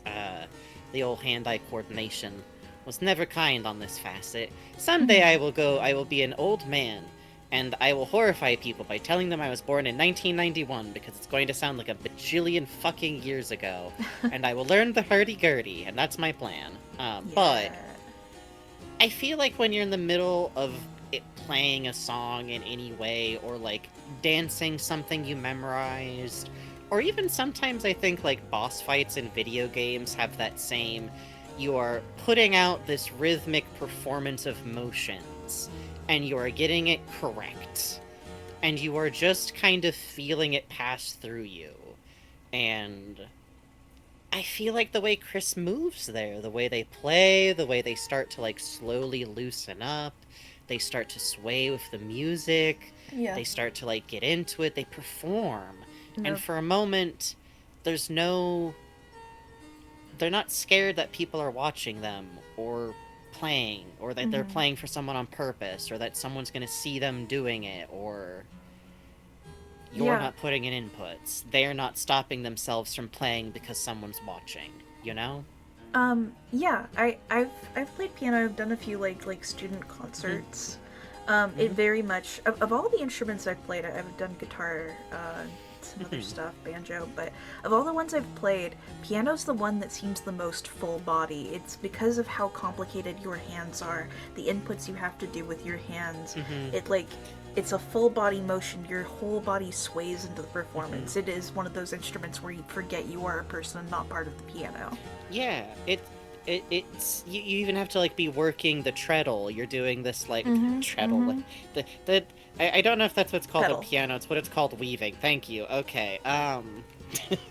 It's a very the weaving, weirdly enough, is very similar because it has that like foot and arm motion together kind of thing. Yeah. Whenever I would listen to music, I would wind up doing it to the pace of the song. Oh, that's cool. You know. I think weirdly enough, just on like a small tangent, I think performing in a play also gets that same feeling from my experience of You know like what else gets that singing same a feeling? song. Huh. Streaming. You know? Yeah. Well, hey, I've tricked you into learning how to do live radio performance and what's your fucking improv. problem? Oh, so many. When I was a Thank you. child, I yearned to wear a cravat and become a voice actor. Have And now fun, it's your Maximus. problem, too. Yay. Okay. I guess what I just want to say, like, we should probably, like, pause at one and then come back and talk about Gerson's song, and then we can, like, wrap towards doing art if we're done. But there's so much to talk about this chapter. It's so good. But, before then, when I first hit that scene, I felt really mad. It felt like Chris was, like, showing off that I was jealous, honestly. It felt like Chris was doing something that I couldn't do as this other part of, like, Chris in the world. And it's so very funny interesting. to me because it feels now very much because of, so I didn't do Sword Route, but I also hadn't done the Night Fight either, so I was missing a lot of information from both of those things. I think without both of those, weirdly,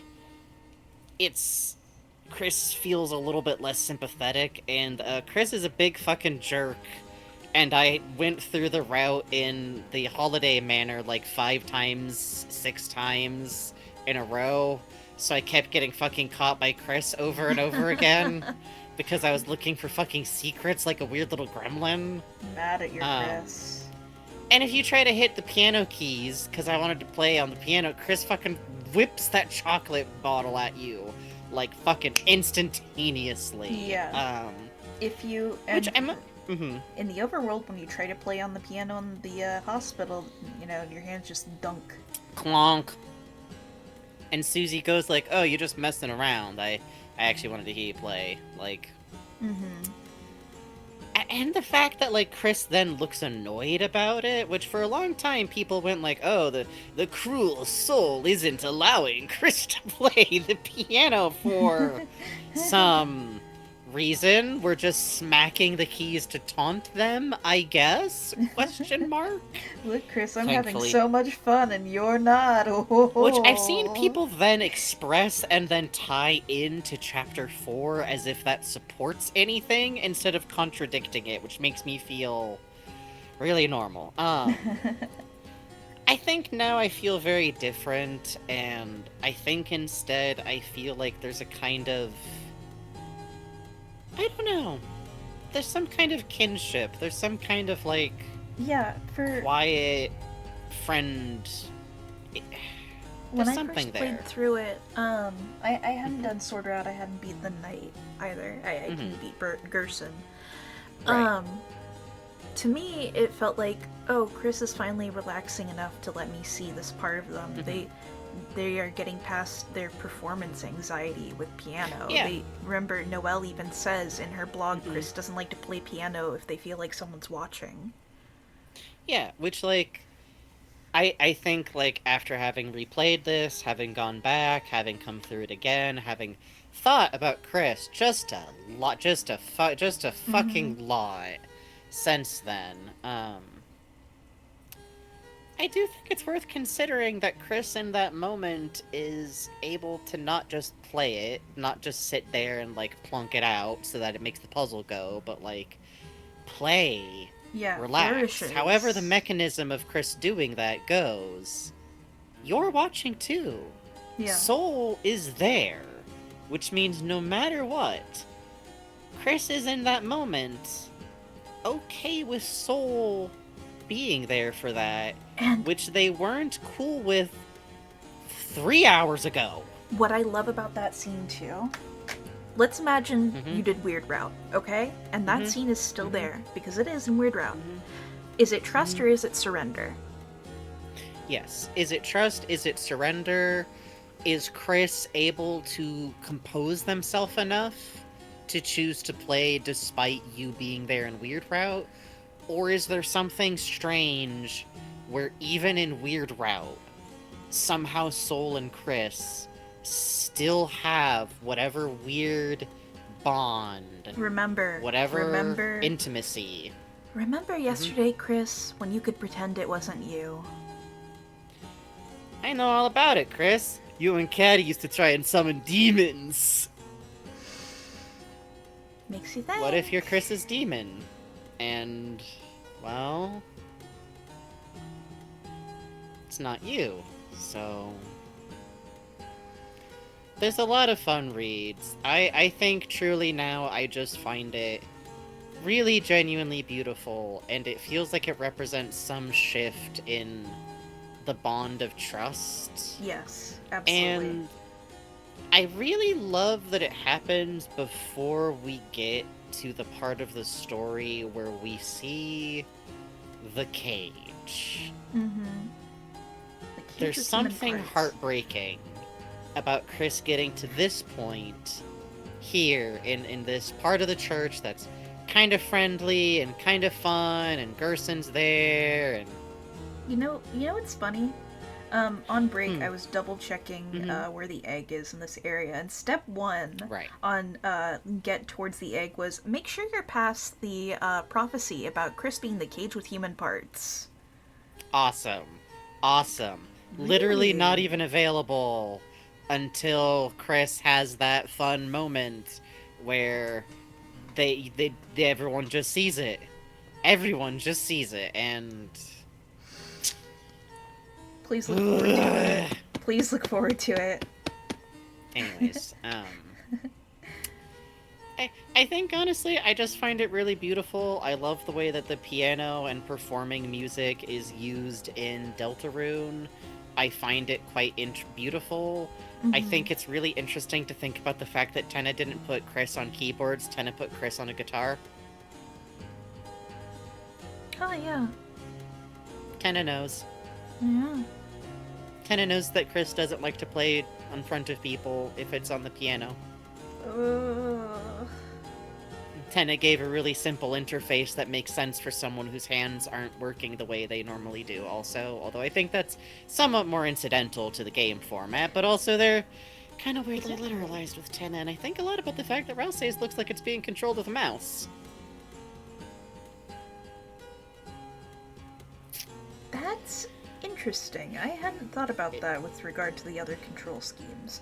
I think Right? I think you shouldn't dismiss that thought. I think that's an interesting thought. I think that's worth Yeah, pursuing. and I never know what to do with it because, like, it's also just like a visualizer for game inputs, but it's also visualized as if you were playing multiplayer, Mhm. and it's based on like how Rock Band used to work, which is a cute thought too. Like Oh yeah. if anybody might have had the $5,000 drum kit and Oh my God, it guitar was fucking Des. rig, it was Des 100%. Fucking holidays of all goddamn time, baby. The dad re-edition. Oh my god, dude, I had the Beatles rock band. Yeah. Fucking Kiss from a Rose. Fucking maximum volume. Oh, baby. Oh. Oh, but Carol doing Britney Spears' Toxic on the microphone is not to be missed. It is simply... True. She can hit that shit like nothing. Anyways. You put a Patty LuPone on there, Carol is there. She is there. Toriel, I think her karaoke go-to is "I Need a Hero."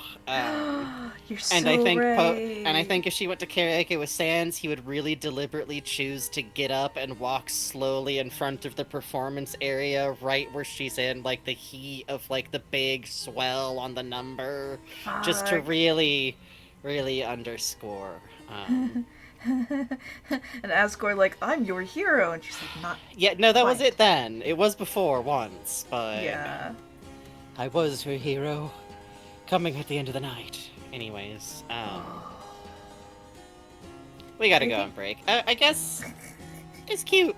I like it. I hope that we get another scene like that, and I think all the time about how much any YouTube cut of this performance or Chris's other performance, the comments are full wall to wall with people going, I hope at some point before Deltarune ends, I get to tell Chris I liked when you played the piano too. I've seen comics, I've seen illustrations. The one that I liked the most I saw recently on the Reddit was someone going, I hope the Metaton essay format comes back at the end of Yes, Deltarune. I was literally just thinking that it would be really cute if at some point, like right at the end, we get like an open text box. And maybe it can pick up if we say like piano, Chris, play music, you know? Ooh. It'd be nice. Hey, glad you did too, Junkyard Wizardry. Alright, we're gonna go on break. We're gonna come back in 5 to 10 minutes. We're gonna talk some more about a specific song. Yay! Look forward to it. Please Be right back. Please look forward to it. Look forward to it.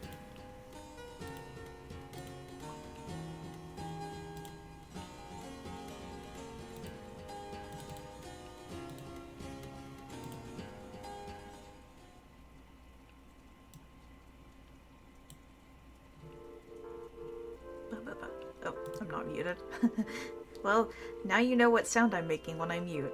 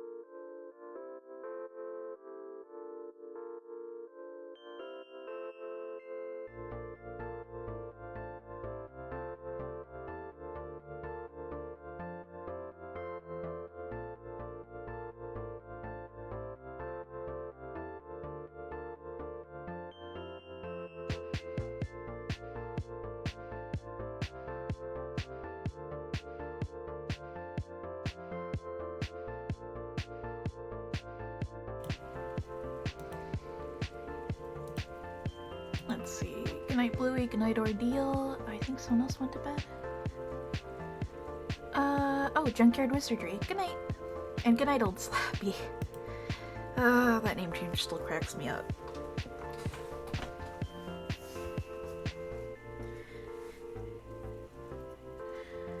Oh, good golly.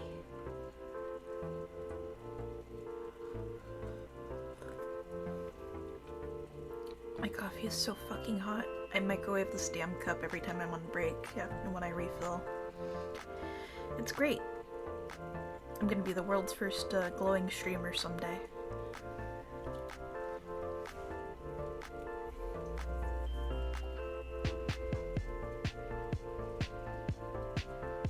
And after stream, you know what I got? Blueberries. Big ol' little box of blueberries I'm gonna have in a bowl with half and half.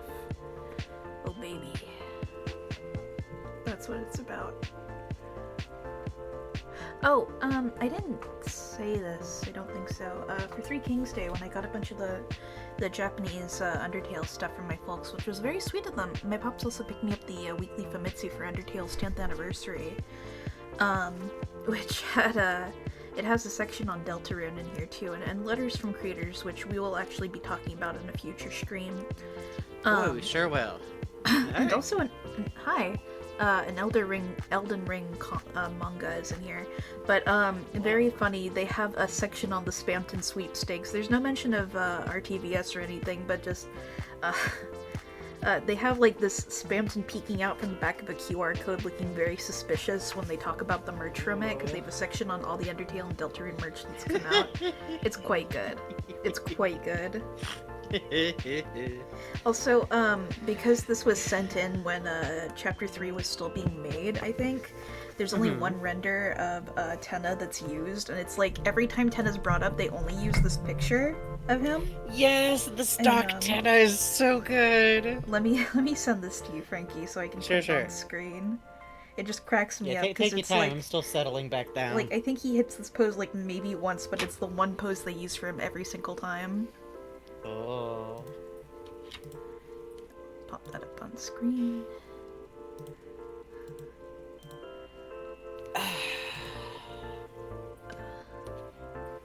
Yes, that Tenna. one's really good. I remember you talking about, like, why is it always this one? Teddybee man. Teddybee man.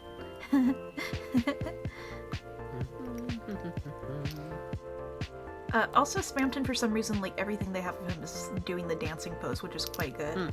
I like, Seru-man? Yeah, I wanted to say that.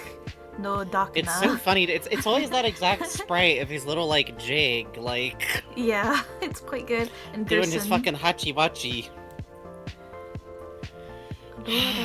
Hama. Oh, it's an English loan title in Japanese. That's cool. It is. Ooh. Gonna redo my hair real quick. What are you doing, buddy? Sure, fine. Stay wound around yourself in a weird way. Interesting. Oh, and Birdley's there. Hello, Birdley. And Queen. Oh, and Birdley's there. Love you, Birdley. I was listening to my favorite redo of his theme. That one fucking banger one with, like, the bunch of musicians doing it, like... I always say it as saying that it sounds like fucking... I know it's like I think it's, like, specifically, like, Brazilian jazz, maybe? Oh, that's cool. Here's the Deltarune text dump I use, by the way. This is Hush Buggers. Please use this resource. It's amazing. You can compare text in Japanese. I'm just putting it on here so it's not on my Discord whenever I pull this window up again. Oh. Okay, let me put on some Funny Hammer. Yes. What I figured maybe we do is put on Hammer on your iTunes, and I can just kind of... we can listen to it, and then maybe I do kind of, like, talk and have you, like, stop and start a bit, or just... It's tricky because I want to talk about, like, sections, you know? Mm-hmm. Let's start with section 1. Let me start from the top here. Yeah. So of course we have the Spear of Justice intro. Right.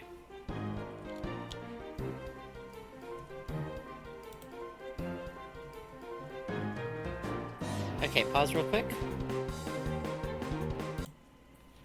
This is going to be terrible because we're going to be playing music, then pausing to talk with no music for a second, but there's no other way to make this, like, comprehensible, I think. The beginning I love because it's both, as you say, Spear of Justice, and also it has this, like, slow roll-in that I really love because we get, like, the dun dun dun dun dun dun bum bum dun dun dun dun dun bum bum bum. It's so inviting as a melody line. Like, we just talked about how you go through that and you get the sequence where you can, like, plunk out with, like, one finger functionally, like, piano medleys. And I can so imagine somebody, like, plunking out, like, the intro, you know, as they once did to Spear of Justice, Undyne's theme, because it's just such a fun beat. And then what I want to highlight in this next sequence where, like, the song really kicks off, listen to the drums. Something that I think is interesting is that Susie has been identified with drums from Tennis section, and I don't think this is, like, one instrument per character. We're not going all the way, like, in Steven Universe, characters don't necessarily just have, like, melodies that are attached to them. They're actually much more attached to specific musical sounds in general and instruments. I don't think we're doing that entirely, but I do think that for the purposes of this song, it's worth thinking about how much Susie has been associated with drums. She's been associated with drums, and she's been associated with kind of going nuts if she's handed a boring intro teachy song the way that Tenna does it. She doesn't respond well to it. She wants to race ahead and do her own thing. And Tenna's response was to kind of stop getting her instructions and then get his ass kicked, because he's not perfect, and he's kind of a goober. Yep. But Gerson, let's listen.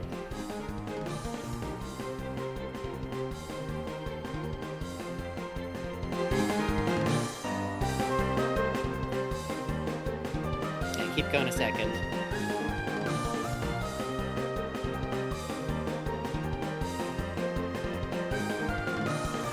I think of this whole bit as the racing drums section of the song.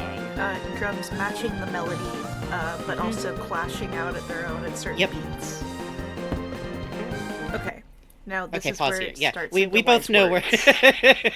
What it's great is that we're both, like, big goobers about music, but from like different levels of education and types of education. Yippee.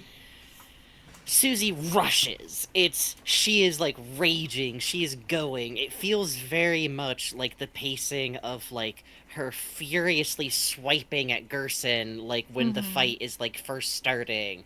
Where, like, all she's doing is that, like, whack, whack, whack, whack, whack. Like, Susie's major strength in fights is that she's strong, she can swing really hard, she can blast off this, like, beam, and that's been enough. Mostly. Unless, you know, you bounced off the night fight, which you probably did, and even if you didn't, well, you did. And I think it's fun, like, as you say, she's, like, following the melody, but you get this, like, like, clash, clash, clash, clash, Yes. bang, cymbal, bang, cymbal, bang, cymbal. And I love it because it does drive the melody. It's this wild, this engine, this fucking go. She's fucking, like, something that I take note of a lot is, you know, when she's in Tenna's boss fight, and she's playing correctly, because there's something on the line that she gives a shit about. Yep. The drums in that song are also this fucking, like, go, this engine. Let me see Like, if I you can know, pull that's that drums. up. We are at 46 seconds on this. Let me pull up TV time. Sounds good. Yeah, it's Second worth back, listening to, really given that she fully- has that, like, instrument section. Yeah, the pace and the rhythm of this song. Listen to the Yeah. drums.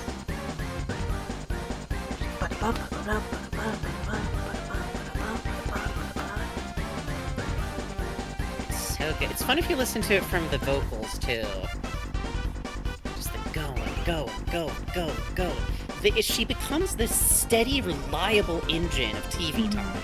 She isn't going wild. She isn't going off on her own. She isn't charging off. She's with Chris. She's with Ralsei. She's going. We gotta get out of here. We gotta get through this. Love you, Tenna. We gotta get the fuck out of here. Like, Yep. she's taking it seriously. She Listen takes to that Tenna steady, seriously. serious drum beat. Yeah. There's a bit up here.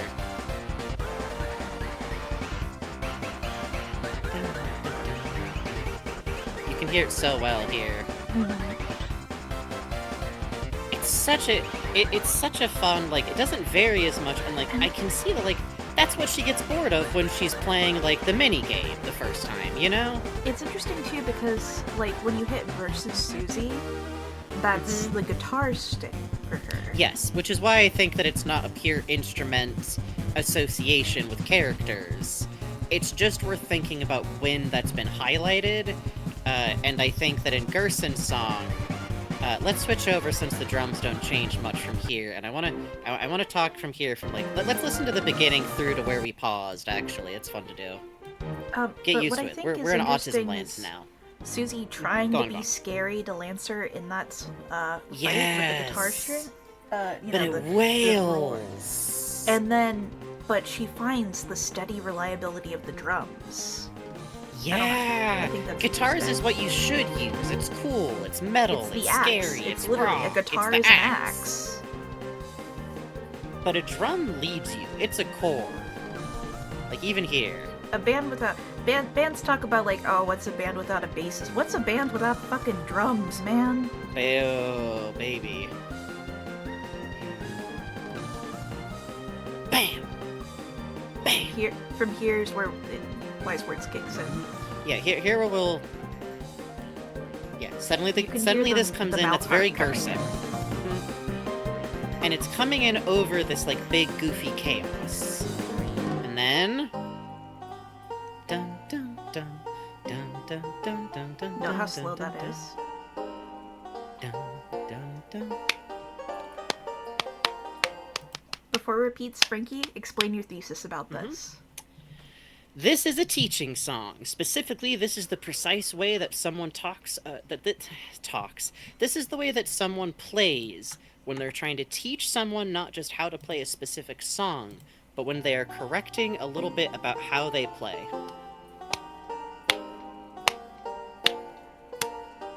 This is gonna sound offbeat, but I promise. No, you're on beat. Oh, sick. Bum, bum, bum. You hear that? Simple. Done. Done. And then Done. here comes in the drums Done. to join in Done. the beat. Done. Not the drums. What am I saying? The guitar The rest of the joins music. in.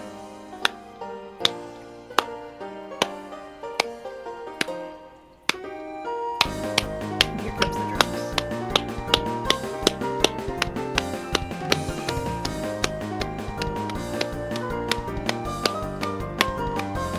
Hear that cymbal? Bum. Bum. Bum. Bum. Bum. Bum. It's so good! She gets it! She gets it! And then just to them. The freedom motif, so called. Just the banjo and drums. He's teaching her the rhythm of freedom. It's cool, right? It's cool, right? So, it then loops here, of course, and we can just leave it looping now. He's teaching her freedom, and he's teaching her his song. And in teaching music, the way it has this observational period here at the beginning, it transmits both from music to the way they are interacting, and I believe it paints a picture. Watching her, she's attacking, she's going nuts, she's fucking swinging, she's going wild, he's watching the power, he's seeing the way she moves, he's testing, he's giving her the beginning, he's like seeing what she can do. And then I think, like, the teaching kicking in. Think about how those beginning, like, spins work, where he's going Yes. dun dun dun dun dun dun dun dun dun. Now, Yeah, let's see. Go both, ahead. both you and I aren't subscribers to the freedom motif means something theory. I believe we're both of Yeah. the mind that it's like it's the secret boss theme. That's why it shows up in the mic fight, but Yeah. not in the night fight. But I'm of the belief that it might mean something, but I think that trying to decide we know what it means outside of a motif level Yes. right now is nonsense. We're working with like half of a puzzle box and Yeah. going, I see a kitten, like, exactly, we don't have enough information yet. but But something ties together all these characters. You have the Jevil with it, you have Spamton with it, you have Gerson with it, and you have the Mike fight with it. and note that Spamton gets his from Metaton's like from like clawing his way into this suit is when he gets Yeah. access to like this motif, this boss fight, the power. And Jevil was And- told something. And Jevil was told something. And the knight just kind of drops it, and it's a different object than the chunk of the sword. But it's just kind of dropped near it, like as if it happened from that clash moment, you know? Mm. And it's left for Gerson, and Gerson makes sure to tell us, someone left this here for me, and I didn't use it. But it sure seemed like they wanted me to use it. Which is so interesting given how much we don't know about whoever set up the church. Like, as said, if Chris is able to move around perfectly well when they don't have their soul in them, especially in the light world, Chris could have set up the church incident. Like, especially if Chris is somehow puppeting whatever the knight is. That is completely... we fucking don't know. Whoever... But the thing is, anyone it could have been would know, like, Gerson is a teacher, too. Asriel, Des, they both were in his class. Like, that's just how it works in this town. The classes be small. We know. And note, he says the knight went through his study and went up the stairs. Didn't attack him, Yep. didn't hurt him, just whoop, right through. Nope. Went right past. Gerson saw it, and it's very interesting because Gerson uses carefully vague language. Someone left it in my desk. Did the knight drop it on its way past? Was it just there? Because it just being there is kind of scary. Or Was it someone else? did Alvin get given something as evidence? Oh, man. Right. Doesn't that just kind of upend the fucking table on trying to figure this fucking pickle out? Okay. Is that we know Asgore coos over a little shard of Yes. something that got given to the true. mayor, one of the 3 figures in town that seem to be major figures? What if we find one in the police department or something, man? I'm of two minds. I agree. Yes. I also Yes. think a lot about the language that we're going to see later about the bitter tear that fell and seemed to turn to glass, Hmm. and how we find the Yeah. shadow crystal, like, you know, with Metaton's suit.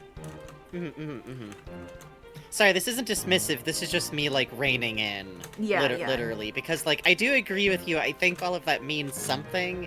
It's just... I don't quite know what to do with that either, but I do Yeah. think No, a lot I of agree times with you. Mhm. Yeah. But here's an interesting thought. Is there something going on with, like, Lightners expressing, feeling something so intently that it turns into something else? If someone bumps up hard against, like, what they are supposed to be or not, maybe. Ooh. Like, Jevil got told Ooh. something by the knight. The knight drops one after the fight. We have this idea that the knight is going and purposefully giving people these things. Does it line up with what if the knight just got fucking frustrated from fucking the fight and it's sucking and just what if it's a single tear? And okay, someone left it on my desk. Gerson, the dead beloved teacher. Oh. Jevil got told something. Jevil's part of a beloved old toy set. Yep. Yeah. Huh. huh. Hmm. Well, I was gonna say, maybe Jevils Mhm. a little bit plush, but no, we know Jevils a card. In fact, We know if you- Jevils a card, but like, hey, what do we know about Chris and gambling? oh yeah, no. Right? Like, and I- playing with Noelle, it being tied up in Noelle, and Mhm. the king on one side, the queen on the other side, and if you were sacrificing your own beloved toys in some way and hurting them.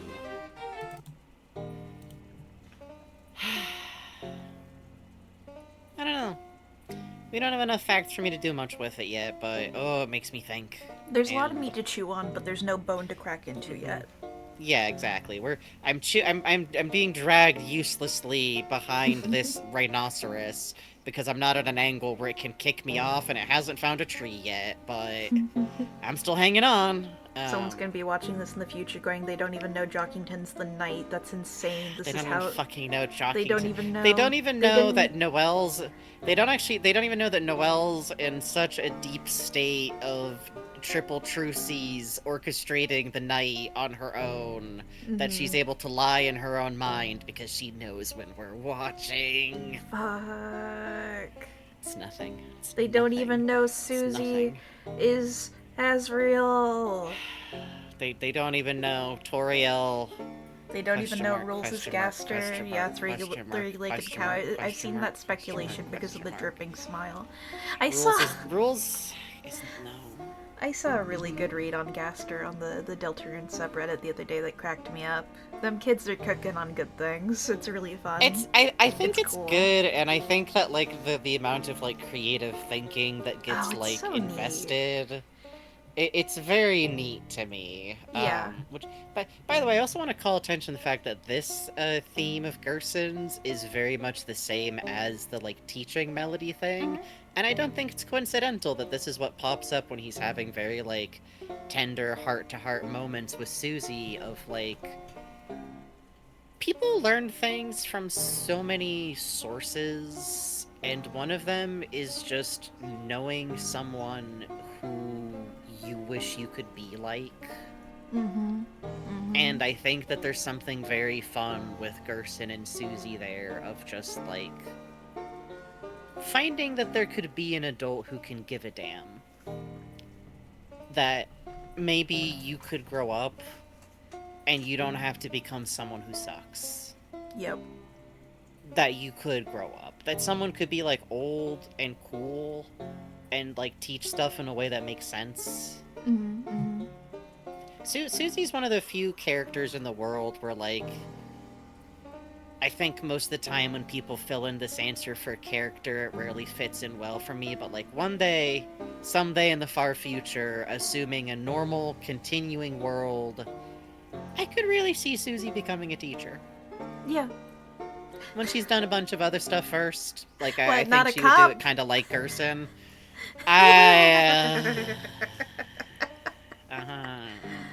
Yeah, no, I think Thank Susie you would know be a what? good Shouts teacher. I will say, you know, fandom's rough, but I ain't seen it.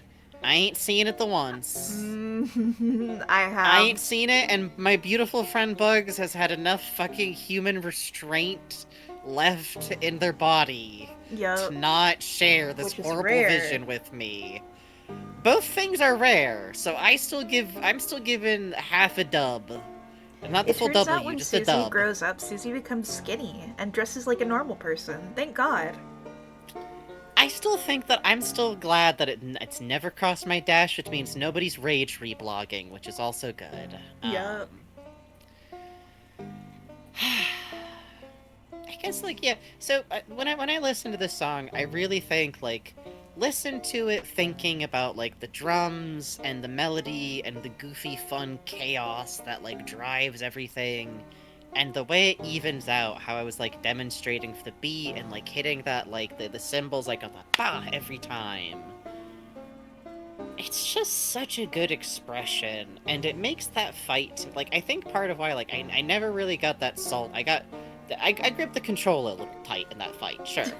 Well, I didn't use a controller, so I guess I just grabbed a pillow and kind of gripped it in the air at some point. But I don't know.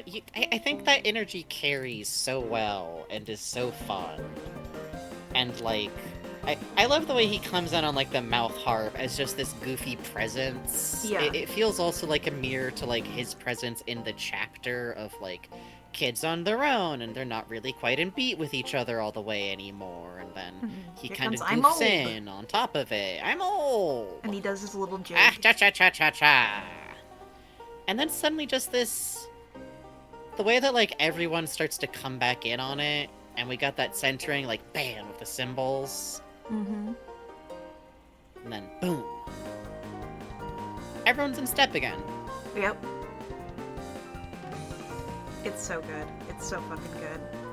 It's very fun. I don't know if I could necessarily one-to-one like instruments to kid in this song in a way that's like that smooth, but really fun to do the dishes and listen Yeah. to it on repeat, thinking about. The way it comes back for me to hand. Mm-hmm. Mm-hmm. Yes! Oh man. Bam! Bam! It's also worth thinking about too, because I find the drums really push, there's a back and forth that I'm gonna want to talk about similarly about the Titan climb sequence, where I feel like you get a back and forth of Titan music that's very like scary, and then you get these breakthroughs that are Susie that have this like marching pace to them as like you desperately climb upwards that kind of pushes back and forth. Yeah, we'll talk about it when we get there, but just a little slice. Yeah, hear that drum. Scary. There we go. And then it never stops. Yep. No matter how dire this music gets.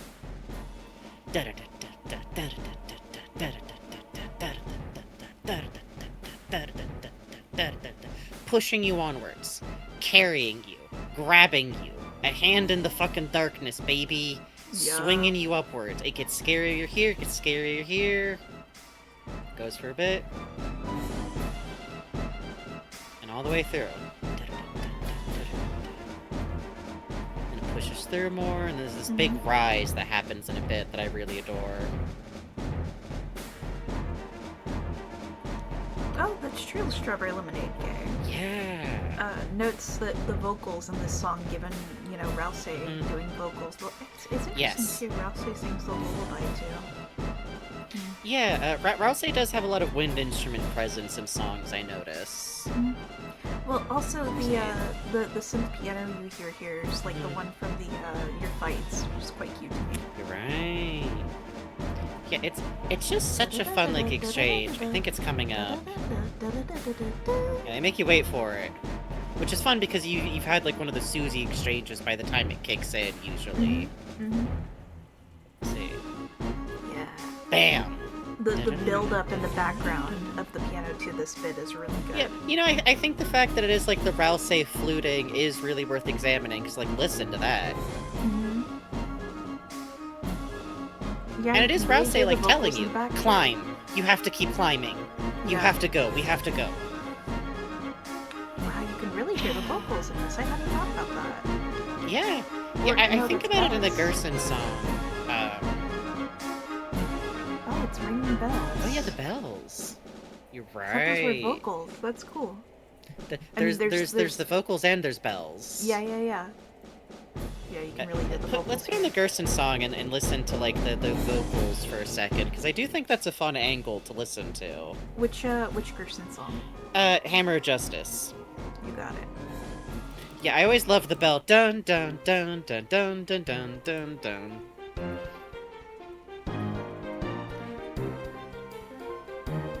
Yeah, we get the lead in, which I feel like is just kind of bell Gerson.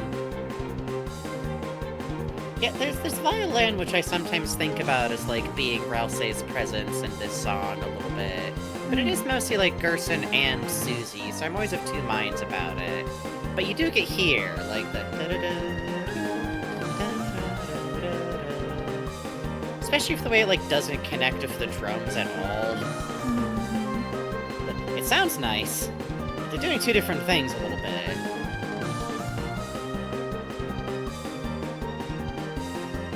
It's fun. And then it fades What out. was this? Well, I think of it as like the woodwinds, kind of. Oh, I see what you mean. Okay, yeah. Yeah, sorry. That's like a very in midis and like non-vocal songs, woodwinds to me I always think was like very voicey. Oh yeah, I mean violin's supposed to be the instrument that sounds the most like a human voice. Which is fun because this is also a song with a lot of piano presence actually, like as far as they go. Dun, dun, dun. Like you can hear like the chords getting like actually dropped out like with time here. And then whistle. Oh, woodwind, fluty kind of sound. Hey. Oh yeah. Huh.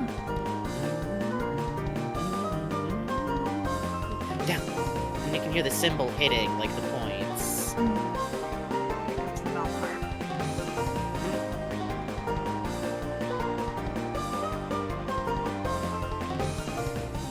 And then just Grandpa goes! Yeah, banjo solo for the motif, which fascinating. With just the drums. And then a little bit. What's coming in here? A little more mouth harp. And also kind of a panpipe sound. Oh yeah. Yeah, no, I hear that. You're right. Hey, who's that funny little fellow?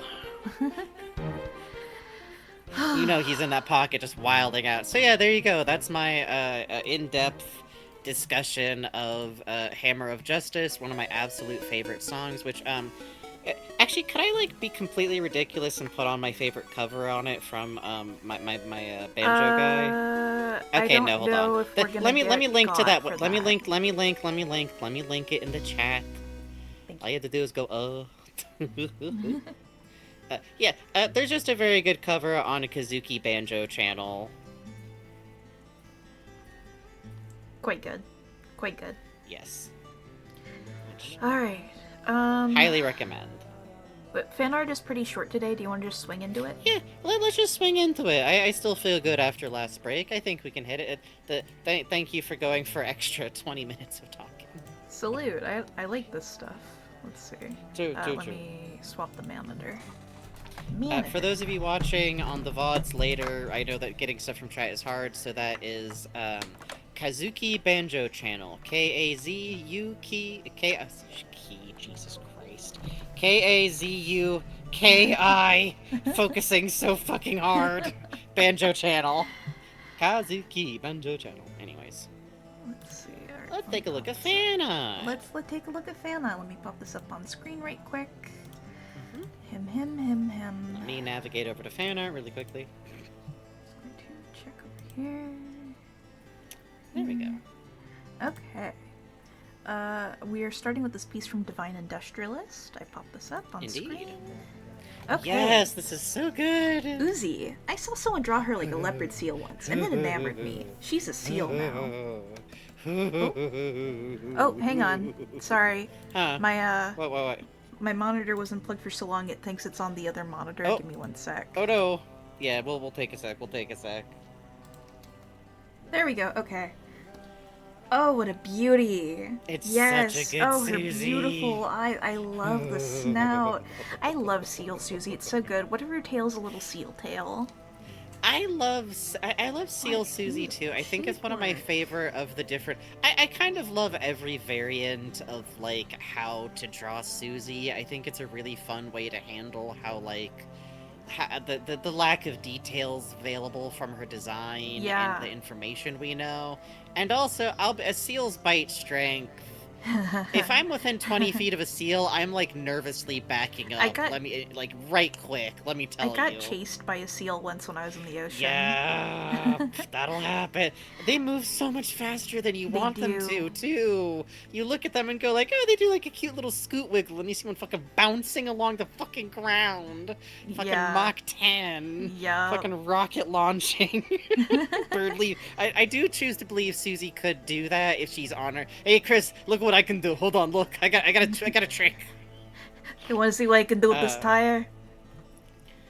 I love that you Fucking committed to dark the fully eyes. front-facing Susie while you Yes, were it's like so cute drawing with the big this. seal I feel like that's nostrils. I feel like that's very rare, and I understand why when tackling a snooty character. Mm. I've been entertaining myself trying to draw a king unicorn front-facing.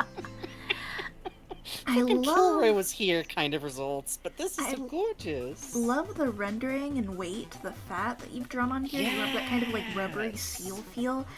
Great modeling Yes. that breaks up like the seal pattern fading into the purple color. And I I really feel like that. it's such a good like seal bulk, but the snail when they're awake later is gonna like adore this. Probably already Yes. saw it and is like in love with it since it's been up for a second. I like but, this like, hair sweep too. I feel like this Big type of like chunks. seal width is a really good fit for a specific type of like fat wide in the middle of growing teen AFAB experience. Like the first day that you go through a door and there's a problem with the door size and you just go, oh no, Yeah. they're gonna execute me. Like I really like when you have the front facing shot here, you keep the curve that you have yes. on the side profile here, so it kind of like distorts the shape a little. It looks really nice. It looks very charming. It's very cute. It captures the cuteness of the seal. I feel like your commitment to the way that like the neck smoothly goes into like the hang there is really charming. Even though it's like to go with the seal thing, I feel like this is a good example of like why I wish people did more with like fat necks in designs. It can be so charming, you know? Like it is charming. It's charming, and I love Oh, the the shadow you break captured here is like great. polite Susie smile in this 3/4 view. Yeah, you sure did. She's excited for pancakes. She's trying to tell the stewardess that she's awake and she would like a cookie, please. Like, I know she's about to give a satisfied huff because she just had a good fight. you're right. She's loading up like she's doing syrup experiments, just serenely watching the bottle, and Toriel's in the kitchen going, oh no, don't worry, honey, I have 4 more of those. One's never enough. Like, sometimes I take a little swig straight from the bottle, and Susie's like, Toriel!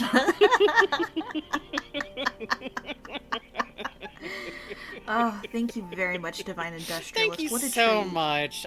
If I can just say, I can really see how much work you've done in the weird animal monster that is also yeah. a beautiful butch minds in I can- this work. I can see in the shapework you have here, Mr. Blue Capybara Man of Shipwrecks. Yes. Beautiful. Thank you. Thank you.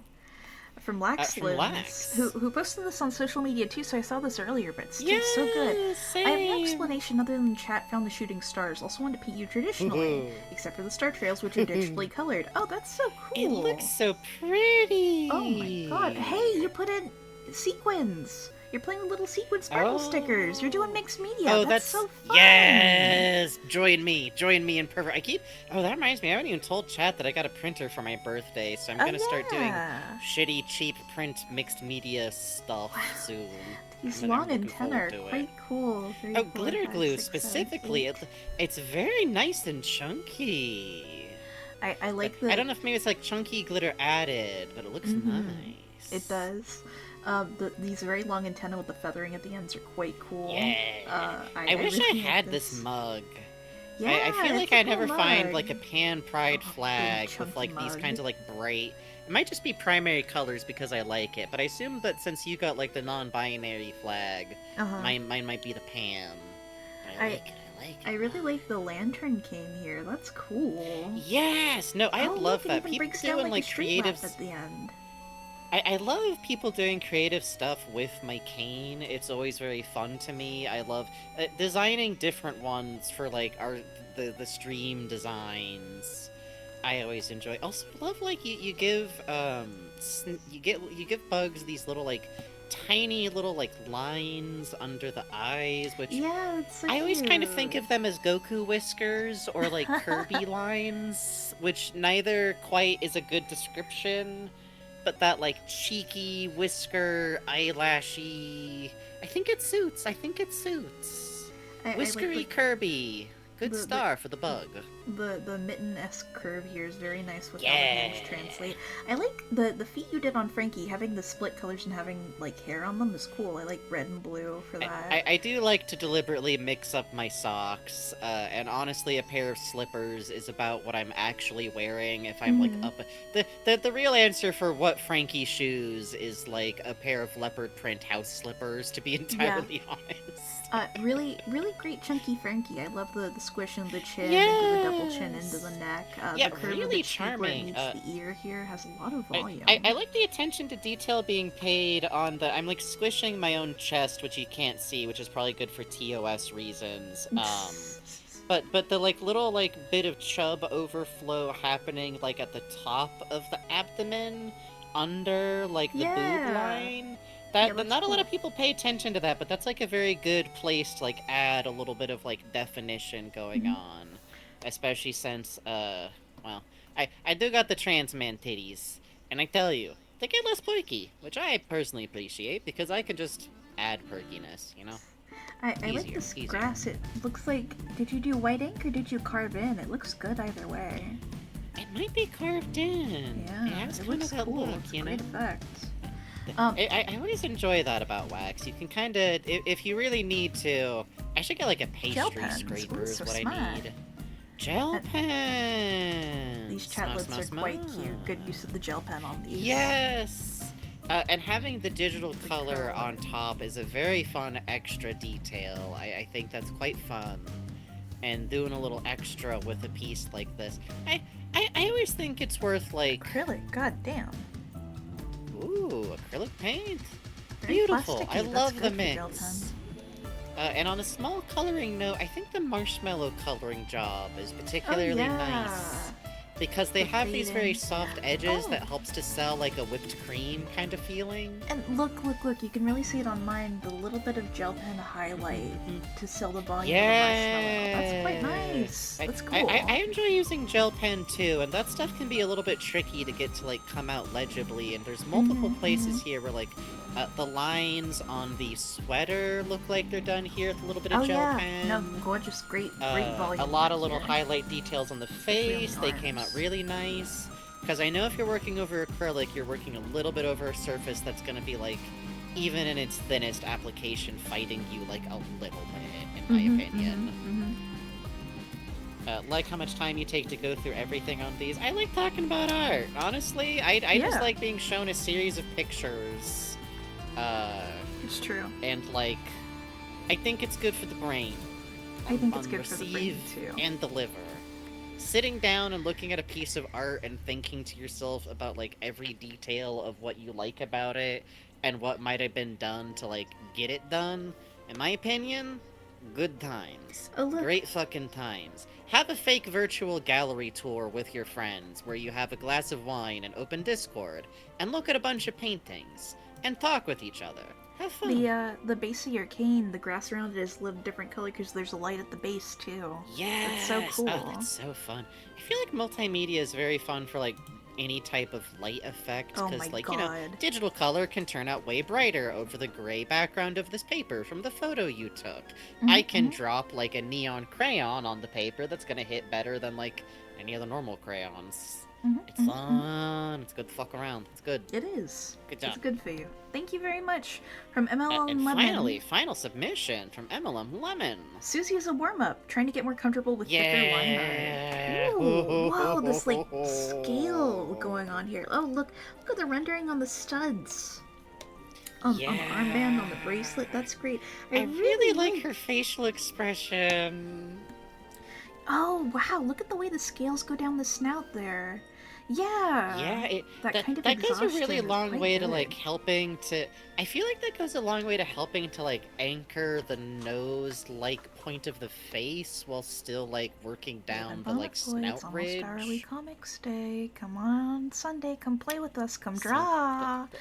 Even Let me those tell of you, you my who don't favorite. draw, come You know what some? play. Hey, listen. You know what some of my favorite comics are on Hourly Comics Day?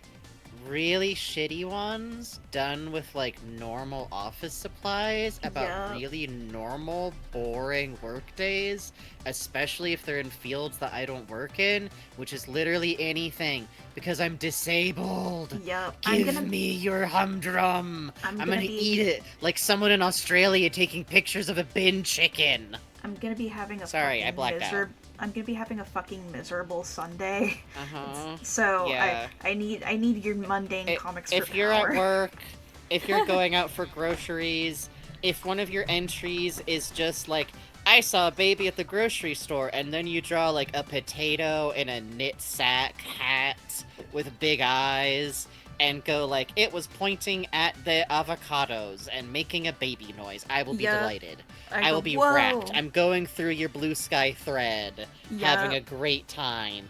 Do not psych yourself out. Do Do not not do worry it. about not doing anything interesting. If it being Hourly Comics Day is a good motivation for you to get out of the house when normally that's trouble for you, Do fuck it. it. Yeah, use it. Take Use it it. as the opportunity to go to the coffee shop, go to the store, get a chore done, do whatever. But like, if you're looking at birds, draw them. But here's the thing, remember, it doesn't just because what you see people do is draw themselves as themselves doing stuff with a background. You don't got to do that. I draw myself as an orb, so I don't Yeah, stress the out the Raven entire Butterfly. time. If you're So- drawing birds, you can just draw every bird you see every hour as hilarious little mango birds, and I will go, yay! Yes, more birds! Pasu Nim Jones did a really good comic talking about the history of Hourly Comics Yes. Day.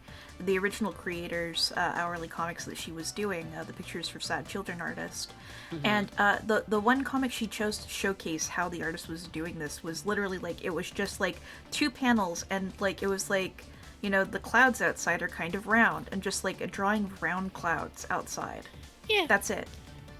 capture a mood, capture a moment. Don't worry about it. But Yeah. back to MLM Lemon's piece. Yes, sorry. We get excited about art. I don't think MLM minds, thankfully. Look at the hand pose here. The Yeah, flex that of the is bone, the way the such a thumb well flexes out, the enunciated little like claw. thumb. Look at that like distinct thumb joint. Yeah. And look, it's even thinking about the claw and how that's Mhm. affecting like the back of the finger here, Yeah. because you got that like like that whole like rooting of the muscles and everything. Yeah, you can see on the other finger the way that, because the claw's there, the fingertip kind of pushes out. The way the palm curves around the axe, because remember, when you're holding something with a hand, your hand conforms to the shape of the object. Yeah, Um, the flesh great pushes demonstration against of it, that. the muscles move. I really love this very Love like this wide, expression. square, like really square like Yes. type of design on Susie. I think it suits her really well. I think it Mhm. translates really well to like a certain amount of power in her design, and that kind of like, again, it's a good like awkwardly growing big body kind of Yes. shape of like all the muscle is just like piling the fuck on effortlessly, kind of weird muscle hair and fat stack. Has that kind of like shagginess of like someone who's not being like well taken care of, who might be cutting their own hair, like cutting out Yeah, snag like tangles or cutting something. hair as it gives her a problem, Uh, as it gets too far into her face. Speaking of Pseudonym Jones, I love the spot blacks that you Yes. have here on the darkening of the hair. That looks great. I also And you love mentioned the ahead, fabric of the pants. You can see in how it breaks up and folds and Yeah. curves over, punches yeah, at the end of tight the tuck boots. having that big Quite good. curve where like you can just imagine her like stuffing it in and then kind of like tugging it out a little bit so she can move comfortably Yeah. at some point. Look at like the breakup of, you have how the pants fold against the curve of the leg here, and then you can tell that the vest is a different weightier material because it has the bigger folds, bigger breakups, bigger material folds. That's quite cool. I like that a lot. And on a couple of small details, one, the pocket is hanging open slightly in Oh, the way that it is yeah. enunciated on the vest there. That's very good. I That's enjoy that. cool. I also wouldn't like have that thought you to can do see that. where the part of the hair is on the side of her Yeah. head here, where like That's it so tapers and where it joins. cute. You mentioned you also did this as like partially an experiment with like thicker line weight. I think this came together really well. I think I Yeah. can see you like fighting the urge to like add more life to things by adding more detail or texture by holding back a lot. It's just this scale ridge, it's this like pattern on the arms, which does a great job giving the sense of like scale regularity or color regularity. We got a little bit on the boots, we got the clothing, but otherwise what I really like that you did here is that you gave it that life again with the thickness. Yes. And it looks like you're doing some carve out and some like draw as a mix. And I think that's really working here. I think it does a lot. Thick, like carved dynamic inks I find are often what people who miss like sketchier work but still want to pursue ink. Bugs, I feel like when you were like pulling in a bunch on ink work was also when you were really studying Parappa, which has a lot of influence on like thick inks and like dynamic line width, even if it has that like flat paper kind of thing. Yeah, I never thought about that. You're right. Yeah, I feel like that's something that kind of appeals, and it's the kind of artwork that has a lot of roots in black art that starts with like a Sharpie is what you got. Yeah, Rodney Greenblatt. Where you're carving out, you're building up. Rodney Greenblatt of Parappa the Rapper, Yep. Very much grown out of the New York art scene. I found my hands are a little too shaky at times to get clean lines, and I've really enjoyed messing around with carve-out stuff. Allowing myself to use very cleaned up sketches as line art has been so nice to me. It is absolutely legit. It is 100%. You are not a 3-person Marvel team. You don't have to hand off pencils to get clean inked over so that it can go to press. I promise. I promise. Yep, that's how I do it. Yeah, that's how Bugs does it. If Bugs hands off something for me to do ink over, sometimes I just have fun going nuts. I love doing build-up by just, like, I also have trouble with, like, shaky hands. That's why a lot of my work on stuff like King Unicorn, I just leaned into the scribble. I love doing a scribble. It's fun. Yeah. I do very good big loopy squiggles. I was having a lot of trouble with Susie's pose on the poster. Let me see if I can pull up a version I can knock back to. Oh, I'm so glad you like King. Strawberry Lemonade guy, I think you'd really enjoy Rex having a weird, fucked up human form that's really obviously still a dragon. For some reason, I feel like you might enjoy my old men monsters locked in eternal combat. I don't know. Just a feeling. Okay, let me pop up this window real quick. Yeah, go ahead. I can't hop back enough to, I literally hit the limits, but you can see where there's different shadows and stuff going on here. But when I'm doing poses and I'm trying to figure out... Oh wait, here, you can actually see. I left my sketch work intact. This is the kind of scribbles that I do when I'm figuring out poses. You didn't fucking destroy all of your layers immediately. I'm so glad. Oh, I'm so glad. But I was having a lot of trouble with Susie, so I kept drawing her over and over in different little scribbles until I got something. So yeah, that's I also do it. Scribbles are great, man. Fucking scribble all the time. It is. Scribbles are your friend.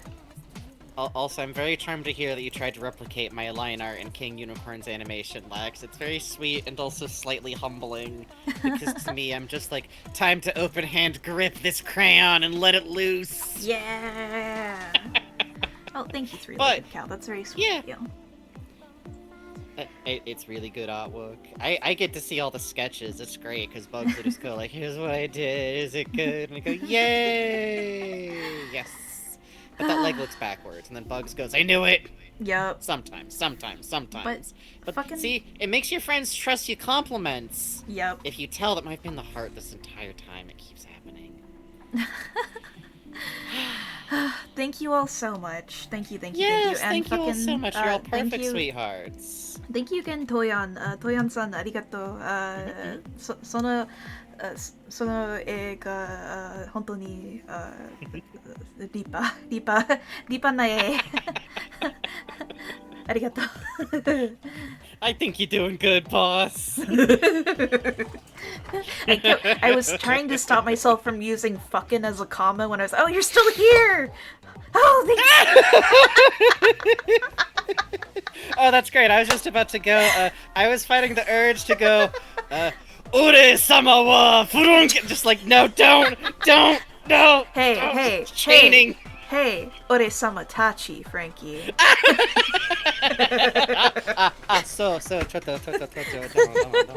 Scribble noise. Yay, we got a woo. Yay! Yay! Da-da-da, bow.